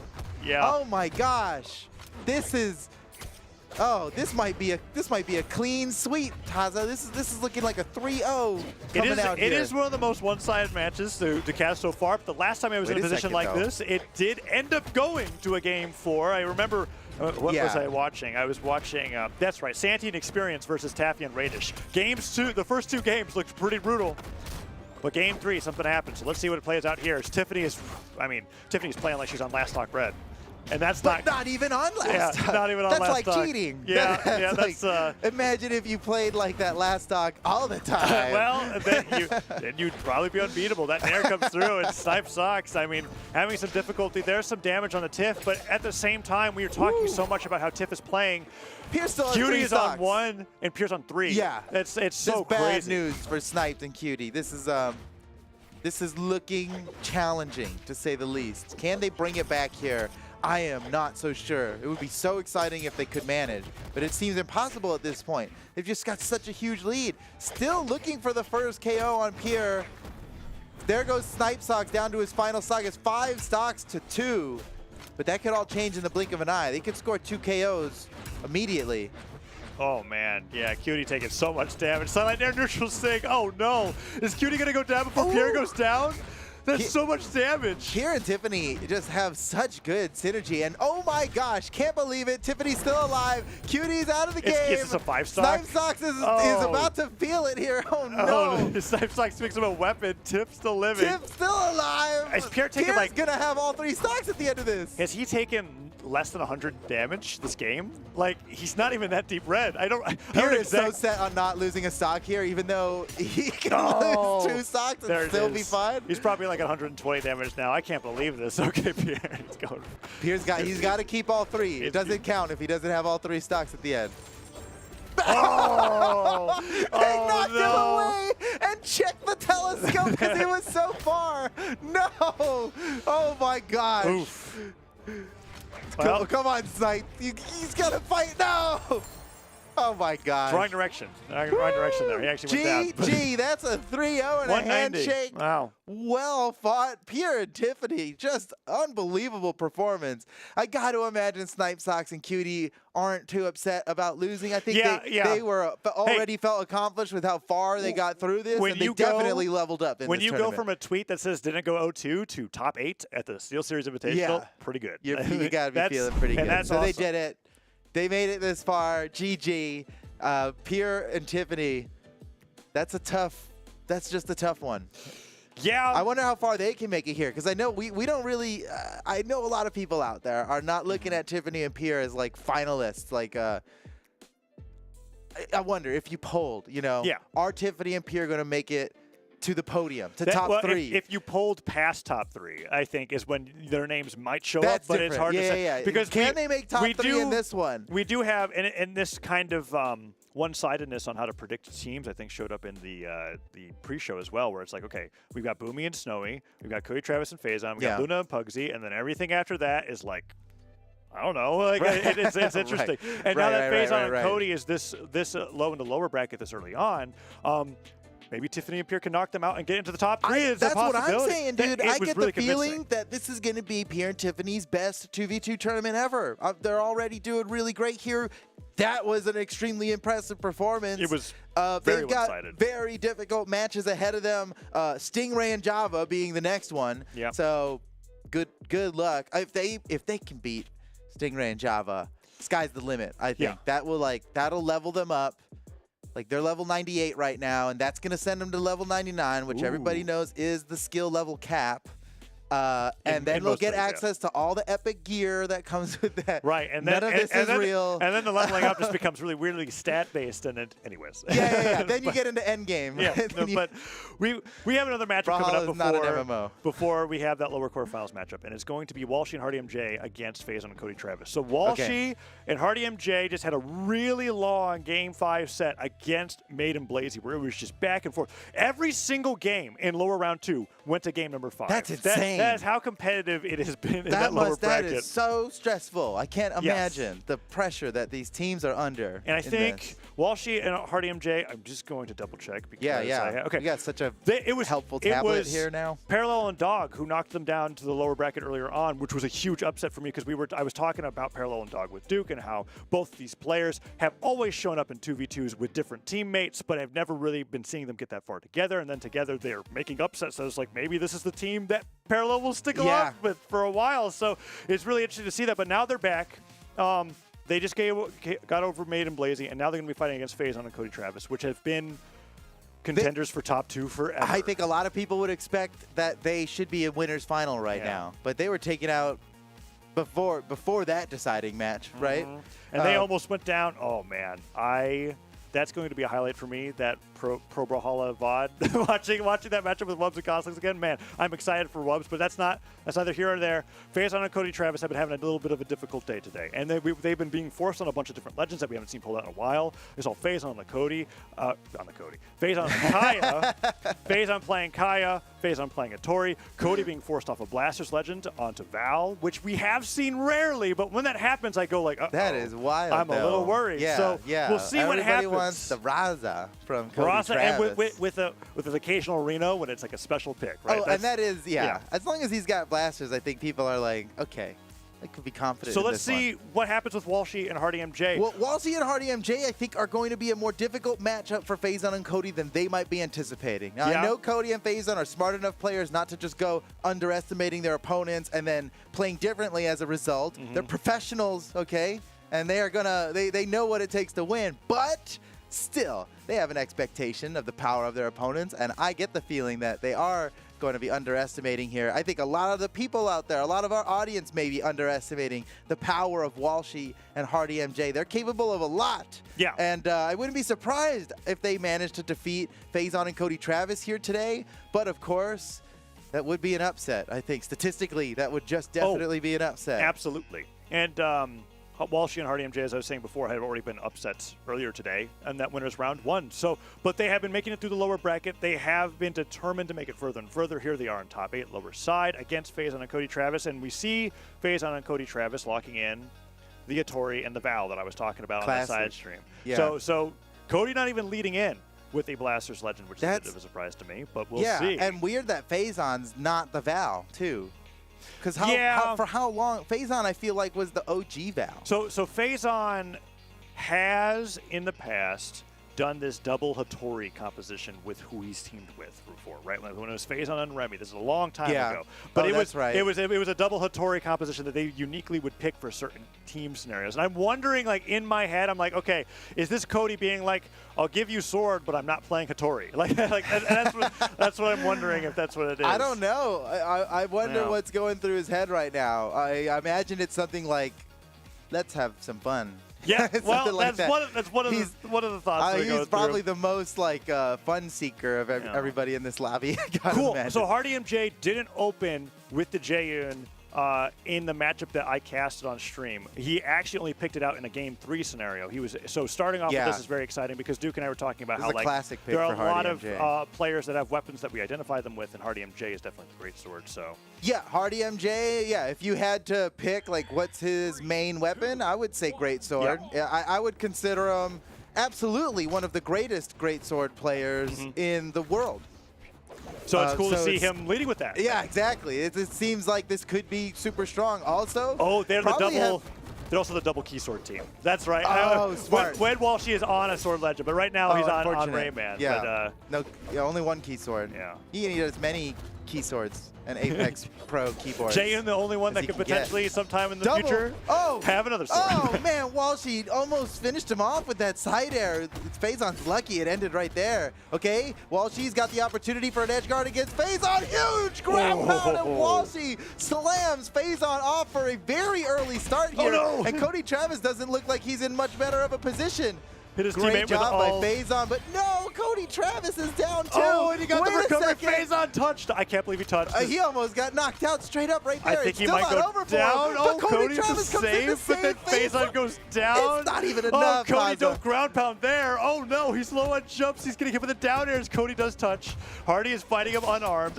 Okay, finally. I mean, if Hardy is right to go off stage and fight him, if Cody's willing to fight Hardy off stage, then that's a good whoa. We got Pogo to the side air. That's a good strategy for Hardy. I mean, he's red with 3 stocks. He could take the risk of being off stage. That's right.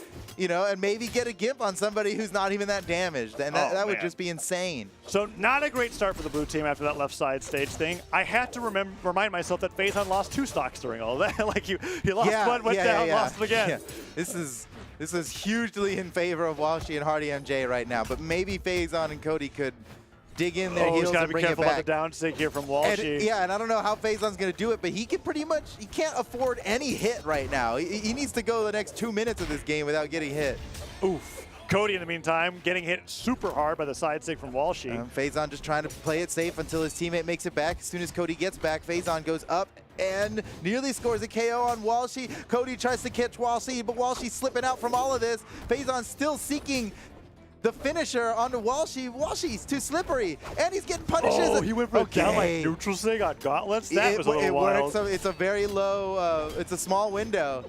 Phazon, wow, somehow able to make it back. I thought he was done for. I think everybody thought he was done for. Well, now he's done for. Yeah, Cider will It's all do up to Cody Travis. Now, we know Cody Travis as a 1v2 king, but I've never seen it as Val. And against players like these, I don't know.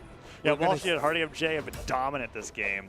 I wonder how much of it is a testament to how unfortunate that offstage was. That early stock. Yeah, well, it was a lot of momentum, you know? If we give Phazon back even just a stock right now, from that, this game could look a lot closer. So let's see let's see how Cody plays it out. If he takes out Hardy MJ and Walshy does some crazy offstage ground pound thing, I think there's a chance. Cody only an orange right now. This looks so tough for Cody, but he is just slipping through so many attacks here. It's Hardy MJ, and oh, nice follow-up. One more should definitely do it. Cody Travis is just so damaged. Almost anything will knock him out, and that is still not enough. Walshy, finisher. Hardy MJ catches him with the down air. GG. He still had 2 stocks remaining as well.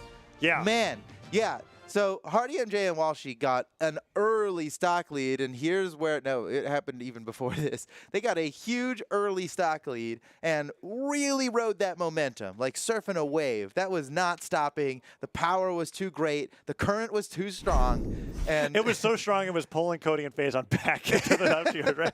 It's like fresh stock. Like, I can't fight it. I have to fight off stage. Oh no! And then it goes down again. 2 stocks so fast. Cody and Phazon are going back to Mammoth, and I think we're going to be seeing a much closer matchup this time. Hardy MJ and Walshy are looking great, but it's just, it is a strange feeling for me to have to say that Phazon is losing in offstage exchanges, because more often than not, I'm talking about how great Phazon is in offstage scenarios. I think that was always when he had gauntlets, and he's not using the gauntlets anymore. He really was a offstage. That's right. You were talking about how like the Val. He defined the offstage gauntlet meta. That like, was him. Why isn't this Val? Why isn't this Wushang? And it's like, it's interesting to see. And I know I'm just nostalgic, so you know I'm just out there looking, just trying to get back to that, because man, I loved seeing it, you know. And you know what? He can make it work. He can just make it work. And it's 1 KO already for Phazon. Cody and Phazon, despite losing that last game, man, they're sticking with the same legends. Yeah. And it's looking a lot better. They're not going too crazy off stage. In fact, Cody opting 2 stocks up to go for down sigs at the edge instead of going off the stage completely with a gauntlet ground pounder down air. And it's working out quite well. And Phazon has been getting a lot of sidelights as well. It's fine. Phazon, I said that was fine because I thought it was friendly fire. No, he caught both opponents. No, he caught both opponents. What? Yeah. Yeah, Faison's actually popping off really hard right now. HardyMJ is already in red on his second stock, while both of his opponents still have all three. Yeah, both knocked way off the side. They're going for an edge guard on Faison. He manages to make it through and score a KO punish for even attempting to edge guard him. And Cody Travis does the same. There we go. Unbelievable. So, finally, Cody gets knocked out. And this is more on par for what I expect a Faison offstage game to look like, right? Like, Yeah. gets back to the stage, 2 people edge guarding you, get the knockout with the pogo, come back 6 stocks to 2. Now it's only 5 stocks to 2. Okay, it's an all right lead. HardyMJ and Walshy are finally cleaning up the first stocks their opponents have been playing with, but Cody and Faison This is making up about for the this. same as the momentum from last game, but in the opposite direction for That's the right. opposite people.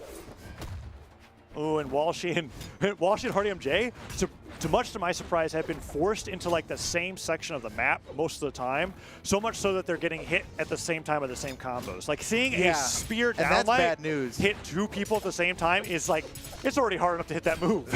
Right, yeah. That's a good point. And you know, that's a testament to just how good that was. And Cody Travis with an awesome ground pound nearly takes out HardyMJ. Walshy comes down trying to help his teammate here, but he's in just as much trouble. Gets knocked out. Is HardyMJ alone? 1 stock to 4. I don't know, man. I don't know if HardyMJ can do this. I'm going to be real. We're thinking about he's the next in trouble game. right now. Yes. Like, but he's fighting his heart out. He's not giving up, and I can respect that. A similar situation as to game 1, where sometimes it's just like, yep, they beat us pretty bad this game. That's why we have a best of 5, right? Exactly. And if we Go were next. judging the entire set based off of game number 1, there's no way we would have ever imagined that happening, which is why I was really happy to see that, because at game 1 I was like, this isn't what Faison and Cody are about. That offstage stuff, it was great for Walshy and HardyMJ, but I was thinking we'll probably see a closer matchup next game. 1-to-1 in any tournament match, I feel like it's an awesome place to start, because now you know they're both capable. And now you know it's just going to come down to how this plays and not who they are. That's right. Necessarily. You know what I mean? And they're sticking to that as well by keeping the legends the same way all throughout, even though I know that both Walshy, Faison, Cody, and HardyMJ all have different legends that they have played on today in this very tournament. So let's see how this particular matchup goes in the game number 3,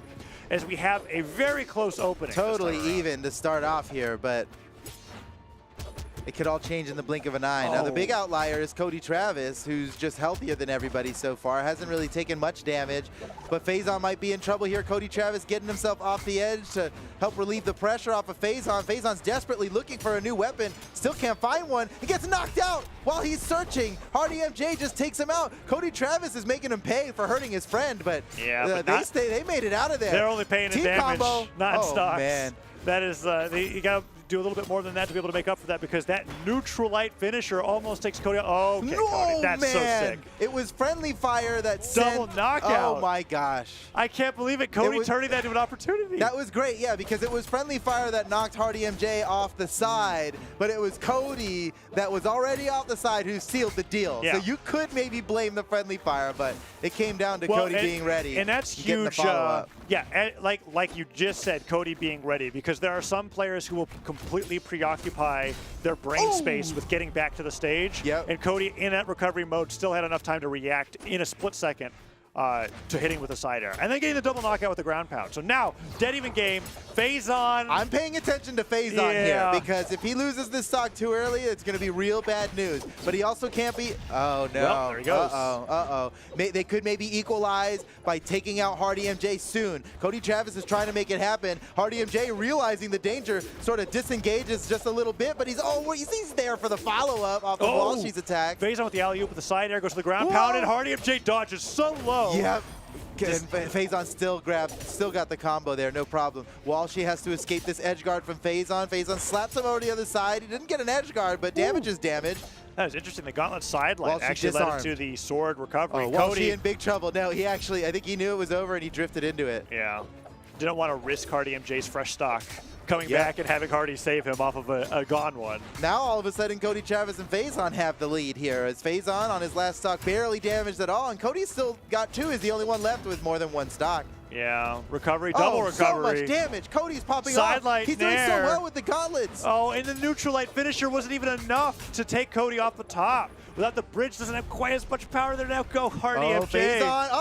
Oh, they're going to take Faison out while he's that it? waiting for his teammate to spawn. He Cody touched, Travis but he got hit tries again. to come in and save him, and Faison didn't Cody even could need get it. it. This is getting crazy. Okay, Faison is just lucky to be, he's just glad to be alive right now. Faison barely recovered twice there, and then the nice. great sort of recovery comes through. If Faison gets a stock with it's so huge that Faison was able to come back thanks to the pressure from Cody. Exactly. I think like their only hope, Hardy MJ and Walshy's only hope was to take out Faison there and then execute in the 1v2. But they don't even have that opportunity now to get the 2v1 here.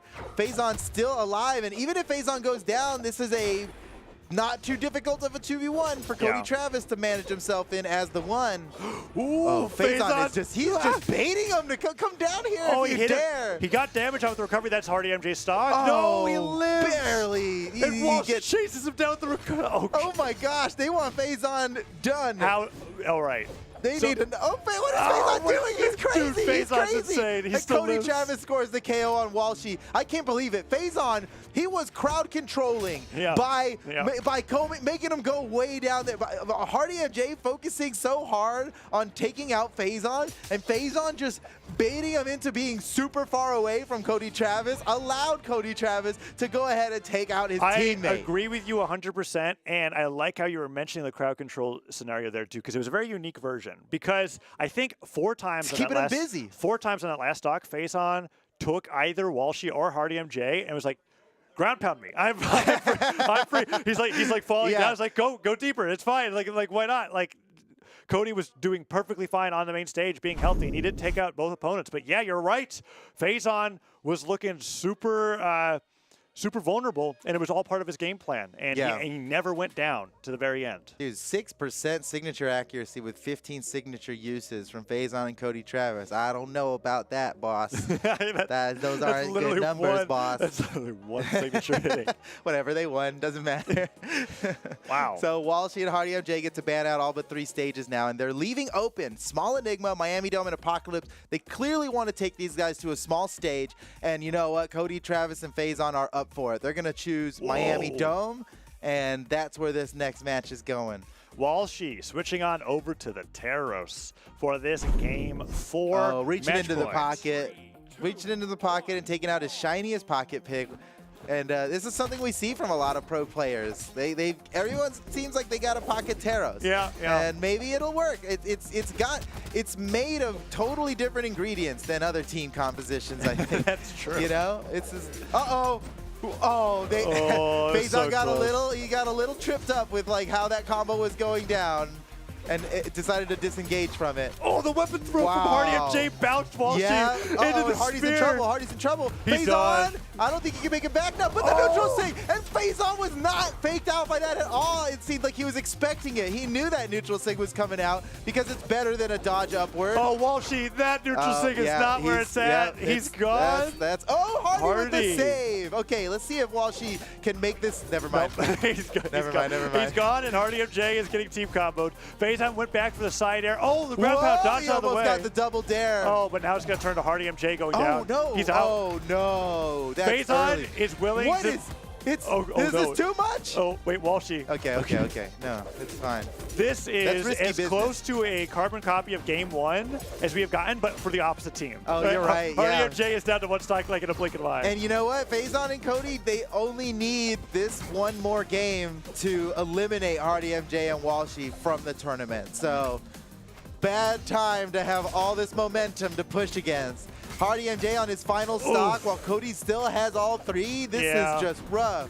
He has all 3, and he almost took down Walshy to his last stock. There, he puts on the ground, he cancels silent recovery. Walshy's out. Oh my gosh, another KO for Cody and Faison. Oh, Hardy MJ is trying to get with the nairs on the side of the stage, and Cody's just like, he's not having. Oh, Cody! He's still trying to Sarah while sweating. Hardy MJ. Pressure, dude. Cody does not let up. Oh, no, yeah. They covered it both angles of the ground pound perfectly. If he dodged straight up to the... Oh my gosh, dude. The rush down from Cody Travis is so spectacular, dude. He's like a rogue. in a WoW arena or something. I mean, I am very He's a impressed. beast mastery hunter for all the WoW both players of out the there. blue team's damage above 400, both of the red team's under 200. It was just a dominating performance there. The Taros, yes, you were right, has different ingredients when it comes to a twos team. Not the right ones it for didn't, that. Yeah, it did not fit in this soup, you know? Made it sour. Mostly sour. Just might as well just toss it out. Yeah, that was. Well, anyways, Faison and Cody, fantastic. They lost game 1, and then They lost game 1 pretty hard. That flipped a switch, man. Yeah. They were not happy with that, and then they had a good game 2, and once they had that momentum, seems like they were unstoppable. And they I was pushed with that momentum. I was talking about game number 1. I was like, this is unusual. Faison should not be losing this hard off stage, because a story thread that I have with Faison is I honestly think he's one of the best, if not best, off-stage players in 2v2s. Yeah. And to see that happen, I was like, okay, if this is happening, Something's wrong. It's a bit of a fluke. And I don't expect it to keep happening. Like Party MJ, Walshy, you did great, but Faison at the very least should be going even. It shouldn't be that bad. And what do you know?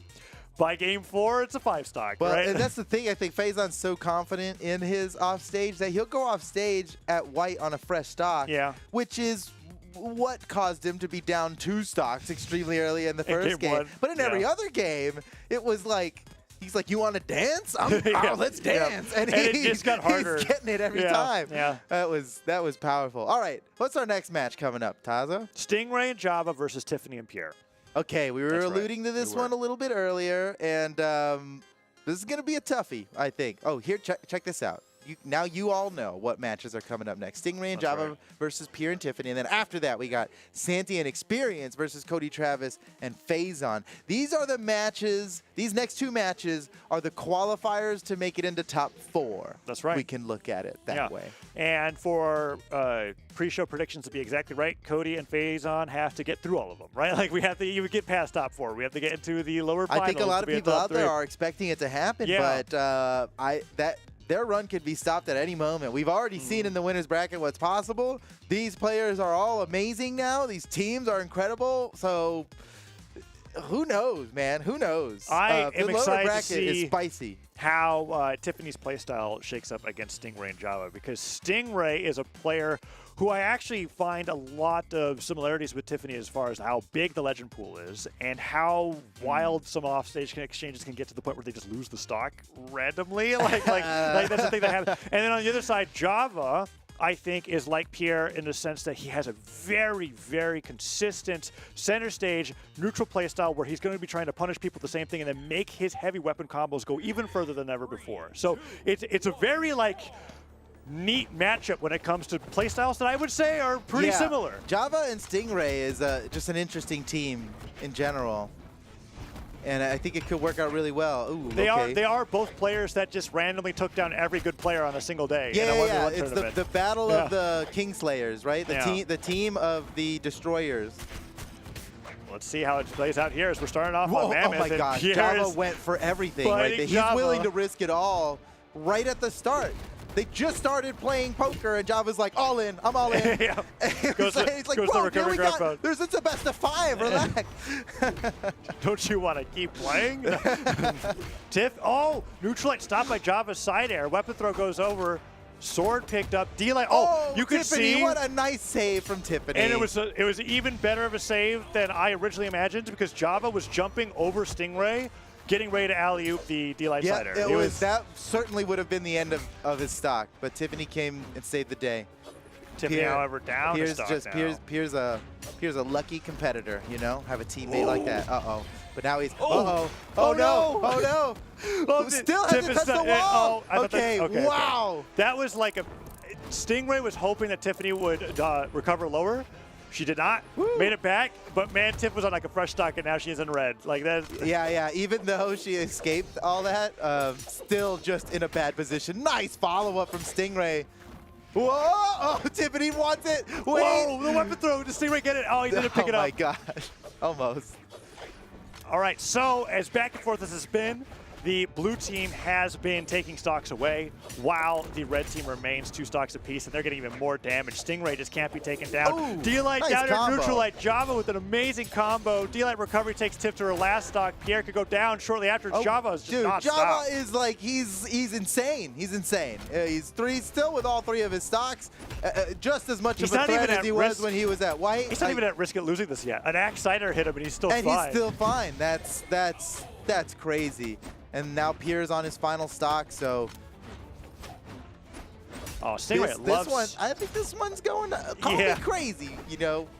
But if I was a betting man, I'd say Java and Stingray, they got this. Ooh. Unless. Wait, Oh, Stingray. Oh, man. Don't- Wait, still oh, gets they it. still got him. Okay. Oh, my goodness. Java, Pierre, Tiffany. Wait. just take Java off the left side of the stage, Tiff, switch to guitars. I regret my lack of faith earlier now. Your lack of faith is what made this possible. Oh, It is only by not having faith. You're right. That is You're the way right. of the cast. They're like, they get powered up by people not believing in them. Oh, neutral light down there, silent there, neutral sync. Let's go. What a play. That's so much damage. They're bringing this back. Oh, Wait a man. second. They're bringing this back. Silent Nair doesn't hit there. Tiff trying to get the punish on Java. Java gets sent flying. I don't think, dude, Side air takes Java down. No way. Stingray in orange. Do you realize Side air how hits. huge Stingray of a can go down comeback right here. this is Down if sync, they ground bring pound. this- Ooh, That's the ooh, stock. That's it. It's Photo. 1v2. It's still not over, though. It's still not over. Java can not. absolutely win this, but I can't believe they've overcome such adversity here. Unbelievable. Oh, Wait. okay. A little friendly fire Okay, there. just a Not little bit of friendly, great. no big deal. Just a little bit of friendly fire. Pierre's like, hey, as long as I'm not in red, we are basically fresh stock. Oh, watch out for the axe down stick. You know he's powering it up in his head. Oh, yeah, he is. Oh, the down air doesn't beat out the recovery from Java, but he does take a little bit more damage. Oh, man. Both players on the axe. They want to set those man. neutral lights. I think They can't. Tiffany can be down light recovery now. Oh! They had to do that there. Didn't want him to DI. Cider hits again. Dude, Oh, Java's 1 hit I away. can't believe it. Oh, it's so close. That's Oh, they Look did at it. that. Oh, Look at my that. God. That's what I'm talking about. If I was a betting man, I'd have just lost all my Yeah, money that's right right. there. Yeah. Wow, we're going to see that team. This is the Wow. team Look combo at that this saved the game. changed everything. Yeah. Charged it up. Look how much he charged it up. He charged to get it up the max distance. To get the distance to make it still true. Because Yeah. that's when you gravity cancel it, it gives you just long enough to get the longer distance Yes. version of the neutral sync. Yeah, you don't get as much power as the fully charged, but the distance is all he's looking for there. And the downsync on the platform. They really just did that. I mean, how many times have you watched a tournament match and saw how the beginning went and go, all hope is lost. I'll care about the next one. I already know the results Quite a of few, this one. but It happens a lot, right? There's also a reason why us as seasoned commentators have gotten to the point where we actually, when we say there's a chance, we're literally we're not just trying to keep you invested. We've just been burned. I just got burned. I was like, I don't know. We have had our I was so wrong. Tiffany and Pierre, they had it. I can't believe that. Yeah, we've had our What a feelings comeback. betrayed so much by results. Betrayed. It's like there's not We a don't know doubt in my nothing. mind that we should be going next. But yeah. But yeah. They pulled to a be- Tiffany and Pierre. The scope of that comeback was amazing. Both Tiff and Pierre had to win their individual 1v1s and then on the fresh stock get the team combo on both opponents into a as charged They as were so possible far behind. It was Rayman insane. neutral signature. So it was huge, and this is why it is really highlighting why I was so excited for this matchup, because I do believe that Tiff and Stingray are both kind of like crazy in the sense that they'll lose their stocks really early on. Tiffany just went out there and got it. And then Pierre and Java are playing as those rocks, that solid foundation for the team. So seeing them go back and forth like this is awesome. Weapon throw forces Java down. Can he make it back? He can. He can make it back, and Pierre was like, I'm not going to challenge that. Oh, no, a friendly fire KO from Stingray onto Java. That's no good. But they are still very close. They could just equalize in a moment. Oh, the my gosh, downswing of the Pierre. platform. Pierre's been getting so much off of that so far. Yeah. Tiff trying to get back to the stage. She makes it, gets a Sair, 2 Sairs, Java being a little hasty. He finally gets the D-Light recovery, but he got hit twice for it off of Tiff's first stock. Uh-oh, Pierre scoring. Oh, He was so it was a close to bait. scoring a huge knockout on Java that would have put him 2 stocks below Pierre. That's why But- Java goes all in on the first round every time, though, right? Yeah, yeah. He looked Well, at he that had weapon throw. hammer. Like, that was a risky thing for Pierre to try Yeah. against the hammer, because the recovery is mighty. And Java did a great job getting hit by the weapon. Oh, what a follow-up. Oh, my gosh. Pierre's crazy. Oh, and the save. He totally intentionally He's crazy. saved Tiffany with a weapon throw. That was so good. These players are so good at 2v2. Yeah. Pierre and Tiffany are just insane. Stingray and Pierre's Java in position to alley-oop that neutralite. He goes for the ground pound here. Let's see if Stingray can recover. Because, okay, Tiff goes down, but on the other side, Stingray goes down. Java's got to get this edge guard right now, but he can't. Pierre makes it back up to the stage safely. Yeah. One more stock than everybody else on the field. Pierre's looking good right now and still dishing out the damage. The win here for the blue team is just to take Tiff out Take on Tiff this last out stock. and 1v2. Yeah, But even I think then, so as Pierre well. is like, the last time he was in a 1v2, he literally didn't take damage in one. That's a good point. Yeah, and every time we see the teams try to taste Tiffany, it just gives Pierre like more freedom to punish them. And then Tiffany also manages to find punishments while avoiding being hit for so long. It's like they take advantage of the bloodlust. Okay, You this know? is the chance. Uh-oh, yeah. Pierre down one stock. Uh-oh, this could be it for Tiffany. They got the double edge guard going, but Tiffany just fights her way through. Oh, Pierre loves this platform position. He can do the down 6 here, get the landing hitbox while still hitting them beneath the platform. Oh, but the platform moves. Oh, Tiff goes down. Tiffany's down. All right, okay. let's see if we can do it Yeah, again. but they're both in this 2v1. The two are very, very damaged. And the one What's is the like craziest no thing you can damage. do here? Side sig, Well, axe. with sword and gauntlets, you've got 0 to death combos. But do they have one practiced? They got it And practiced. they didn't have enough runway to do whatever they I practiced, know, but they I was still joking. managed. I didn't mean to actually do the side sig Pierre, no. I was like, what's the craziest thing you could do in a 1v2 that will never work? Oh, it worked! It worked though! I was totally wrong! It's anyone's game now. Wait a second. Tiffany is just watching, hoping that Pierre clutches this.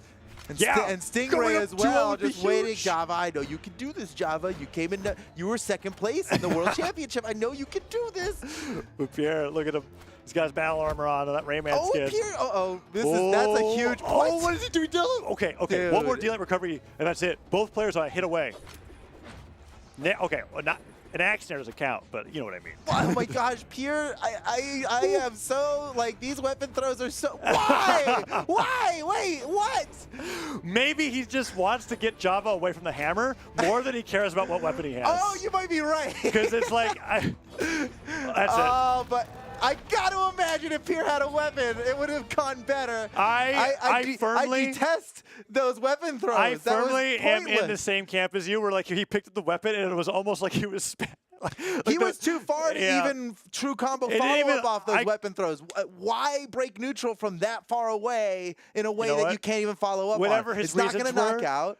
Java played around it perfectly, and he got the recovery You're at right, the end, you're right. and he wins the 1v2. I have a feeling that even if those weapon throws landed, it wouldn't have helped. Yeah. But he was so ready for them that he spot dodged 3 different weapon throws. You could tell that he was anticipating the weapon throws. They came out, dodge it, LOL, you have no weapon, finish the game. That was just well played by Java.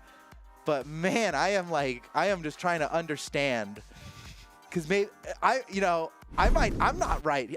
I'm ignorant, right? I need to learn. Maybe he had a really good reason. From my perspective, it looked like he if just I had to dig deep ruined into it. the analysis, I was thinking he was more scared of Java Hammer, and he knew that he could. He knew he could D-Light recovery Java, and it would still get the knockout. Like I was thinking that's how I was thinking of it. What it was, we'll never know, or maybe we'll know I'm not later. sure D-Light recovery unarmed would have gotten a kill at that point, but I guess it's a tough call. You know what? It doesn't matter, right? We're at game 3 now. We're at game 3, and it's 1-1. We got to move on. 1-1. Java did execute. Like, we can't call this an error on Pierre's part as much as it was Java just rocking it. And oh my gosh, Tiffany down to her second stock already. That's pretty early compared to everybody else here. Yeah, but we've said that about Tiff in every single game, I feel That's like. right, yeah. She almost gets buffed from being at 1 stock before everybody else. Yeah, so let's see if who goes down first here. Tiff already down super early on. Will Stingray and Java go down together, or will they be able to take? Oh, okay, Java. What? That's just What happened to Java? He just literally missed the Was wall. there a banana? Someone left a banana peel on the stage. I believe so. I thought gadgets were turned off. There was no kill feed. There was no. Yeah, it was just straight up just SD. him. It was straight up. He just missed the wall. He would have lost 3 points in a free for all match for that That's true. one. Man, think about the scoring Think system. about the free for all scoring system here. Uh-oh, Java, get away. Okay, make the back up. And, okay, that was Stingray going down. And now Pierre's fighting Java off the left side of the stage once again. Red team in a slight lead, but it's one of those weird leads. It's one of those weird leads where Tiffany's probably going to go down before anybody else next. Well, that's a weird lead, all right. Yeah. But then I feel like Red team's more comfortable because of it. He can't even get back. He's got the Gauntlet Siders to help. Yeah. Oh, Tiffany giving a double recovery. Wait, I think are you Morpheus? Okay. You did not predict that one. He was close though. Are you the Oracle? Because Tiff's going to. Oh, what? That's a recovery only because it was beneath the stage. Didn't knock out. That will do it. Now it's 4 stocks to 3. But this is why I said it's one of those weird leads, because now I feel like Tiff's going to play like she has 3 stocks, and it's going to. It's like it's an asymmetrical lead. Yeah. Oh, I don't know. So far, not so good. Oh, Tiff already in orange. Tiff in orange now. That's bad news, but, well, I guess we're just hoping that, or I guess Pierre's hoping that Tiffany's just gonna go Ultra Instinct here at the end, like we've seen her do before. Nice follow-up from Pierre. Oh, man, off the dribble. And then Tiffany finishing off the stock on Java. They're turning their attention to Stingray now. Looking for the knockout on Stingray. He has 2 stocks remaining, but he's very damaged. Tiffany still in trouble. You got to keep your eye on Tiffany here. This could be it. Oh my God. Java that's the really last wants to end Tiffany's stock here. He has been hunting her down the entire time. They must have been watching the tournament in the last match Tiffany played, because I think they know how effective it can be. That weapon throw Nair was great from Pierre. Oh, but there goes Tiff off the top. And now we're in that 1v2 again, where it's a little different in the sense that, yes, the blue team is not as damaged, but Pierre also has 2 stocks compared to the 1 that he had last time he was put in this position. I'm guessing that Tiffany wanted to live a little bit longer, but against a team like Stingray and Java, it just looks like it's hard to keep doing that same playstyle that we saw her succeed with in the previous set. Yeah, they managed. They managed to take out. And this is a harder stage to do what Tiffany pulled. That was on Miami Dome when Tiffany did it last time, which those platforms really do lend yourself to having not an advantageous position, but a difficult to approach position on top of those platforms. So this platform, it's not consistently above anybody, and that makes it harder for the 1v2 for Pierre as well. So far, Stingray and Java are playing this right. Numbers-wise, he's doing all right. Like, he's not hurt. Yeah, he's doing well, not taking too much damage. But, yeah, in the blink of an eye, it could happen. Once they set up that combo, they're going to be in trouble. Pierre's got weapons now. You know, that time, the weapon throw, I could see what he was thinking. Because that one worked. He got the hit. He got the dash jump pickup, and he almost got the edge guard on Java. I mean, he's not last stock red in a 1v1 against somebody who's also last stock red. That's where the source of my criticism. Yeah, when you say it that way. It was just so risky. I mean, I don't know. Oh, I'll find out. You got it again? I'm willing to admit that I'm just wrong here. But he is, yeah, it's looking, that's it. Okay, Stingray and Java are not falling for that business. Nope. Pierre, he's done it before, but he did not get it done that time in the 1v2 against Stingray and Java. They were just too good. They played it right. Nice finish. Yeah, and they are playing around the team dynamic of Tiffany and Pierre quite well. We need to see some adjustments from Tiffany, at least in I guess it is weird to say, but when Pierre's on 2 stocks, and it's multiple times we're getting into this 1v2 scenario. You just have to survive a little bit longer, or find a way to get Java off your tail, because Java has been very noticeably to me not letting Tiffany have any breathing room, and she has just been having to run away from Java a lot, in the sense that, like, when Java and her go into these neutral exchanges, Java's winning like 80% of the time. It has just been really rough. So if they could get Pierre to somehow target swap there, and Tiff can fight Stingray, I think there's a chance we can get to a game 5. But so far, it's looking like Stingray and Java are poised to get into that lower semifinals. Just one more game win for them. Tiffany and Pierre are going to have to win 2 in a row if they want to stay in this tournament and move on to the next round. Tiffany and Pierre banning out all but the small stages once again. Oh, I you're think right. Stingray and Java, they know Apocalypse. not to pick Miami Dome. I think it's Apocalypse. Oh, that's a surprise. Ooh, we're going to small Enigma. We rarely go to small Enigma. Okay, so this is a tri-platform stage, relatively small. Blasphem's pretty close. Very small. I mean, like, very small stage. It is very especially small. when you consider the ceiling. It's the low ceiling, but Also, it's a tri-platform, so there's a very high platform that brings you even closer. You get a to gravity the top of cancel the D-Light stage. recovery, jumping off that third platform, and you'll take somebody out of yellow. Yeah, right. Like, I have seen some blaster knockouts that were literally on a fresh stock. Blasters can just carry you up there. Yeah. Yeah. So there's some special dynamics to deal with on a map like this. It's a very unique map. See how it plays out here. And I don't think it necessarily favors either team here too. It's just going to be who takes advantage of it best. Tiffany trying to get the neutral signatures to work out there. Oh, Weapon toss and man. forces the dodge. Java there to help Stingray get back, but Stingray, whoa. nice. Java was Yeah. all over saving Stingray there. Yeah, it was an accidental down air, and he's like, I can't be responsible for you. No, Oh. Java didn't have enough to make it back. I love how you were saying that in like a voice that sounded distant. Like because he's falling. He's like, I can't be responsible. And then he goes down, and Stingray falls, or I guess rises off the top of the stage after that one. Small Wait a second, stealing. Pierre's in trouble here. The double ground pound, Java's getting it done. Wait a second, Triple. another one, Stingray. Oh my goodness. 2 ground pounds from Brought it Java, back. 2 ground pounds from Stingray, even game. They And it's brought all it back. takes. Yeah, Java lost an early stock and has taken a lot of damage on his second stock as well. But with that play, they are back in this and could just win this game now, move on to the next round, knocking Tiffany and Pierre out of the tournament. Oh, Cider hits, neutral light connects as Pierre, well. great job by Pierre. Tiffany's got Katars, could fight Java offside the stage, but no, she gets him back, lets him back, and now Java's with the edge guard. So many Ciders coming through. Pierre on the other side. Now both teams have kind of divided the stage in half. Java grabbed that weapon just in time to be able to neutralize there. That was so fast. Oh, what's Pierre looking for? Recovery comes out from Tiffany. He can't get a follow-up, but there's a recovery, and Stingray goes down. That puts Tiffany and Pierre in the lead. That's Are huge. we looking at a game 5? It's starting to kind of smell like a game 5 It in is, here. and that's 3 nairs that he just got hit on Stingray before he could pick up a weapon. Downlight added on as well, puts him deep into yellow. Pierre looking for a sidelight nair. That would put Stingray into orange for sure. Nice. Oh, the weapon throw to stop the knockback from the Cider as well means that the red team is looking ready for a game 5. Oh, okay. I like how Pierre held on to that side sig when he knew he missed it. 'Cause Just he's skate like, off I'm the going to stage." skate on out of here. No one's getting a punish on me. Oh, Tiffany, how did she make that work? The Cider still hit. Java's Java's gone. out. There goes Whoa. Stingray. Woo! Oh They my. had a reason why they tried to force Stingray and Java to the small stages. They do well on the small stages. That was a brutal 4-stock. And that was me. I was like getting ready to list all the reasons why this matchup will never work for Tiffany and Pierre. I was like, and then I was like, oh, We're just wrong. I just don't know. We're just wrong well, sometimes. So now we're in a situation where the stages that we can be banned to are just going to totally be what Java and Stingray wants. It's in favor of Stingray and Java. So if I'm Stingray or Java, I'm gonna be like, ban every small stage. Let's take him to Great Hall and Shipwreck Falls And Mammoth Fortress. and Mammoth Fortress. Yeah.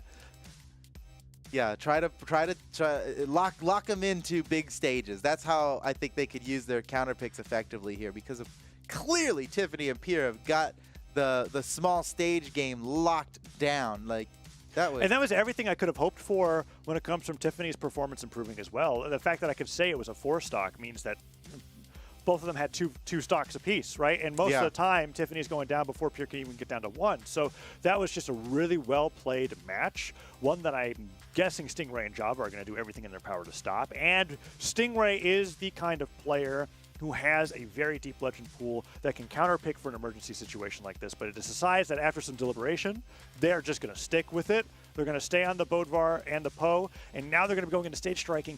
Let's see, Photo. What are the bans going to be? Let's see. I'd be banning the small stages, dude. They clearly have. There's some talk going on here right now.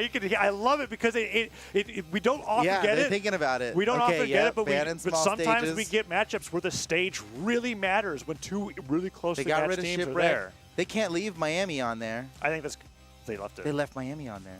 Well, they're going to pick Miami Dome, right? You think so? Or Apocalypse. Mammoth would be the most confusing pick to me, but I think any of the 3 are options. Oh, what's it going to be? Yeah, I mean, if I'm Tiffany, I'm like, let's go to Miami. They have been rocking on Miami. It's a small stage. Tiffany makes great use of the platforms, and they're going to Miami Dome. the timer for map picking was down to 3 seconds. And we get it's like I think it's a generous amount of time that it's not totally even fair. yeah. The timer is like not even.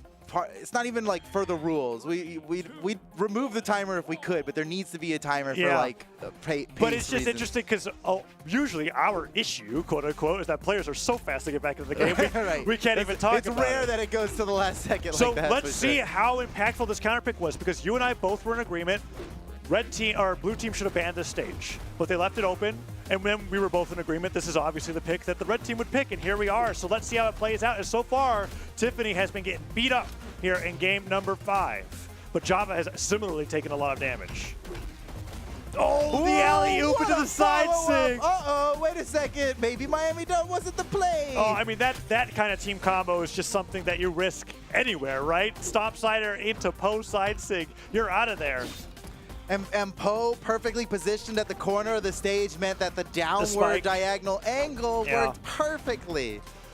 Ooh, Stingray getting more damage on the Pierre. Tiffany on this second stock. Java goes down, though, keeping it close. And now they can focus the 1v2 over Stingray, but Stingray gets a ground pound and chase dodge is out of there to safety. But the downlight means that Pierre's going to take even more damage in the recovery. Oh, there goes Pierre. Now Stingray is so far ahead in stocks and damage that they've got a buffer room to play with here. Not if Pierre has anything to say about it. Wait a second. Pierre just doing so much damage to Stingray. Still, though, Stingray's so far ahead. But Stingray, yeah, he is pretty far ahead because he's on this stock. So he's the only one with all 3 stocks. All those sidelight nairs don't really mean anything if you're this far ahead on a stock tank. Oh, Pierre's in trouble. Tiffany's in trouble now. Everyone's in trouble. No one's safe. And Stingray is the one who gets knocked out of that whole best fray. Case scenario for the blue team, for the red team rather, because there was a reality where both Pierre and Tiffany lost their stocks, and that was it. Yeah, and this is game 5, so no second chances for any of these teams. Tiffany is on her final stock of this match. This is where she should be most powered up. I hope so. If the lore is true, Tiffany is now achieving it doesn't get more last stock than game 5 last stock. It's like, oh, but the pummel hits. Java has to go down soon. Yeah, Otherwise, Java's so damaged. You can see that Tiffany's looking for the knockout onto Java, and Java lost his weapon now. The team combo was huge. Stingray got hit by 5 moves there. But oh man, Pierre goes down to 1. Yep. Tiffany and Pierre are in a bad position. Tiffany might just get knocked out right now. Wait, barely makes it through the double edge guard, but still taking so much damage. Pierre knocks out Java. Java down to his final stock, and Tiffany's out of the match. Stingray and Java are looking like they're gonna make quick work of Pierre. And hey, you know what? I'd be calling it over if Pierre hadn't already blown our minds with an incredible 1v2. He hasn't done it in this set. But it's possible, but it's looking less after that D-Light Cider hit. That would have been the end. He doesn't get the side sig, but that is Pierre in orange. Stingray goes flying. Java, buckle up, everybody. Just literally stay out of range. That's he gets off stage. Okay, Boda. Pierre I don't know how he's happen. gonna do it, dude. It's gonna be low and slow. You know, you gotta cook it low and slow. Oh no! It's over! It's over! Java and Stingray knock Tiffany and Pierre out of the tournament in 5th place. Stingray and Java are moving on to the lower semifinals, where they're gonna face off against the winner of our next match, Santi and Experience versus Faison and Cody Travis. Man, well fought, man. That was just a great match all around. I love being able to watch the trajectory of Tiffany and Pierre throughout this bracket. They're out at 5th, but it was an incredibly exciting performance from them all throughout this SteelSeries Invitational. Yes, you're right. Now we have Stingray and Java in top 4 in that lower semifinals after taking down Tiffany and Pierre in that game 5 set. I mean, every single... Not every single. I had to think about it. A lot of games in the lower side of the bracket have been game 5. The only ones that weren't were Tiffany and Pierre's performance against Snipe, Sox, and Cutie, and Walshy and Hardy MJ going against Faison and Cody Travis going on to game 4. So Santi and Experience and Faison and Cody Travis, that's what's going to be up next. And I'm interested to see what the legends are going to be picked for Faison and Cody. It looks like they're really confident with this Hattori and Val pick and just riding it all the way through the lower bracket. It's blowing my mind, dude. It doesn't seem like their best option. I'm wondering if they consider it their best option, or if they're like, let's put our second string out there and see if we can rough them up, and we'll switch. We'll switch to what we need to if we have to, right? Yes. So I like what you said there, and I'm going to add on to it. The team that they lost to was Stingray and Java.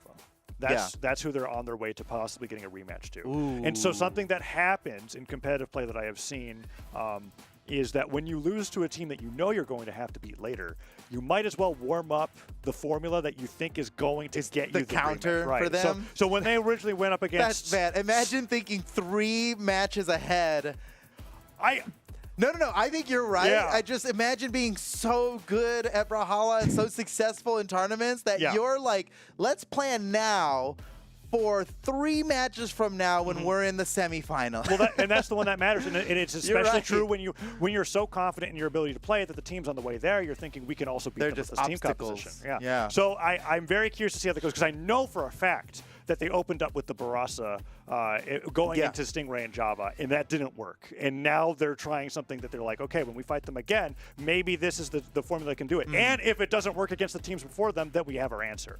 That's a good. Okay, that's a good theory. I think you might be right about that. But going up against Experience and Santi, I think, is going to be tough for them no matter who they were playing. With Santi's locking in with Akuma and Experience locking in with Amethyst. Ooh. This is super classic for them. Remember, Akuma is a Val crossover. It's as classic as it gets for Experience, too. Yeah, so Santi and Experience are both on Legends that they have a lot of experience with, like tournament experience with. Let's see how this goes. Yeah, Apocalypse is going to open up for game 1. And Santi has been incredibly difficult to knock out in all of the matches that we've seen today. And Experience has been a demon off stage. Experience? No way. Phazon might be done. No, he touched the wall. Man, he's lucky that he touched the wall there. He touched it for like 1 frame or something. I didn't even see it. This is as confident as I am in Phazon's off stage. Experience is one of the few players that I feel like can make it look really shaky. So let's see how that plays out as the set goes on. Phazon's had some really weak game 1s that he just levels up as he goes on and on and on. So yeah, he just needs to get going again. I'm hesitant to call it now, but man, Experience was just destroying him off stage.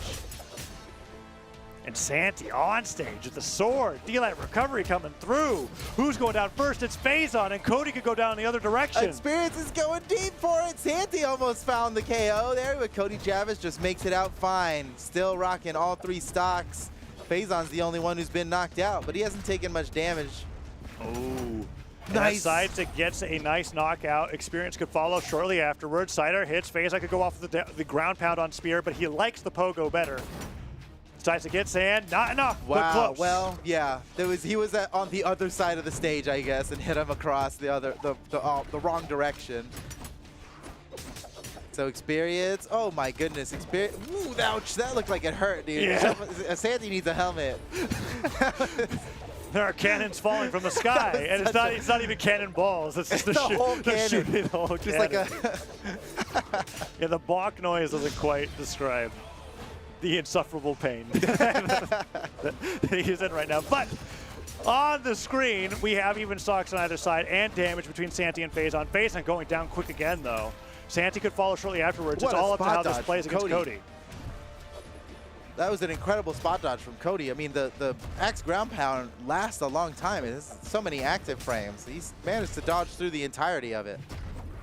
Down air hits, sidelights coming through. Side air hits, down air from Experience. He's really trying to get these alley-oops to go even further.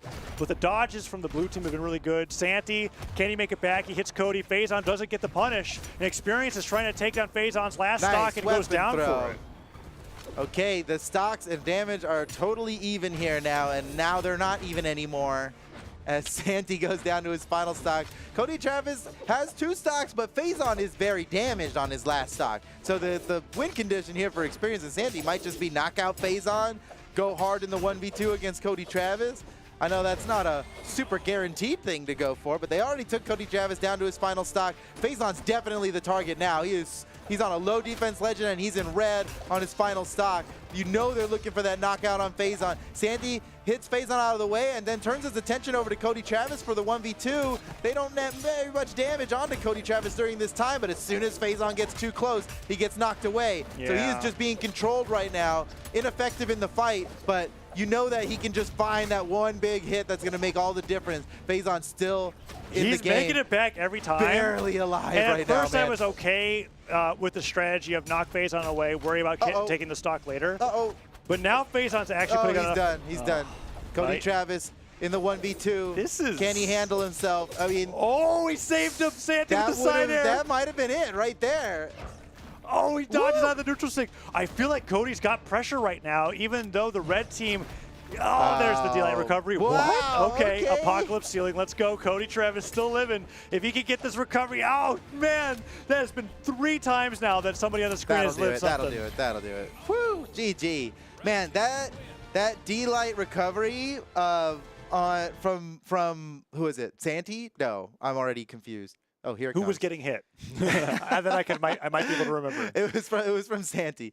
It's so impressive because it's not just it was right before that. I think I know what you're talking about. Is when Cody was about to take down Santi's teammate and he interrupted with the D-Light recovery. Is that what I'm thinking? Not even. It was just the KO attempt at the end. Oh. All it looks like is a simple downlight recovery on gauntlets. But the thing is, you can only do that downlight chase dodge recovery. That it's downlight knockout. chase dodge recovery. That's true, right? Yeah. And which means you have to gravity cancel the downlight, right? No, not if you're Santi. Not if you're that good. Because what he's doing is landing the downlight grounded, and then immediately after jumping the very smallest amount and still getting the chase dodge because it was in time. Yeah. You can do other actions before you chase dodge. It's just that you get like a couple frames to do it. Yeah. And he did it in those few frames. And he made it look like it was something as automatic as D-Light slider on sword. Right, yeah. It looks like some small thing that we don't even need to pay that much attention to, but I saw it, and you know what? I've tried doing those things, and it's tough. There is really not much time after a hit that you still get the chase dodge. The fact that he's jumping in that time and getting a true combo off of it, that's awesome. All right, well, for all of those compliments I gave him, I messed him up now because he's lost the stock first. Yeah, and so what was confusing to me is that I thought Santi took the first stock, but Faison has turned Val into Akuma here, going into game number 2. Interesting. So There's still more the same power. play style, but he's matching his opponent here in terms of style. Now he's got cool voiceover on his SIGs. That's true. Yeah, makes sense. Cody, only one on the screen with the stock left. And so in game 1 in the last matchup with Faison and Cody versus Walshy and Hardy MJ, game 1 was also the one where I felt like Cody and Faison looked the weakest, and then it got harder and harder for their opponents as it went on. I'm wondering if that's going to be the same case here with Experience and Santi, or if the matchup's going to stay really close the entire way through, because so far so good for the blue team. It looks like Santi's even close to going down to 1 stock. Oh, what a catch with that huge. neutral sig. Experience popping off right now. Still so healthy on the second stock as well. Oh, no. He missed the dive kick of the stage. Just could not make it back, and Santi's down to his final stock now. Uh-oh. Unless they can get a knockout on Faison real soon here. Looks like Cody Travis and Faison are going to be able to run away with some momentum. Never mind! They totally caught him, and it's perfectly even now. Unless Experience? Oh my gosh, no, it gets turned around on Experience. Santi with an amazing save onto Experience. I can't believe it. What a sequence of events that just happened there. Experience taking huge risks that paid off, and he was almost got knocked out for it, but Santi came in and made it all worthwhile. Holy That's cow. so good. And now Faison and Cody, for what was a lead this entire game 2, are at a stock deficit. It could be even worse. They could just lose this game here if Experience continues popping off here. Okay, the recovery takes him off the top, and Santi just had, oh no, he's low on jumps. He has to side her to the stage. I don't think he touched. Experience suddenly in a 1v2 from a 3-stock lead. They just keep going back and forth. That's crazy. Yeah, this has been a roller coaster of a match here. Okay, well, hey, I know it's Cody and Faison, but Experience, he could get this done. I'm not going to count him out. Especially if they I'm not going to count him out. As long as they keep willing to fight him off stage together like that too. Axe ground pound, fantastic in that scenario. Super risky to fight him off stage. Awesome combo! Awesome combo! Even off the edge too. That was so nice. That was so rarely, it's interesting now that I think about it. Val/Akuma neutral sig, I'm used to seeing bounce off the stage and knock off the top anyways. Yeah. I rarely get to see it from the stage. If actually there's no spike. ground beneath you, they just keep going. Well, with the gravity cancel, it makes sense. But to get that here, we're going to see this at the very end. He's this just team close combo. enough to the corner for it. Look, he this dashes is so for the good. positioning. Yep. D-Light down air. Neutral sig catches him. Ooh, he even charged it a little bit too. Oh my gosh, the positioning was so perfect. Nicely done, What an Faison. awesome dunk. Yeah. Ooh, 14, man. Faison and Cody Travis really making use of the signatures. Damage dealt differential at the end there was just like less than 30. It was that neutral sig at the end that made them just have barely more damage than their opponents. That's how close it is. Cody Travis is basically not using anything other than sword. He had like 40 damage on Gauntlet there and 0 unarmed damage. That's interesting. And those stats with Cody are always fun to see because no matter what Legends he's on, sometimes there is just a game where all of his damage is on one weapon. Like it's like all blasters this time, all axe this time. Why not? I guess now it's the gauntlets. Why not? And that should be the hardest to pull off in 2v2. He's already got more damage on the sword this game than he did the entire last game, right? Like he hit a neutral light and a side light. Oh, but Faison goes down real early to experience. That is really early, man. Now he's going to have to play the rest of this match differently. He's going to have to be careful or... Oh, no. Okay, Cody put a stop to that team combo happening onto Faison. And how does Faison repay him? With a side sig to the face. That's unfortunate. Yeah. Cody can't be too happy with his teammate right now. Now he's probably like, that's okay, dude. Let's win this. He's cool. Side sig hits. Experience goes flying to the right. Side air. Not even enough to knock out Santi. That damaged. Faison gets the ground pound. Great ground pound by Faison there. And the side sig spot dodge by Experience with a Sair into weapon throw. Could take Experience down here with the dive kick. He's done. And Santi comes in to try and relieve the pressure for his teammate, but it's too late. Faison already got the kill. Ooh. Nair's coming through now. Nair hits again. Neutral light up the gravity cancel. The ground pounded Experience. Tries to get the down air ground pound to take Faison's second stock. Is that side air enough? No. Faison's still living. Ooh, if Faison can somehow hits. get Santi to go down first, they could possibly bring this back, but Faison's been going down super early. Oh, Faison's doing what I asked. Got him. Wait, it's over. Faison scores the KO. That was super nice. Team combo? Oh, he went for the recovery. I was hoping it was going to be the neutral sig. Doesn't quite get it. I'm surprised. I think he was expecting, because they did 2 neutral lights in a row. He was expecting the DI up. That is so... And at first I thought... Right. At first I thought...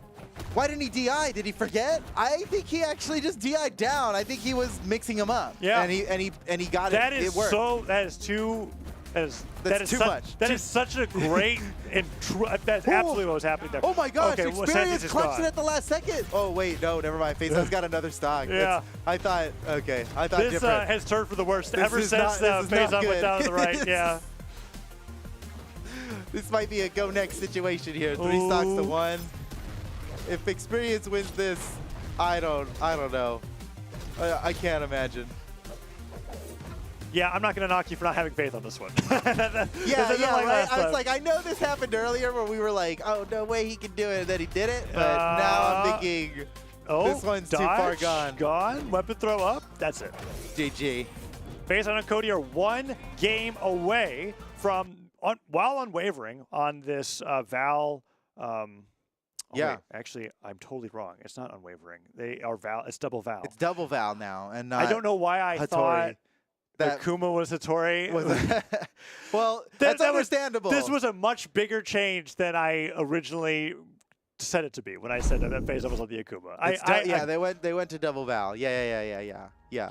Now another big change that's happening is Santi on to Koji, which is something that he is phenomenal with, but we just haven't seen the set. Oh, interesting. Okay, I mean, yeah, I guess backs against the wall. They feel like their legend choices weren't working before, so they're mixing it up, and maybe this is the play, because Santi is really good at Koji. Yeah, and Faison really came out on top in that last game in the Akuma Ditto. It was one of those moments where Faison was really behind, Santi was in orange, and I was like, well, blue team could do this if Faison just completely eliminates Santi, and that's what happened. And so Santi now getting out of the Ditto, goes over to the Koji for game number 4, wants to bring this to a game 5 scenario, but match point for Cody and Faison means that they could be very close to meeting Stingray and Java for that rematch in the lower semifinals.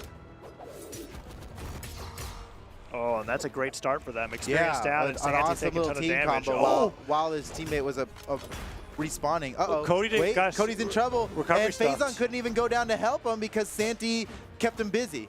He recovered him, and he wasn't in a position to help. This is nicely done by Santi. Oh, Faison gets hit by the backswing of that down signature, getting caught at the very beginning of the throw. Santi goes down, however, to Faison, who for the first time in the lower bracket, I feel like, is playing the role of stock tank. Usually he's been going down super early on. This time it was Cody that went down early, but Faison just barely gets a dive kick, holds on to the stock, gets a little bit of extra credit, and chases Santi out the right side of the stage with 2 unarmed recoveries before going down. Okay, everybody's down to 2 stocks now. Faison the healthiest on the field here, but it's anyone's game.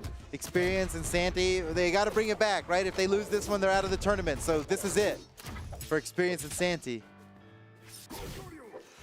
Ooh, Cider hits both his teammate and his opponent. Oh, Santi's sweating, gets him in the ground pound. From Faison, man, he took the risk and it paid off. It's like he knew.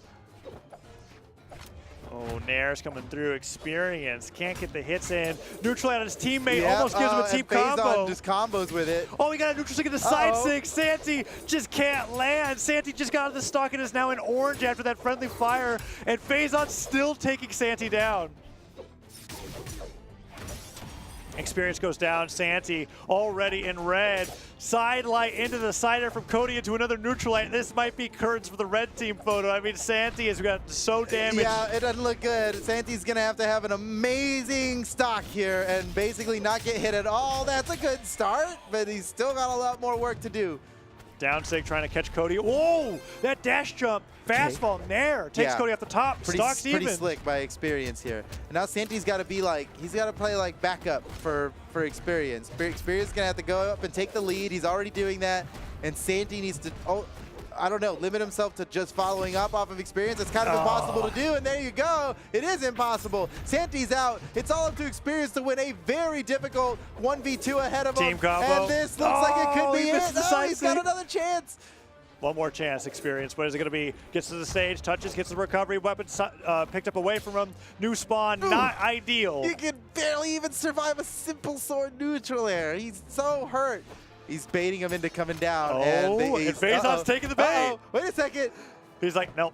Yeah, not worth it. No. There it is. GG. Faison and Cody Travis are moving on to top 4, knocking Experience and Santi out of the tournament.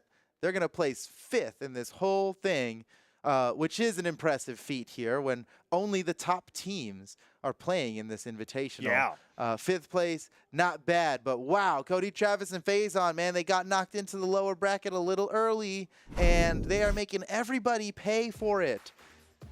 And now I'm so very excited. I'm anticipating that matchup that's happening in the lower semifinals now because it's a rematch. It's a team that knocked Cody and Faison down here in the lower bracket to begin with, but now Cody and Faison have got that new recipe for a team composition that they might be ready to bring out against Java and Stingray and potentially get that revenge knockout, right? Yeah, that's it, right? It's the big rematch. Faison and Cody Travis versus Stingray and Java. Yeah, last time they encountered them, it basically forced Cody off the Barasa. So I'm excited to see that matchup. I'm excited to see that one. Other side, however, is Boomy and Snowy and Luna and Pugsy. That is like, those are the 2 titans of North America right now. That really and it's new. It's been so recent, but wow, Luna and Pugsy they seem like an unstoppable force. Yeah. But Boomy and Snowy are like the new guard. This is. They're really fighting those 2 teams. They're going to be good. They're fighting to see who could have that really long-term reign that that either Faison and Cody or Boomy and Sansom have had in the past, and nobody has really held on to yet. So really interested to see how that's going to play out here. I mean, it might even be Java and Stingray. I mean, we can't count it out. It really could be anything, Yeah. and that's what's so exciting, man. The next matches coming up are going to be awesome. By the way, everybody, there is the Apex keyboard giveaway draw from brawlhalla.com/keyboard. Brawlhalla.com/keyboard. That's right. The draw is going to be happening very soon. So now's your last chance to get into the giveaway. If you're trying to get into it, head over to brawlhalla.com/keyboard for this weekend's giveaway. There's still going to be another one next weekend. Even if you don't get it, it's all good. But this weekend's giveaway is going to be happening soon. So last chance, brawlhalla.com/keyboard if you're trying to get a real Apex Pro keyboard. And don't forget about getting the key sword in the game, which is like, you can just do that. And that's as real as it gets. You've been seeing all the pro players playing with that key sword on the screen. You could get your own moments.gg/brawlhalla. That's right. Check it out. All right, guys, we're going to take a super quick break and be back with the SteelSeries Invitational Top 4. Don't go anywhere. We'll see you soon.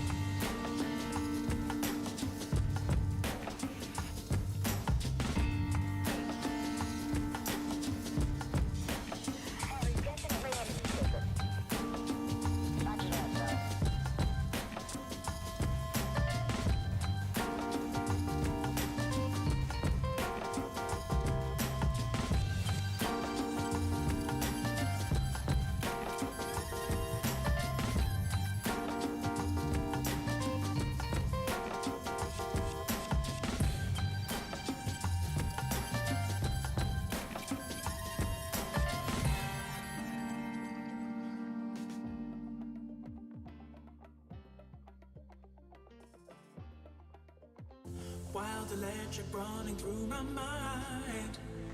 Daylight slipping away, yeah. Feel ready to release that sound. Embrace this beautiful day. And I never knew I could feel like this. I'm alive with vibes so positive. So I smile easily. So I smile easily. Smile.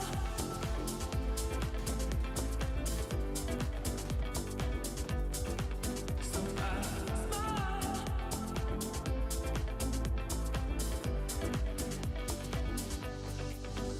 And I never knew I could feel like this. I'm alive with vibes so positive. So I smile easily. So I smile easily. Smile. Smile. So I smile.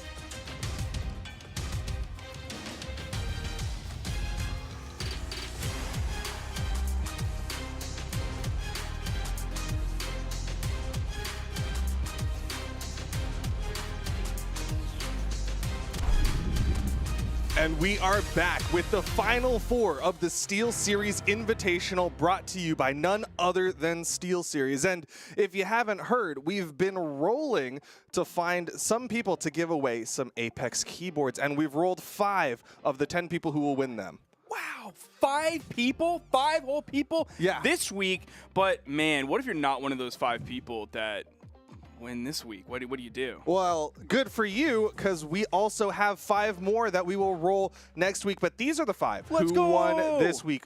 I'm going to let you read them off. Spider Diamond, let's go! Ray 7860, let's go! Reverse Zoom 115, let's go! Avila 15P20, let's go! Brawlhalla Wiz, let's go! Are we didn't rig it for Brawlhalla Wiz, right? Just making sure, because that's such an Look. apt name for something like this. But of course, there's an opportunity to win 5 more Apex keyboards. We'll roll again next weekend when we get into the SteelSeries 1v1s. I can neither confirm nor deny whether or not we rigged it. You didn't because call Johnny SteelSeries? Look, Foda is off screen. He has those guitars in his hands, and I'm worried Yeah. that he's going to It's toss quite those at menacing. me in case I actually tell the truth out here. That's a real truther. But if you didn't win, again, you have the opportunity to still sign up to potentially win next week. You can do that over at brawlhalla.com/keyboard. But for those of you at home who maybe you're like, you know what, I'm good. I like my keyboard. I've already got 10 Apex Pro TKLs, what have you. You can also get an Apex key sword. How do they do that? Go to moments.gg/Brawlhalla. You don't even have to worry about a drawing or getting lucky or hacking the servers or rigging things. Don't even worry about that. You can get it for all your legends. You can just have it. Yep, you can do that and get it and unlock it, and you can be like some of the cool players today that we've seen today, like Hardy MJ Yes. was running the Apex key sword. Big fan. And I'm going to say shame on Faison and Cody Travis because they weren't running Yeah, it. they're definitely dropping the ball Yeah, on that one. kind You of a could be yikes. bringing it out. It looks way better than like the swords that they were using currently. Not that I don't love those swords, but like it's the key sword. Come on, you're a gamer. But on that note, let's talk about some of the teams that are here in the Final Four of the SteelSeries Invitational. On the winner side, we've got Pugsy and Luna going to be going up against Boomy and Snowy. On the lower side, Cody Travis and Faison versus Stingray and Java. You see a lot of empty boxes on the screen, but we've boiled this down to 4 teams. There is not a lot of Brawlhalla left today, but what we lack in quantity, we are going to more than double, triple, 10 times, maybe 100,000x. Wow, that's big. For quality. Some high quality gameplay that will be definitely coming because it's the top 4. All of these teams have earned their spot here competing through the gauntlet. Some of these teams have already fought against each other to get here, and yet they're all ready to compete. But we're starting off with the winner side, 2 teams that have yet to lose a set.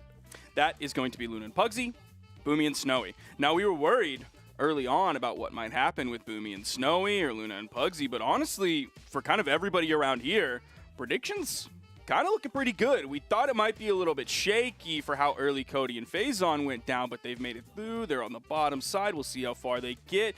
This is going to be a good one, though. This will be, I mean, so far, just based on raw numbers, this is going to be the hardest test for Boomy and Snowy as this sort of newly formed 2v2 team from two incredibly storied 2v2 and 1v1 players, really. So this is going to be their hardest test yet. This is really going to push them to the brink, at least so far today. That's pretty much going to be every single set that they have left to play in this tournament. We'll see if they can make it all the way into grand finals, or if it's going to be Luna and Pugsy continuing their reign as the top team in North American 2v2. Well, good for everyone, because they're not swapping it up here in the winners final. We've got, of course, Luna and Pugsy on the Taros Jala, and then on the other side, Boomy's been running this cross throughout the day, and of course, Snowy gonna be on that Rayman.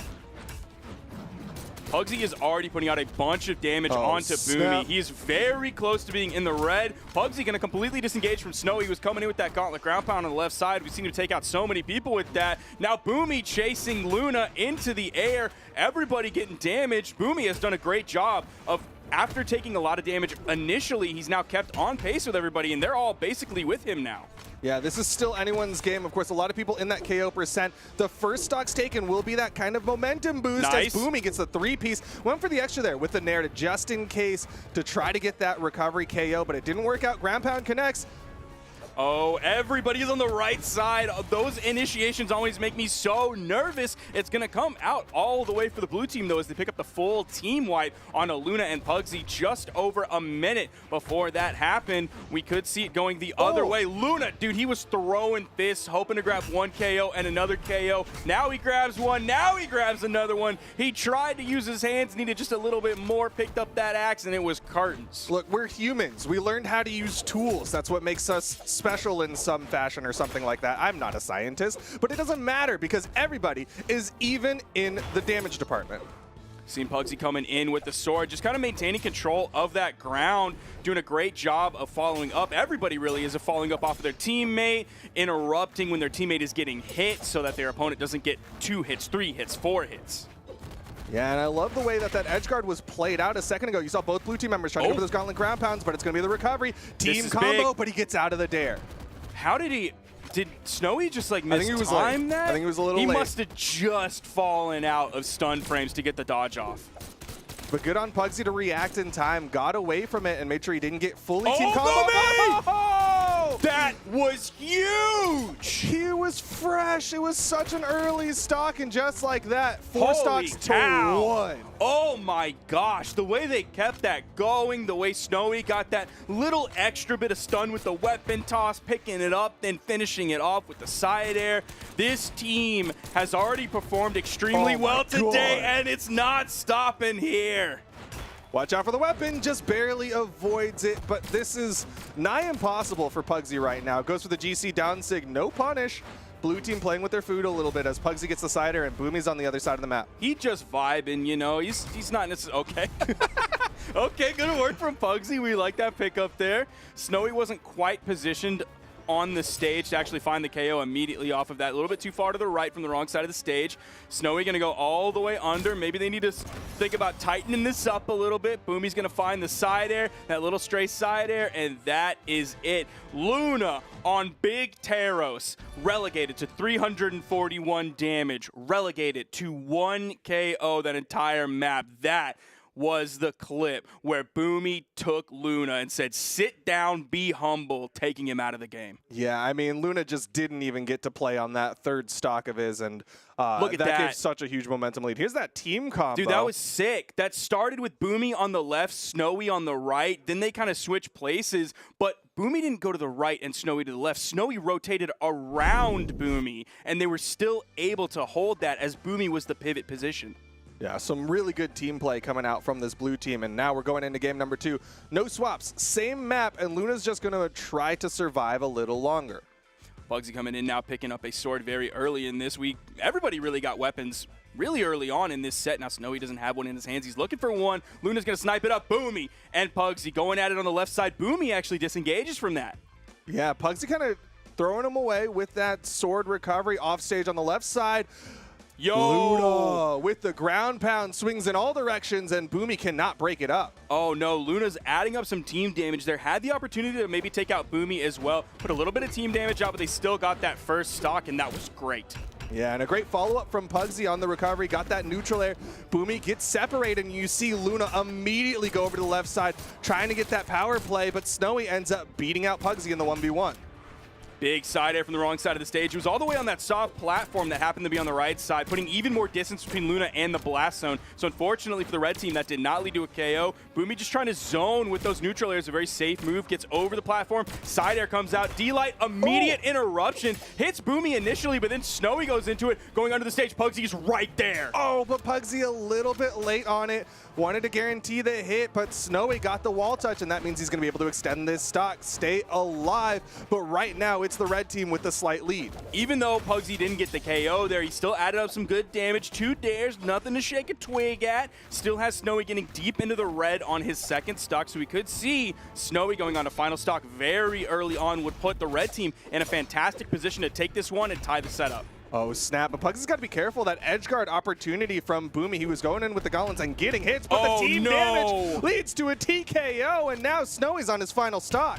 That is exactly what the red team would have prayed for. They, Yeah. they wouldn't have been able to count on that, but that's something. That's a Hail Mary that you pray for at the end of the day. They're going to be loving that one as Boomy continues to take even more damage, getting close. Immediate interruption. Not only does he interrupt, possibly saving Pugsy, but also gets the KO. The team combo coming out a little bit shaky, not perfect, but good damage was added up.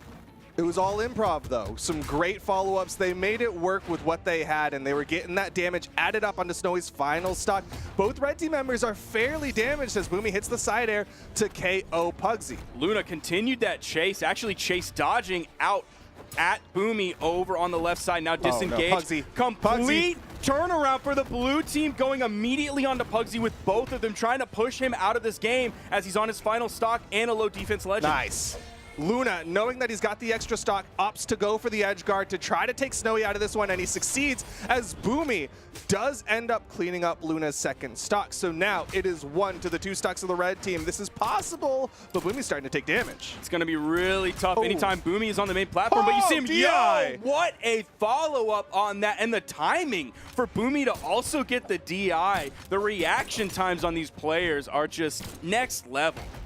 Yeah, and that DI got him out of dodge. It's a bit of a risky one considering lower is generally more dangerous. The Nair from Luna will send him up, and that will lead to the KO. I will tell you, though, and you know this, Boomy being over low on the edge, like nobody lives there and really feels comfortable quite like Boomy does. So going down there is very much a, I'm not locked down here on the edge with you, you're locked down here on the edge with me type moment. Boomy's one of the few players out there who, like, when he is very low, basically off screen, he seems to find other options. Yep. He seems to find ways to get back up and find just more jumps in that Krampus pocket. But we're going into game number 3. Same map, same picks.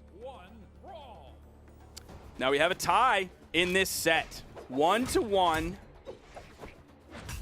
Boomy's going to grab a weapon pretty early on. Snowy still without one. We're now 10 seconds into the game. Weapon spawn comes in. He grabs it. No one is able to snake it away from him, but Snowy already in the orange 15 seconds into the game. The red team knows that. They see Snowy playing back, so they're going to put all their attention onto Boomy. They seem to be stressing these 2v1 situations when one blue team member is backing away. They're ready to do that. Yeah, those tiny power plays, That's whenever huge. they get the opportunity, the grab pound, the weapon toss, Boomy's there just in case. You saw him, not sure if he needed to go down and go for the recovery, so he's just waiting to get confirmation, and Snowy's still living.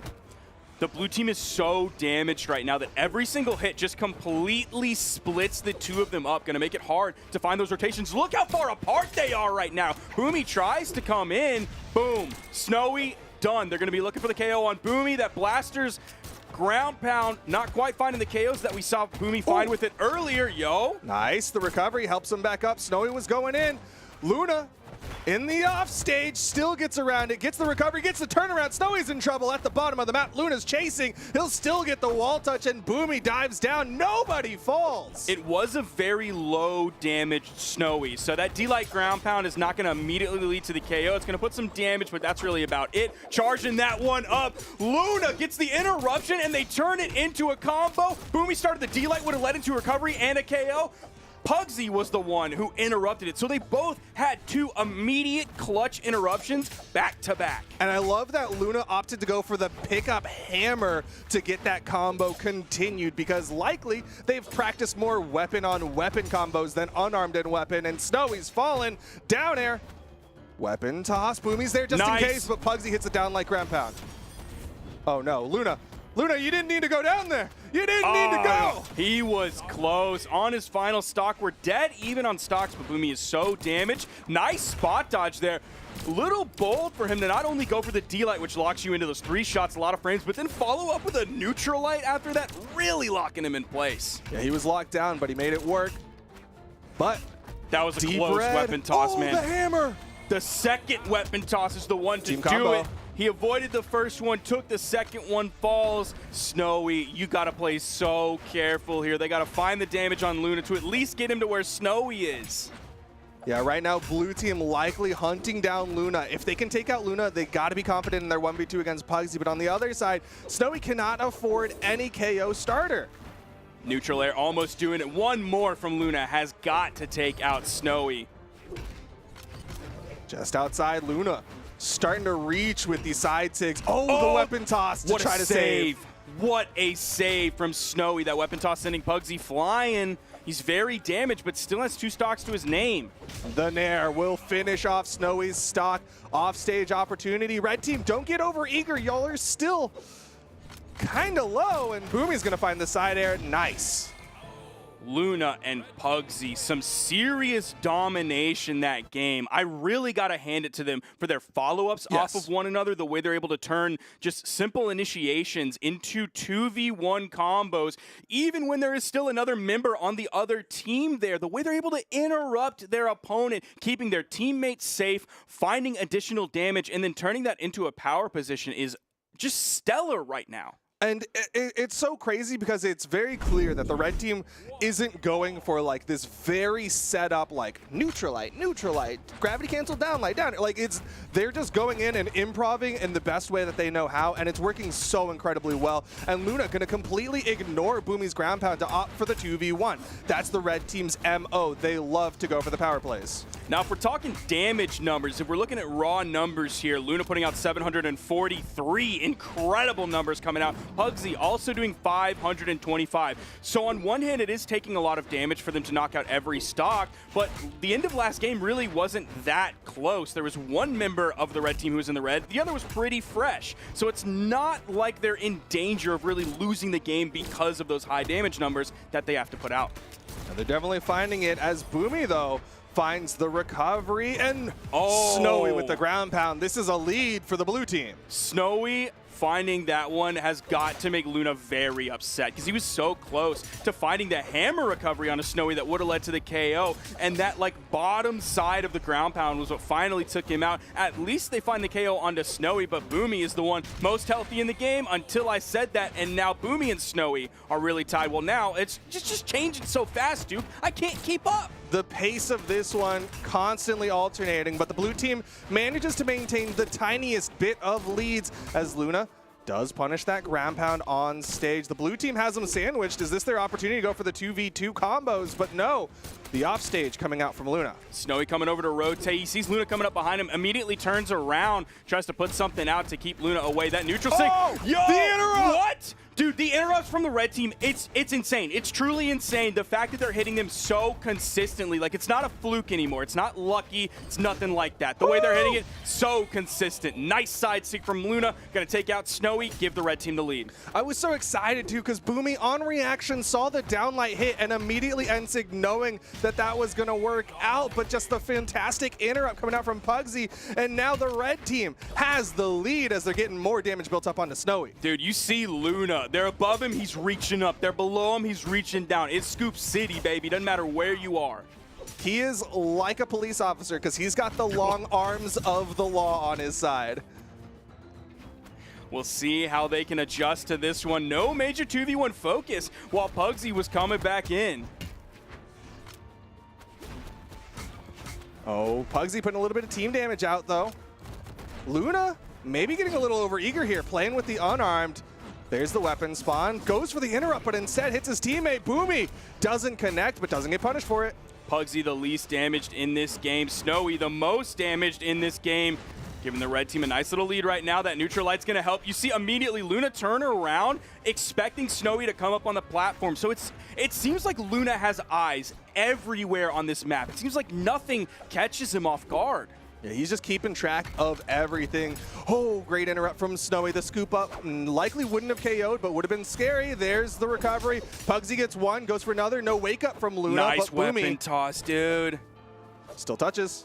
Oh, Bro, Pugsy, I swear, he has ripped those spot dodges on the edge when Boomy is coming in with a ground pound. Like, the perfect timing to just get it early enough. I swear, he just knows when Boomy's about to do it. It's like he's reading it coming. It's not even a reaction. He cues it up just a little bit earlier. He's done that like 2 times now perfectly. Oh my goodness. Look at the interrupt from Pugsy. That was such a good reaction from Boomy, but just Pugsy ready to break that one up. Man, really well played. And just like that, Pugsy and Luna, they're going into the grand finals. And I love that insig because Luna, even after that, he came out of hit stun, Pugsy got the interrupt, and then Luna was still looking for the neutral air. Like, he still wanted more. He was still hoping to get more off of his teammate. What a performance from Luna and Pugsy. They're looking unstoppable. Like, they're literally looking like Boomy and Sandstorm used to look. Yeah, they're looking like peak 2v2s in North America. They're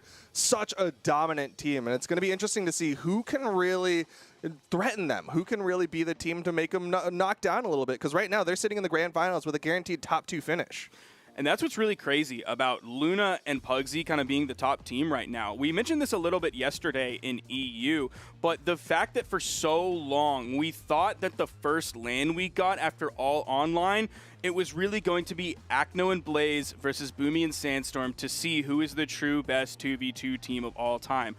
All of a sudden, neither of those players might be in the running for that. Neither of those teams may be the ones that we expect to see in grand finals. It's looking like Luna and Pugsy and any handful, honestly, of teams in EU after what we saw yesterday. So the implications that this tournament has, not only for what is going on right now, but in the future, history will be made based off of what has happened so far this season, but definitely what happens today in the North American 2v2 SteelSeries Invitational. Yeah, again, this doesn't really give PR, but it gives a lot of emotional motivation. It gives a lot of momentum, gives a lot of conversation. Now, people are starting to talk about, are Pugsy and Luna the next big NA team? Are they the team to beat? They're sitting in the grand finals, at least for the SteelSeries Invitational. They're the team to beat, because now we're going into the lower side, where everyone who is here has taken an L. That's Faison has taken an L. Cody Travis has taken an L. They took one together. Yeah. Stingray has taken an L, and Java has taken an L. Man, this is like we already saw this today. Yeah, we saw they Faison fought. and Cody Travis versus Stingray and Java, and before that, I was telling Ajax, heck, I mean, come on, this is it's Cody I and Faison. Of course, are you kidding me? It's gotta be them. Like, Java and Stingray aren't bad, but it's Cody and Faison. And what happened at the end of that set? It was a mighty 3-0. I had to look at the bracket because to remind yourself of how bad it was. My brain said 3-0, but I even second-guessed Yeah. that. Even though I watched it happen, I called it when it happened, it's still that surprising. I had to look at the bracket. So we'll see if this happens again as we get into the loser semifinals. Faison, Cody Travis versus Stingray and Java, starting it off on the dome. We see the characters that we expected from the red team, and we're seeing a little bit of what we saw earlier from Cody and Faison. Of course, the Faison Hattori, and Cody is actually sticking with this Val. Yeah, this Val was the lower bracket swap from Cody Travis, an uncharacteristic swap. Again, everybody knows Cody for the Barassa. That's what he won the World Championship with, and yet here he is on the Val, and he's looking good as he hits the N-Sig on the Stingray, the ground pound on the Stingray, and Cody Travis takes the first stop. Coming in on the dome, Cody was deep in that push-off column. Now putting some damage onto Java. Stingray going down that early, man. We were seeing some serious work from Stingray earlier today. The fact that he's going down this early in game one, maybe Faison and Cody Travis just had to go down into the loser's bracket, into the depths to truly level up as they almost take out Stingray off the top again. That was amazing from Cody Travis, not just because he was able to follow up off of Faison, but because Faison went for the double downlight. He gets the weapon toss, Stingray's onto his final stock, and suddenly there's 6 stocks to the 4 of the red team, except 3 of them are on Java. Nice side air from Stingray. He's turning around. Gonna snap. go for the double as well. The double meant that Java fell out of it, so he stopped doing that damage to Java, continued to do it onto Faison, and got the stock. Yeah, but the side air connects, and Stingray's there to cover Java. The numbers is there, but unfortunately, Java's gonna fall. Now it's 4 stocks left of the blue team versus the 3 of the red team. Stingray, though, you gotta give him credit. He got onto this final stock very early, but he's taken next to no damage since then. See 2 Gauntlet players going at it right now. All of a sudden, Stingray moves to the left side, and he might regret that decision as Faison almost takes him off the top, and then Cody almost takes him off the top. Blue team opting to go for the team combo onto Java. In the meantime, Java does not find the kick, and Cody finds the side air. Stingray is out of there. It's all left to Java for game number 1. Looks like history will not be repeating itself. Java is very damaged. Even though he has 2 stocks to go through, I can't believe he didn't get caught by that first Ninja Star that Cody threw out, dude. He dodged it, right, and then got another one. Cody actually got in there and got a hand on that one, got the recovery, and got the KO. Java on his final stock. This is hard. 2 recovery interruptions that they just got back-to-back onto Java. He's retreating over to the wall. Gonna fend off Faison pretty well as he moves over to the left side, right on that corner. He's really going to use those soft platforms. He is glad that he's on Miami Dome right now to have those soft platforms, have those long walls. Yeah, this is a map where there's a lot of room, a lot of sky space where you can try to play around, and blue team going to do a good job. You see the way that they're trying to cover it, right? One staying low on the main platform and another going high onto the high. Oh, off the side sig. Unfortunate he couldn't continue with the recovery, but blue team, they've just got everything covered. Now, once Java hits a blue team member into the air, we see him not going for the, nice, he turned around. He doesn't focus on going for the juggle opportunity to get the KO off the top because he knows the other blue team member is just going to chase him up there. And because he's so damaged, like a sword nair will knock him off if he aggressively chases into the air. So unfortunately for Java, like he just has to take 1 hit at a time, go back to the ground to stay as far away from every blast zone as possible. Yeah, he really was trying to play that 1v2, but man, that was a tough one, and we're going into the next one. All things considered, though, Stingray put out more damage, 289 versus the 269 put out by Java. That's Stingray, man, being crazy. Even though he's taken out so early in the game, he's still putting out a decent number, at least for the amount of time that he was in the game. On the other side, Faison putting out more damage than Cody Travis that time. Well, we do know Faison has had those peaks, those times where he's able to put out a lot. And honestly, Cody Travis didn't really get a lot of opportunities to put out damage because he was too busy getting KOs. Yeah. He was getting some quick ones in the offstage, all on the gauntlets. 501 damage put out on the gauntlets. And we're going into game number 2, and suddenly Stingray is going back to the classic. Ooh, the vintage Stingray fans from the Winter Championship. How many years ago was it? Was it 2 years ago? I don't even remember. It's been so long. It's been so long at this point.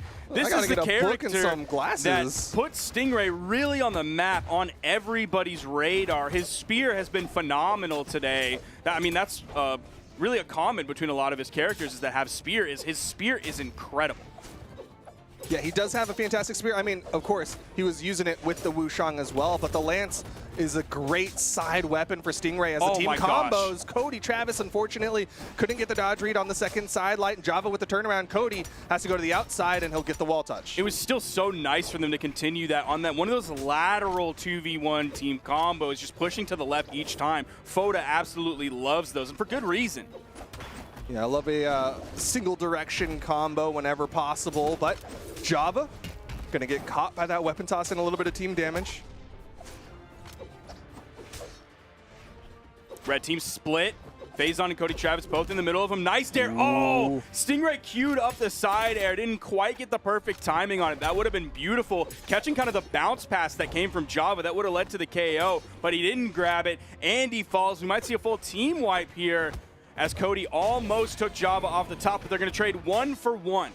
Yeah, Stingray able to find that hit onto Faison. Cody Travis definitely hunting this KO onto Java. Goes down, hits a down air on Stingray, and Stingray's there just in case, but a nice side air from Faison, and the blue team starts to build a lead. Stingray now sticking with that lance in his hand. He's waiting a long time before he commits with any attack.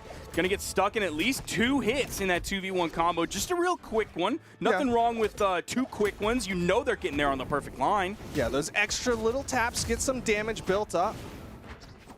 Oh, Cody Travis in the offstage. Java went for the ground pound. Cody tried to get a ground pound behind it. Oh, The interrupts. Stingray's lance is so nasty right now. Snap. He's found like 6 or 7 hits on a Faison. Turns his the eyes spear toss onto Cody, gets the KO onto Cody, turns around, puts the damage onto Faison, gets the stock on Faison with a little bit of help from his friends. And this is why we're seeing Stingray back on the vintage. He's been doing so well after swapping over to the lance. The red team is the team now with the lead as Faison's the one on his final stock.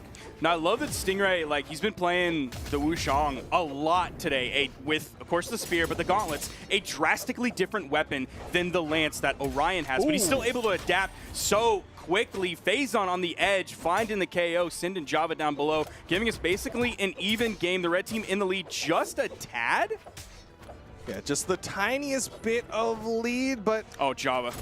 Who's going to fall first, Cody or Stingray? Stingray goes for the big read, the pogo from behind. Java's in position to make sure that okay. Bro, oh my, what are you...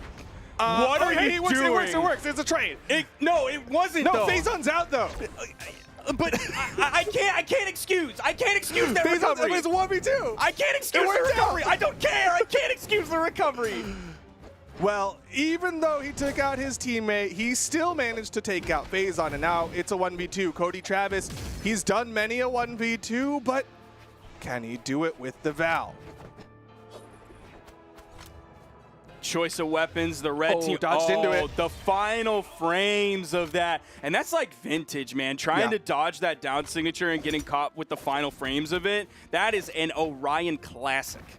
I mean, that's what it's good for, is catching so many internal dodges, but Cody Travis, he's going for the closest thing to a projectile he's got, right? It's one of the safest moves he can, but here comes the team combo. Down Sig went for the early finish on that one. Another one, neutral Sig. Cody Travis has taken too much damage. This is going to be really hard for him to bring back. Even though they didn't nail the first one that had the down Sig in it, the fact that they were able to pick up yet another one that ended in the Java neutral signature so quickly, just immediately. Fantastic. Charging that one up to make sure Java got out of the way. He jumps again to get out of the way of it. Stingray's going to finish that one up himself, and that is a game for Stingray and Java, tying up the set. A fantastic swap over to the Orion from Stingray, putting out big damage not only with the lance, but also with the spear. His spear put out, let's see, 364 damage. His lance put out 305 for a total of 698. That's the Stingray that we've known today so far. That's the Stingray that Cody and Faison were able to shut down in the previous game. That is why shutting down Stingray is so valuable. Yeah, Stingray is still such an incredible threat, despite being PR'd number 13 behind Cody Travis and Faison, who are PR'd number 5. Stingray, still a capable opponent, as he's putting out the most damage in the last one. And now Faison and Cody Travis, they're going to swap it up a little bit. Faison over to the Akuma. Now we're going to the double Val. Yeah. Interesting choice from this team. We saw this earlier as well, where I think they took an L, and then Faison's like, I'm going to bring out Akuma.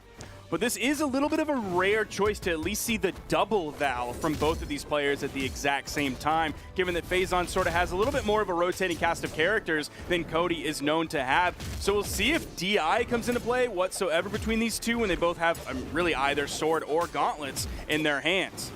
If I'm not mistaken, this is also something that they ran in with against Koslix and Wub, so this might be one of their answers to the Lance, but right now they gotta find an answer to Java as he hits the side air. Phazon's gone, and Cody's gone, and Phazon manages to get the wall touch. I feel like their attempt to answer the question of Lance is like me in college, where look, brother, You just pick an answer. I do not have the answer. Pray it's a multiple choice. I may think I do, and then all of a sudden I get that grade back. Turns out I did not have the answer.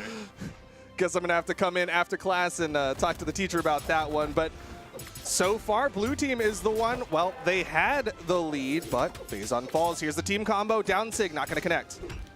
It seems like that is his like one major sig of choice to follow up off of those team combos. It seems like they don't really go for the really long extended one because there's usually another team member alive when they go for it. So it's just that like little bit of extra oomph on the end by going for a signature choice instead of just a single light attack. Oh, Phazon. Nice. Still has enough in the tank. Java's going back in. He's got to be careful. He's at a weapon disadvantage here. Nice insig from Phazon, but it's that 45-degree angle, and we're on Enigma. That blast zone is so far away. Good punishes on both sides, right? Stingray got caught, Java punished, and then Cody punished.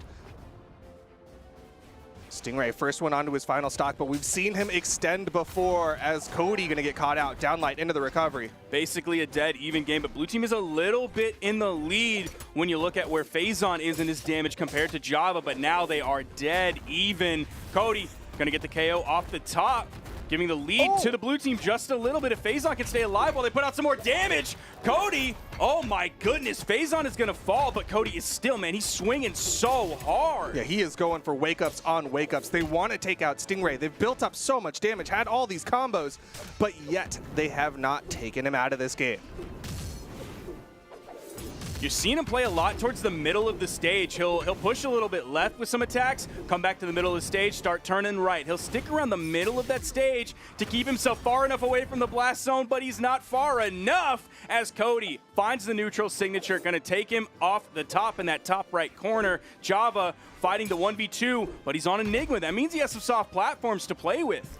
And this is a much better 1v2 after. Oh, double down light into the side air. Phazon finishes it off. I was going to say he had a chance because it was everybody on their final stocks and they were at least kind of damaged. It wasn't 1 stock to 4. You saw him go for that D-Sig. Honestly, if that D-Sig hit, that would have killed. Okay. 100%. That would have been the knockout. Hitting that Bodvar hammer D-Sig when you're already a little bit off stage on someone who's orange, you're probably going to find that KO. That's why he went for the big play there. And once that dodge was burned, that's why you see the double D-light come out. He knew he could get that one for free. Yeah, really good recognition of the situation. Going for that extra down light. 1, because they couldn't get it out. And 2, because it gets you closer to the KO box. So doing all of that leads to the KO a little bit earlier. And now this red team about to be what could be considered an upset, right? They were the team that knocked down Cody and Phazon earlier in the bracket. They're the team that 3-0'd Cody and Phazon earlier in the bracket. Now they're 1 game away from getting knocked out. We definitely have a different story than the set that we saw previously. You and I can both see the lobby right now. Everybody has locked in a character, one that we expected, and now we're seeing Java try to figure out, maybe delay just a little bit on who he wants to pick. I mean, we could have all put money down, and I think everybody's answer would have probably been the Bodvar, but he did take a moment, so we were going to wait and see what it was before calling out that Bodvar. Same characters. We'll see if we go to a soft platform stage. We still have Mammoth Fortress on the board. We have Great Hall on the board, and we have Apocalypse. Great Hall, of course, has a soft platform, and then Apocalypse and Mammoth Fortress have a single one that kind of moves around the map a little bit.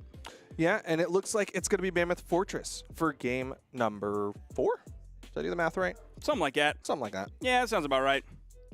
I think you did the math. We'll find out. The graphic will come up. But either way, it's going to be the same character picks, right? We've got the Orion, we've got the Bodvar, we've got the double Vals, and Phazon, of course, on that Akuma has been able to put out some good damage after making the swap over to the Akuma.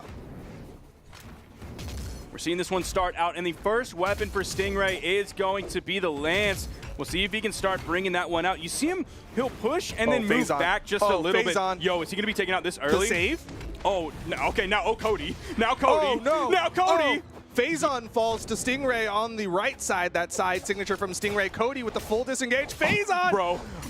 What? The turnarounds! They're still Java! going. What's going on? Who's gonna fall? Phazon's covering higher, hits the side air. Stingray's there for the escape pod, and he helps him out. Java's gonna live. Bro, Java needs to drink so much water and Gatorade after that. Hydrate. He was sweating for like 20 years.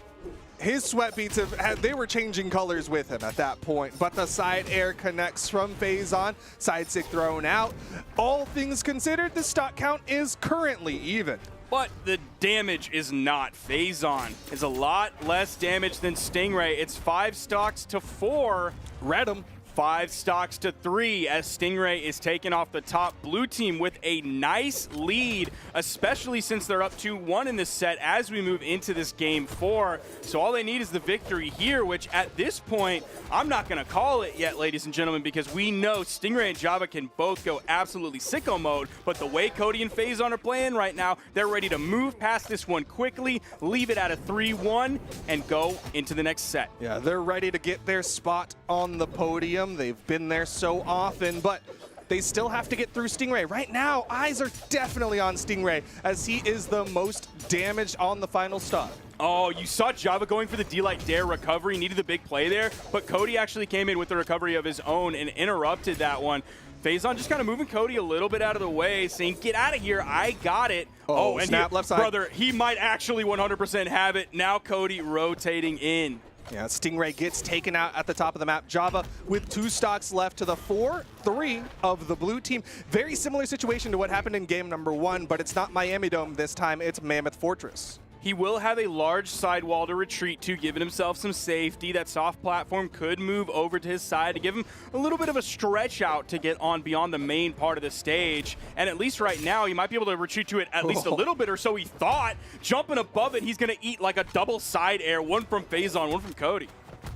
Yeah, just taking all that damage in a short time span. Cody was looking a little risky down there. Looks like he was playing around a little bit. Java does get the wall touch, fakes like he's gonna rotate, but eats a recovery from Cody Travis. Final stock here from Java. The team's hopes now rely on Java's final stock. He's going to need to play perfect Brawlhalla, and he's also going to need a miracle. They wanted to carry him all the way across the stage from East Coast to West Coast, giving him a veritable tour of the Mammoth Fortress. Wanted to let him see every single time zone, but instead he's going to be stuck in one as there's 4 minutes and 50 seconds left for Java to hopefully try to take him down. He does take Cody to the left side. Can he get the wall touch? He does, but Faison with the punish. Big side air. That was huge. And he's weapon gone. toss, cleaning that one up. The weapon toss was nowhere near Faison, and that is going to be the set. Again, you shut down Stingray, you force him onto 187 damage, and that is the game for your team. Yep, Stingray unable to play in that one. Faison and Cody Travis with the swap over to the double Val, the Val Akuma, and everything looks good. We've now got our final 3. Faison and Cody Travis going to be joining Boomy and Snowy in the losers final. Hey. Good job, us. Firm handshakes job, all us. around in We're the so smart. predictions. Oh All my y'all at goodness. home thought Cody and Faison going down, and you were monka-essing. You're probably on Twitter going like, oh, you stupid big dumb idiot, Sparky curse, Sparky curse. Shut up. We know what we're talking about. That's why we're on the desk. That's why you're in Twitch chat. Get out of here. But the question Don't now get out of here, though. becomes, Please yes, watch. please stay. Please stay. There's still at least 2 more I'm sets. sorry. But the question now becomes, where do they finish? Who places where? Will we see Faison and Cody Travis over Boomy and Snowy, or will we see Boomy and Snowy over Faison and Cody Travis? Were you a Luna and Pugsy gold medal? Yes. You and I agree on that point. But this is where we disagree, because you have Boomy and Snowy going Yeah. higher. I have them stopping here. Honestly, at this point, I kind of said this in the pre-show. I literally don't care, because whatever you picked, I think was a good choice. Even if you put Luna and Pugsy in second or third, I think either one of these 3 teams, anybody putting them at any point in the top 3, like, hey, firm handshakes all around. That's not a bad choice Good job, whatsoever. us. Ajax over there also Yes. very proud of his Yes, sir. predictions. But Yes, we're going to sir. get into the losers final now. The winner of this goes into the grand finals, gets a guaranteed top 2 finish. Loser of this will be going home with that bronze medal. Will it be the team of Boomy and Snowy, or will it be the team of Faison and Cody Travis? And of course, no character swaps. This time Faison's going in with the Akuma.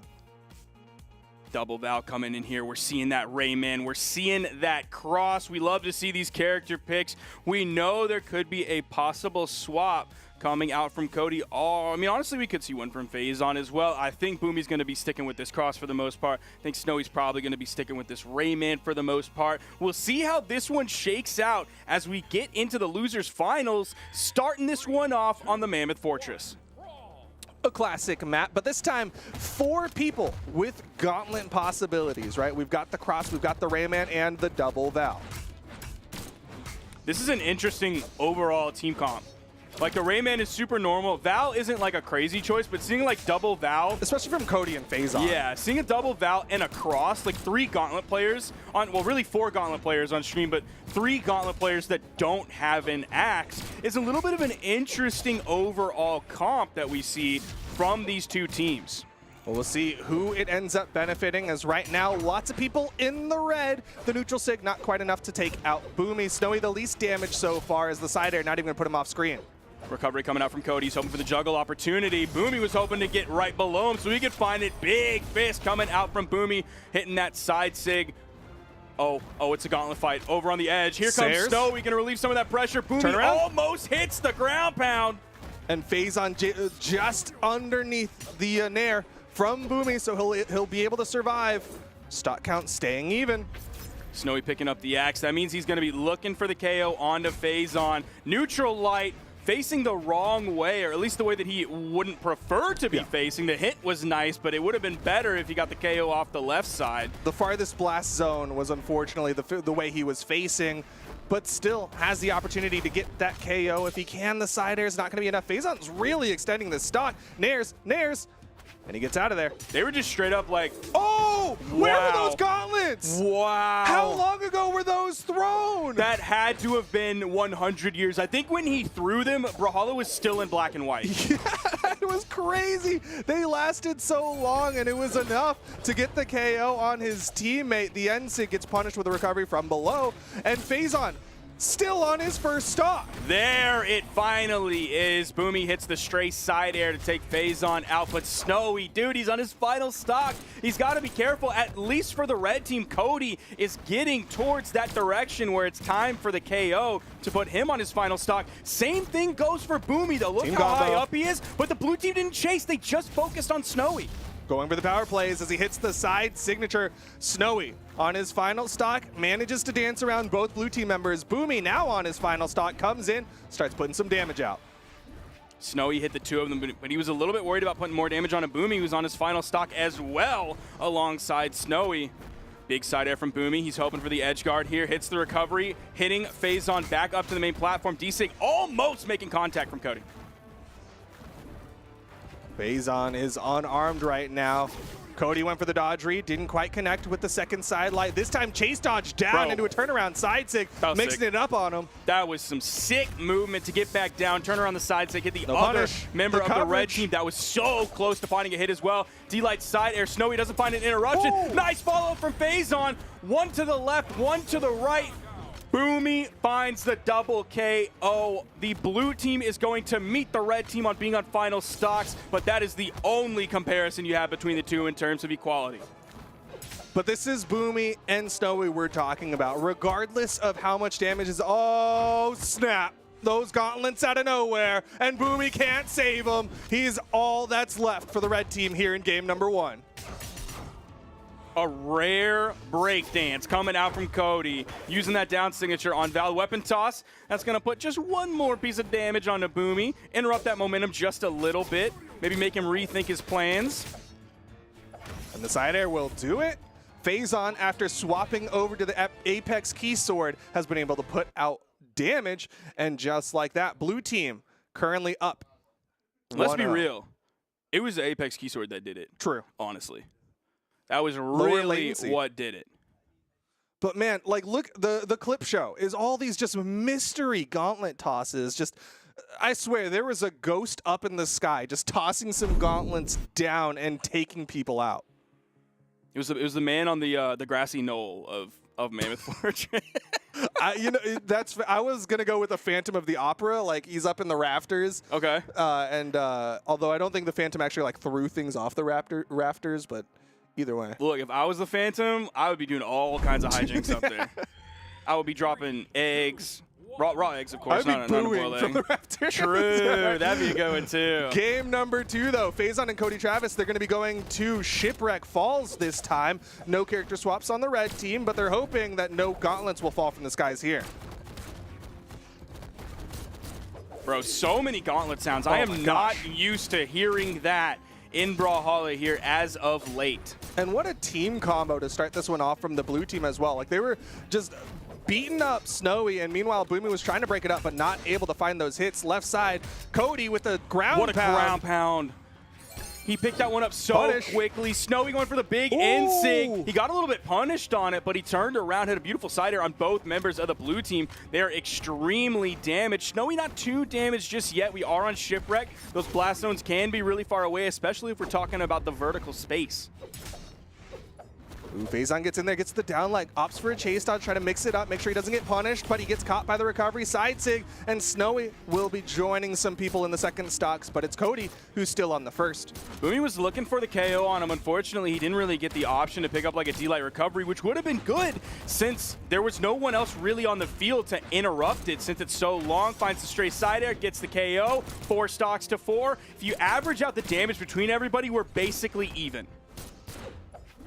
Yeah, if only Faison could kind of give some of that damage away. Just put it on to Cody Travis, kind of even that one out a little bit. Boomy able to survive. You saw him sweat beating really high in the sky, but he managed to move past, and Snowy was covering. Can't get the follow-up off the downlight. And that's that downlight I was talking about earlier that Ooh. you know Boomy wanted. Yo. Yo, this is, oh, it's the top side of the ground pound that Snowy picks up. You know he wanted the bottom side to get that spike on a Faison, who still manages to stay living.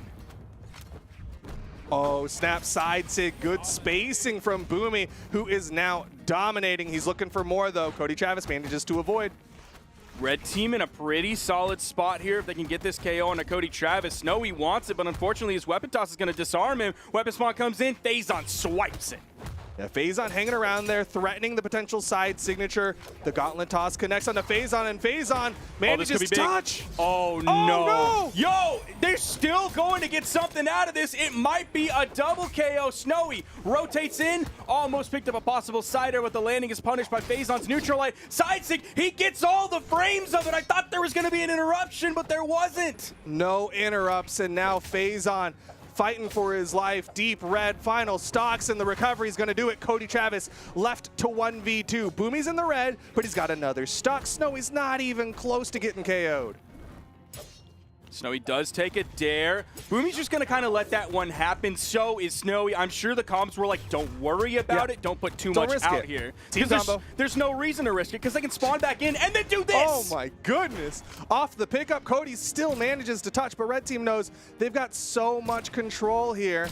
Cody eats a side air, gets disarmed, and manages to get past. Oh. Fantastic ending to that game from Boomy, and we have yet another example of how Boomy, being such a strong Blasters player, really gives their team a lot of creativity and really flexibility in how they want to do these 2v1 team combos. You hit them with a neutral light, they're there for 100 years. You hit them with a D-light, a dare, they're stuck in that for 100 years. Now that's a double-edged sword when Boomy is the one in the 1v2. He has to really rely on those Sares, maybe the side light, anything else, he's probably going to get caught. But when you're the 2, baby, that gives you all the time in the world to formulate your plan, figure out what the absolute best option is, so things like DI don't happen, things like a drop signature don't happen. Yes, the potential there with all the active frames, and it works out in favor in the 2v1. Now Faison forced to make the swap over to the Chun-Li for game number 3. Coming into this one, and we are seeing the dome yet again. It's creeped up a few times today. I don't think we really saw it too much yesterday in EU, but of course, I mean, it's in Miami, baby. You know North America loves going down to Miami. Yeah, gotta love some Miami. Gotta love some sun, some beach, but right now, they're loving the action and the competition. The side air connects from Cody Travis. Looks like the blue team's opting to try to split the red team, but Boomy ignores Phazon to run over. Team combo gets both. Side sig to launch him, and now the red team's in trouble. That is a great way to start this one off early. That was less than 30 seconds when they picked that one up, putting both Boomy and Snowy into the red, while Phazon's still in the yellow. I think Cody is in the orange. Maybe after one more hit, there's the unarmed sider that puts him into the orange. Well, okay, there's the recovery. I was going to say for a moment that the red team has been surviving despite the fact that they took all that early damage, but Boomy, the first one to fall. Snowy's still swinging a little bit, gets that neutral light onto Phazon. He almost went into that down signature that came out from Cody. Luckily for the blue team, that one ended in terms of active frames. By the time Phazon kind of got over there, that is going to be a stock loss for Snowy. Blue team has got to be feeling good where they're situated right now. It's going to be 6 stocks to 4. Phazon really the only one in any danger whatsoever, and the danger has been truly realized. I take it back. Cody needs to be worried about it too. Once Phazon was out of there, that gave the red team the freedom they needed. And red team taking full advantage of the power play while somebody was respawning. They go in, get that damage built up. Phazon not sure how to break this one up. He manages to dive in, get the down like Cody, hunting for recoveries. Phazon hunting for recoveries of his own. They want to get these recoveries onto the red team. The blue team is definitely getting the better of both members of the red. These like individual 1v1s that are kind of happening. Cody and Phazon are going back and forth, and they're just totally dominating Boomy and Snowy right now. And I love the weave that came out there. Cody Travis hit the side air, went for the weapon toss, and when he was unarmed, he was like, all right, Phazon, your turn. And Phazon rotates over, tries to get it. It's going to be the recovery. Beautiful KO. Phazon and Cody are really positioning themselves to take this one and go up 2-1 into the set as they head into game 4. But of course, watch the stairs. Boomy and Snowy are hoping to take this and have themselves going up. It's going to be tough. The save! The last blast of the recovery, giving Snowy just enough just in case. He's there trying to help out the teammate because he knows Snowy's on his final stock in the red. Boomy a little bit late with that side air, not getting the perfect follow-up. Does get back onto the stage, put some damage on a Phazon. Oh no, Boomy needed the final blast to pick up there. Didn't quite get it. So Phazon was living. Cody Travis now in the 1v2 for just a second. Now Phazon coming back in. He's going to be in the 1v2. At least he has iframes from spawning back in for a few moments as he waits for Cody to come back in. Yeah, good job from the blue team, making sure they didn't get taken advantage of in that power play. Now that they're both back, they both have weapons. Very real possibility of them closing out here in game number 3, because right now either red team member is going to fall. It's Snowy the first one. Boomy did finally get the D-Light into the side light that he's been wanting so far today. It's been interrupted so many times by the blue team, but in the process, Snowy lost his stock, and they cleaned up Boomy right after that. Cody putting out 646 damage. Some fantastic damage built up from Cody Travis. No slouch on the other side. Phazon putting out 446 compared to Boomy and Snowy, 437 and 405 respectively. So the blue team putting out a lot of damage. Now you saw that beautiful combo that was clipped. The first one that actually was clipped, it was really solid. It was incredible combo potential from Boomy and Snowy, but unfortunately when they grabbed it, they were already so far behind. So the full team wipe they got onto Phazon and Cody Travis, like it was good. They needed that to come back in the game. But after such a big play like that, they're still behind. And Phazon and Cody really did a great job of holding onto their lead basically the entire game. Look at Snowy's weapon damage. All of it basically was on the axe. Meanwhile, everyone else has a relative spread. I think Cody Travis has a little bit more of a gauntlet lean with 391 put out compared to the 159 on his sword, but still good damage put out on the sword. We're going to be going into this next game, and we are on Shipwreck yet again for these teams. No character swaps now that Phazon is on that Chun-Li. First weapon going to Snowy, first weapon going to Phazon. Third weapon going to Boomy. It's going to be Cody for a moment without a weapon. Is he going to be able to get to it quick enough? They're going to delay it a little bit. He's going to take 2 side lights from Boomy. Now a third side light, but he does have weapons in his hands. And now everybody has potential to put out a lot of damage, but Boomy actually locks up both blue team members with a neutral light, and Snowy comes down with that ground pound, gets some decent damage put out. Again, you see Boomy going for that D-Light. This time he actually did it the wrong way, but got interrupted. There's a D-Light recovery that actually did make a connection. Unfortunately, Cody wasn't too damaged, so it didn't lead to a KO. That compounded with being on shipwreck and that really high ceiling meant that Cody good is spot still dodge. living. Phazon low on the edge. Snowy, nice dodge through that weapon toss. Yeah, Snowy with some fantastic dodging on the outside, and he gets the recovery to lead to the first knockout. The red team now with the lead. Boomy still very healthy. I do like this lead for the red team. We might be setting up here for a Game 5 situation, which, I mean, that's Nice. not unexpected for these two incredible teams. Oh, Snowy's going to fall. Boomy's in a pretty good spot, though. If he cannot take too much damage during this power play situation that the blue team has.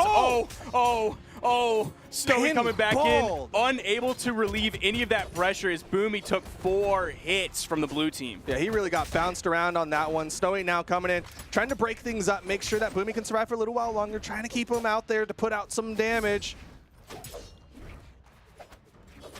Boomy's still living, dodges through that side air. That could have been curtains for this first stock of Boomy, even though it's basically in the middle of the stage. He's so damaged. That neutral, like, yo, that weapon toss. Good dodge. Almost was a harpoon. Yeah, Boomy was ready for it. There's the recovery to finally finish off that first stock, but Snowy, honestly, not taking too bad of damage, right? Like, usually in this situation, when someone lives on their first stock for a long time, the other person takes a bunch of damage. Not the case here. Boomy putting out as much damage as he possibly can. Good turnaround and follow-up from Snowy to get that stock onto Phazon, putting him onto his final stock, adding up a little bit more damage onto Cody. In comes Phazon, but he only hits the sidelight. Nice little D-Sig from Boomy. He did put himself out there, so we'll see if he gets back safe enough. It looks like he does without taking too much damage. I love the idea there because both blue team members were kind of split, and so he was trying to cover both options. Snowy doesn't have the movement, and he knows it, so Cody Travis goes for the immediate 1v2 onto Boomy.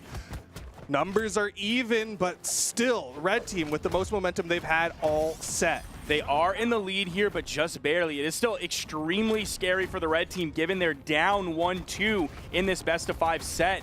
So they can't just rest on their laurels. They're going to have to try to maintain this lead. Look how much damage Boomy has taken. It's not going to take much more to put him on his final stock. Side sig thrown out, no punish. Cody on the right side. You saw the stars come out, but he manages to get back onto the stage. Bro, every time Snowy whiffs one of those sidelight recoveries because it's not the true combo, Cody goes for another recovery, and it's always so close. It scares me every time. I mean, when it hits, it'll be amazing for the blue team. A nice side sig connects onto Phazon. He's disarmed. Side air. Boomy still sitting on that second stock. Cody Travis holding the corner. Boomy's going to fall. Snowy needs to live here. The weapon toss. Oh, this is so scary. No pogo. Phazon lets him touch, and Snowy gets back. The gauntlets are going to hit, but Boomy's there to save him. Snowy did a good job of staying really wide in the push-off column. Oh, he can't touch. Oh, he fell there, but Boomy has the real 1v2 potential. I don't know whether he would want blasters or gauntlets here, because going for multi-hit moves is going to be really tough on Boomy. Even like a down air. Snap. Oh, snap. Might not even matter. Ooh, just off the mark with the recovery, but some great damage built up onto Boomy. That's like Boomy's one chance, maybe. He has to capitalize off of that drop combo. He can't afford another situation like that. Saw the stars come out. Boomy doesn't touch. The recovery got interrupted. Phazon and Cody knew that, so they didn't push it too hard off stage. Even though Boomy did 653 damage, it was no match for Cody Travis. 725, all 6 KOs. Got some help from his friends. That's why it's the wonder years right now for Cody and Phazon. I mean, we're used to seeing Cody Travis put out big numbers. I mean, famously, 1,000 in a 2v2, but not on the Val and not like this. He's putting out big numbers, putting in some great work, and just like that, Cody Travis and Phazon are going to 3-1 Boomy and Snowy to earn their spot in the grand finals. Hey, Birdman shakes. Better man won. It's not over yet, though. Better man won. I do get 1 point, though. You do. But it's not over yet. We've still got one more set, grand finals. And at this point, Cody Travis and Phazon have a lot of momentum. They've been getting their wins in their sets. But on the other side, Pugsy and Luna have a lot of momentum because they haven't lost a set. They got more going into this one. They absolutely got so much on their side. I mean, physically, the execution that they're putting out today, the physical brain to fingers to buttons to video game is just too good for Luna and Pugsy right now. Yeah, Luna and Pugsy just looking so incredibly strong. And one thing that is an appreciable advantage that they have is the fact that they are coming into the grand finals on the winner's side. Yep. So they have to lose twice in order to get knocked out. Again, it's a double elimination tournament. So 2 best-of-5s are required for Cody, Travis, and Faison to go home with the gold medal. I'm sure we're going to be moving into this one very quickly. Stage banning is already starting. Cody and Faison are, of course, sticking with that double Val that you mentioned whenever they went down into the losers bracket. That was kind of the pick for them. That was the swap. It's carried them this far. They're going to stick with it. Dance with the date that, no, leave with the date that you came with, right? But yes. also a little bit different because they really came with the Barraza, but then like they met a girl like right away, and then they ditched their old girl. So they spent most of the dance with their new date. Game 1, grand finals, Pugsy and Luna versus Cody, Travis, and Faison. Yeah, I saw it. It was, I wanted to see where it went, and I found the destination. It was not to my liking. We're going into it. Pugsy the most damage so far as the recovery connects. Pugsy might be out of there. Less than 30 seconds on the clock. You can't not count Pugsy out, even when he's super damaged, even on a low defense legend. Living with that is just typical Pugsy behavior. We saw it so many times today. Man, that side air sent him flying, even from the middle of the stage.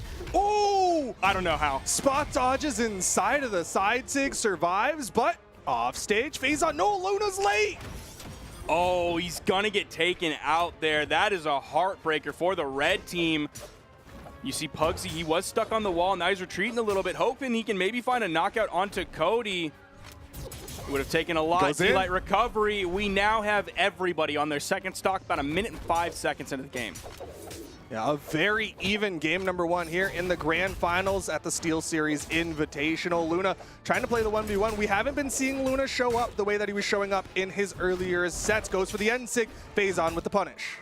Now, if we're talking about sets or matches between these two people, it is definitely Faison and Cody Travis favored. It's 1-4 overall favoring Cody and Faison. It's going to be some history that Luna and Pugsy are hoping to overcome here, and so far in this game, it looks like they might do it. Faison the first one on his final stock. Everybody else pretty red. Again, we're seeing the same performance from Pugsy where he goes down somewhat early on that first stock, and then all of a sudden, he's a second stock Samuel, and he never lets it go. He's white-knuckling that second stock for so long as everyone else loses theirs. And that's something that's so hard to do. When you're coming in on someone like the Jala with such low base defense, like, it is a challenge to survive as long as Pugsy does, and he accomplishes it so consistently. Right now, though, the eyes are on Faison. The most damaged on the final stock in the orange-red team might be hunting for the KO, but Luna's got to be careful. Nice side air from Faison. You see him kind of immediately turn away from that. It at least put him in a position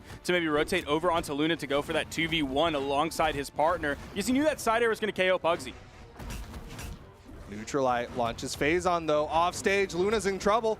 Dodges low, side air clashes out a little bit, goes for the gravity cancel down heavy. Meanwhile, Cody gonna lose his second stock. Punish, nice. Side air. Perfect timing on that one. We have seen things like that whiff today from incredibly great players. Pugsy, no shot this time. You know he's gonna hit that one. We have a 2v1 situation. They got Faison out of here while Luna was still alive. It's gonna be Cody in this one. A fantastic handoff from the red team is what gives them now the lead here in the 1v2. Cody Travis might be looking for the KO onto Luna if he can get it. Nice rotation in. Not only did he strip the field, Pugsy ended up getting hit a little bit. Nice. Whoa. He went for the GC sidelight on that. A little bit of an interesting choice for Pugsy. Okay, that was getting a little bit dangerous as Luna was super damaged, Pugsy was super damaged, and Faison was super damaged, or Cody was super damaged. Sorry, excuse me.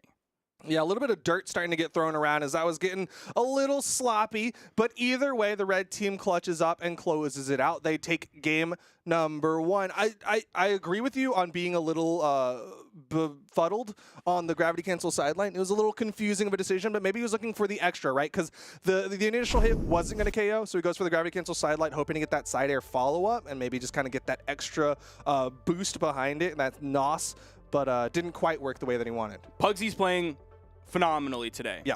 But going for that GC sidelight there, hoping that you get the positioning right when your opponent is being flung at you that quickly in terms of a follow-up off of your teammate, he might have been reaching for something that is extremely unlikely to happen. Or who knows, it could have been a misinput. He might have expected maybe the hit to not come from Luna, and he might have eaten a weapon toss, and you saw the spot dodge come out. Who knows what was going through Pugsy's head at that moment, because they got the W, and we're going back to the Miami Dome. We've really started to see this one come up towards the end of this tournament. Back to the Dome for game number 2 now. And Luna starting off with some hammer plays, being able to swing in all sorts of directions. Nice little stop. Couldn't quite get the follow-up because Cody was there for the interrupt. But again, Luna with the vertical play on his hammer.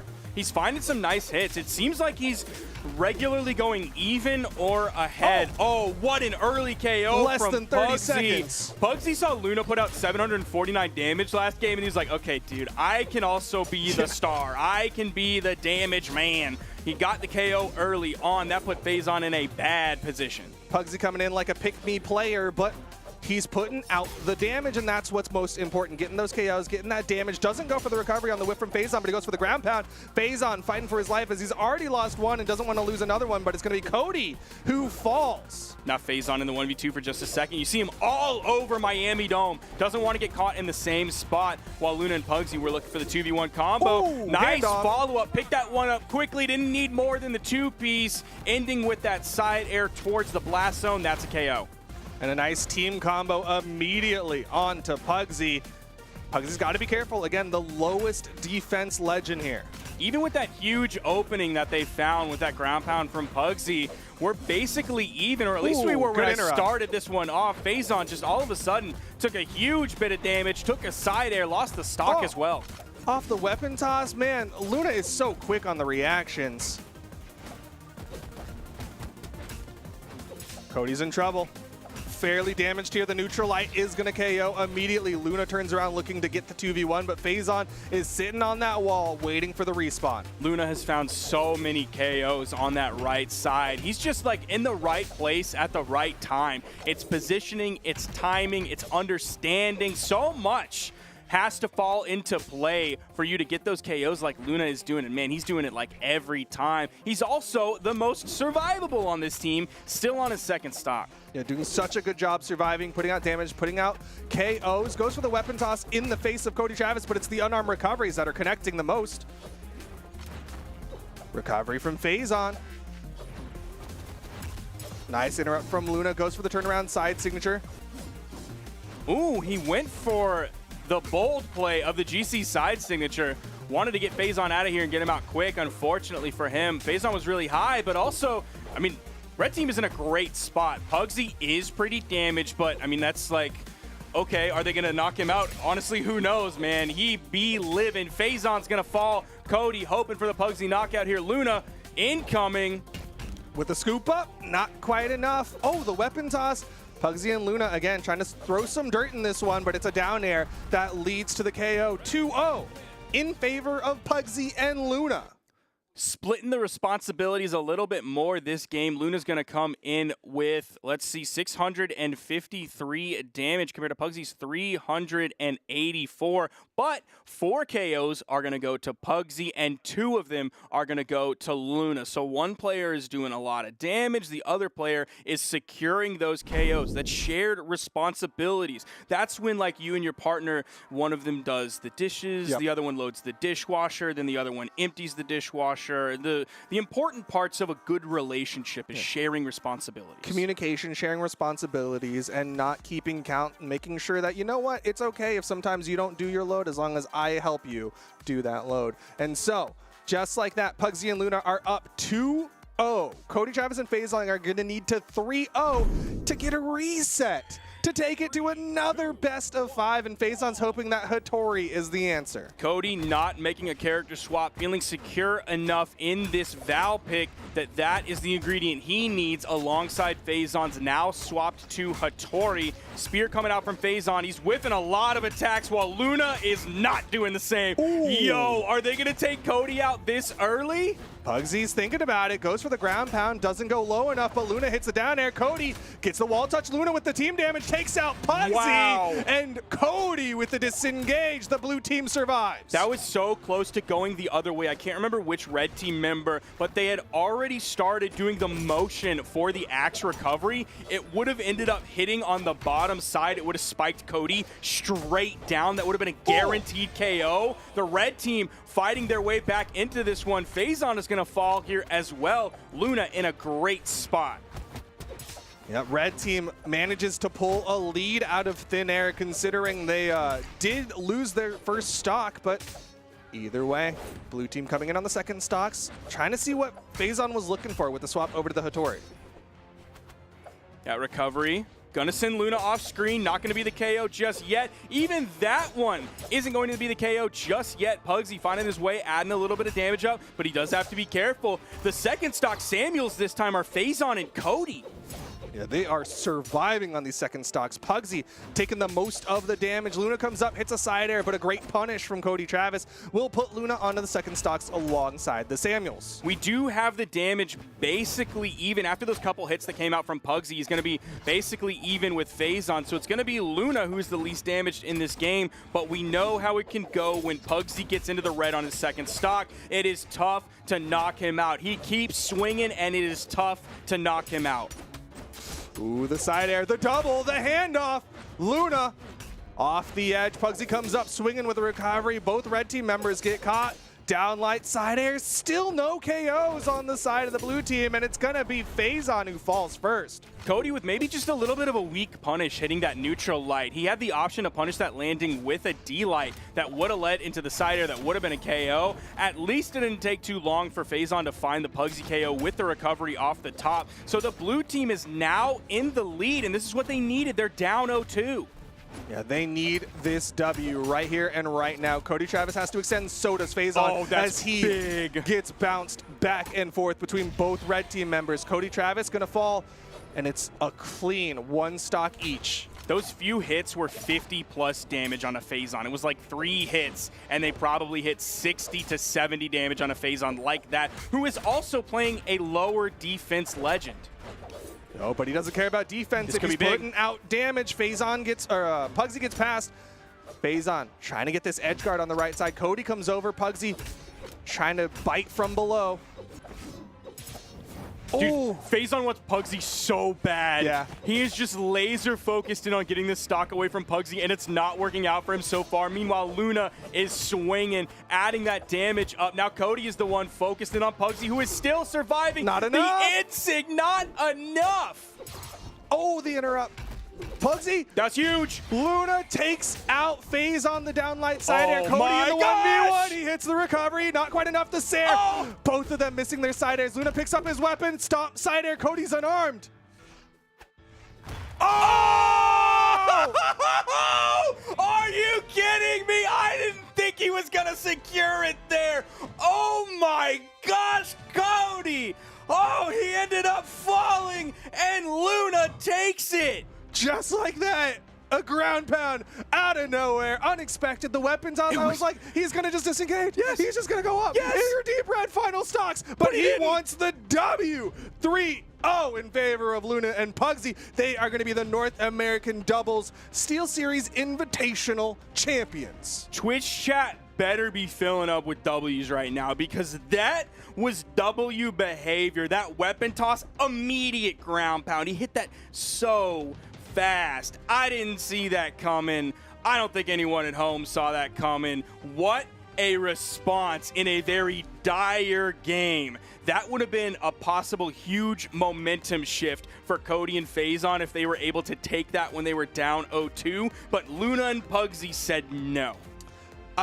Something about the way that weapon toss ground pound worked out, that it made me clench. Like I went fetal position almost on that one. That was a scary situation. But just like that, we have our top 3 finishers. We've got Luna and Pugsy going home with the gold medals. Cody Travis and Phazon going to be going home with the silver medals, and Boomy and Snowy going home with the bronze. You're 3 for 3 on the predictions. You got it right. Man, look at that bracket. Grand final reset. Who? We don't even need that. That is going to remain blank for for the rest of history. Luna and Pugsy further solidifying themselves as the North American team to beat. After such a dominant performance today, I don't think anybody can argue that they are not the team to beat in North America right now. They are an incredibly scary team, and I'm looking forward to see what they'll be doing, as of course we've always got more doubles action in our competitive scene. We've got Spring Championship right around the corner, but we've also got more things going on with the SteelSeries Invitational. We've already rolled 5 of the people who won SteelSeries Apex Pro keyboards, but there's 5 more to be rolled next weekend. And Sparky, how can people try to get into that running? You can go to brawlhalla.com/keyboard. Even though we already rolled, like, you can probably just still like rip it right now for next week. Like, it's just going to be basically open until, I'm assuming we're going to draw during like next Sunday again at basically the exact same time, and it'll be shown before top 4 of North American 1v1s. So even though you've got some time, do not procrastinate this one, because it actually matters. It's not your stupid homework that is lame and cringe. It is gaming. You have to do that right now. Get on it, brawlhalla.com/keyboard. If you want the in-game key sword, that beautiful sword skin that we've seen several players rocking today, go to moments.gg/brawlhalla. That will give you all the directions you need to be able to claim that beautiful skin in the game. And on that note, that'll do it for today with the doubles action. But of course, we've got more action coming next weekend with the SteelSeries Invitational 1v1s. We'll be bringing it back with EU and NA. 32 players invited. Only 1 player from each region will be crowned champion. It's going to be a juicy weekend next week, just like it was a juicy weekend this weekend. I can't wait to see how the SteelSeries Invitational unfolds next week with the 1v1s. Make sure to keep your eyes peeled. brawlhalla.com/schedule. That will tell you when all of the important events are. That means Monday dev stream. That means Tuesday dev stream. That means Friday dev stream. That means Saturday tournaments. That means Sunday tournaments. Keep your eyes peeled there. Not only will it tell you the time, it'll tell you the time in your time zone, so you don't have to worry about clocks and all that kind of business, all those dumb numbers. You just got to look when the thing on the screen matches the thing on your clock or your phone. That's when it's going to happen, ladies and gentlemen. Make sure to follow twitch.tv/ProBrawlhalla. That is the other stream going on that has amazing games on it that we can't always fit on the main stream. Here, of course, follow twitch.tv/Brawlhalla. You're already there, so make sure to hit that follow button. Make sure to look through these VODs if you missed anything. Make sure to go to the Monday Esports Dev stream at 4 p.m. Central, 5 p.m. Eastern to see all of the highlights, to watch Foda and TWK break down all of the best actions that happened this weekend. Well, on that note, thank you all for watching. It's been a fantastic weekend, and like we said, so much more action on the way. We love you all, and we hope that y'all had as much fun as we did. But for now, thank you, and have a wonderful rest of your night.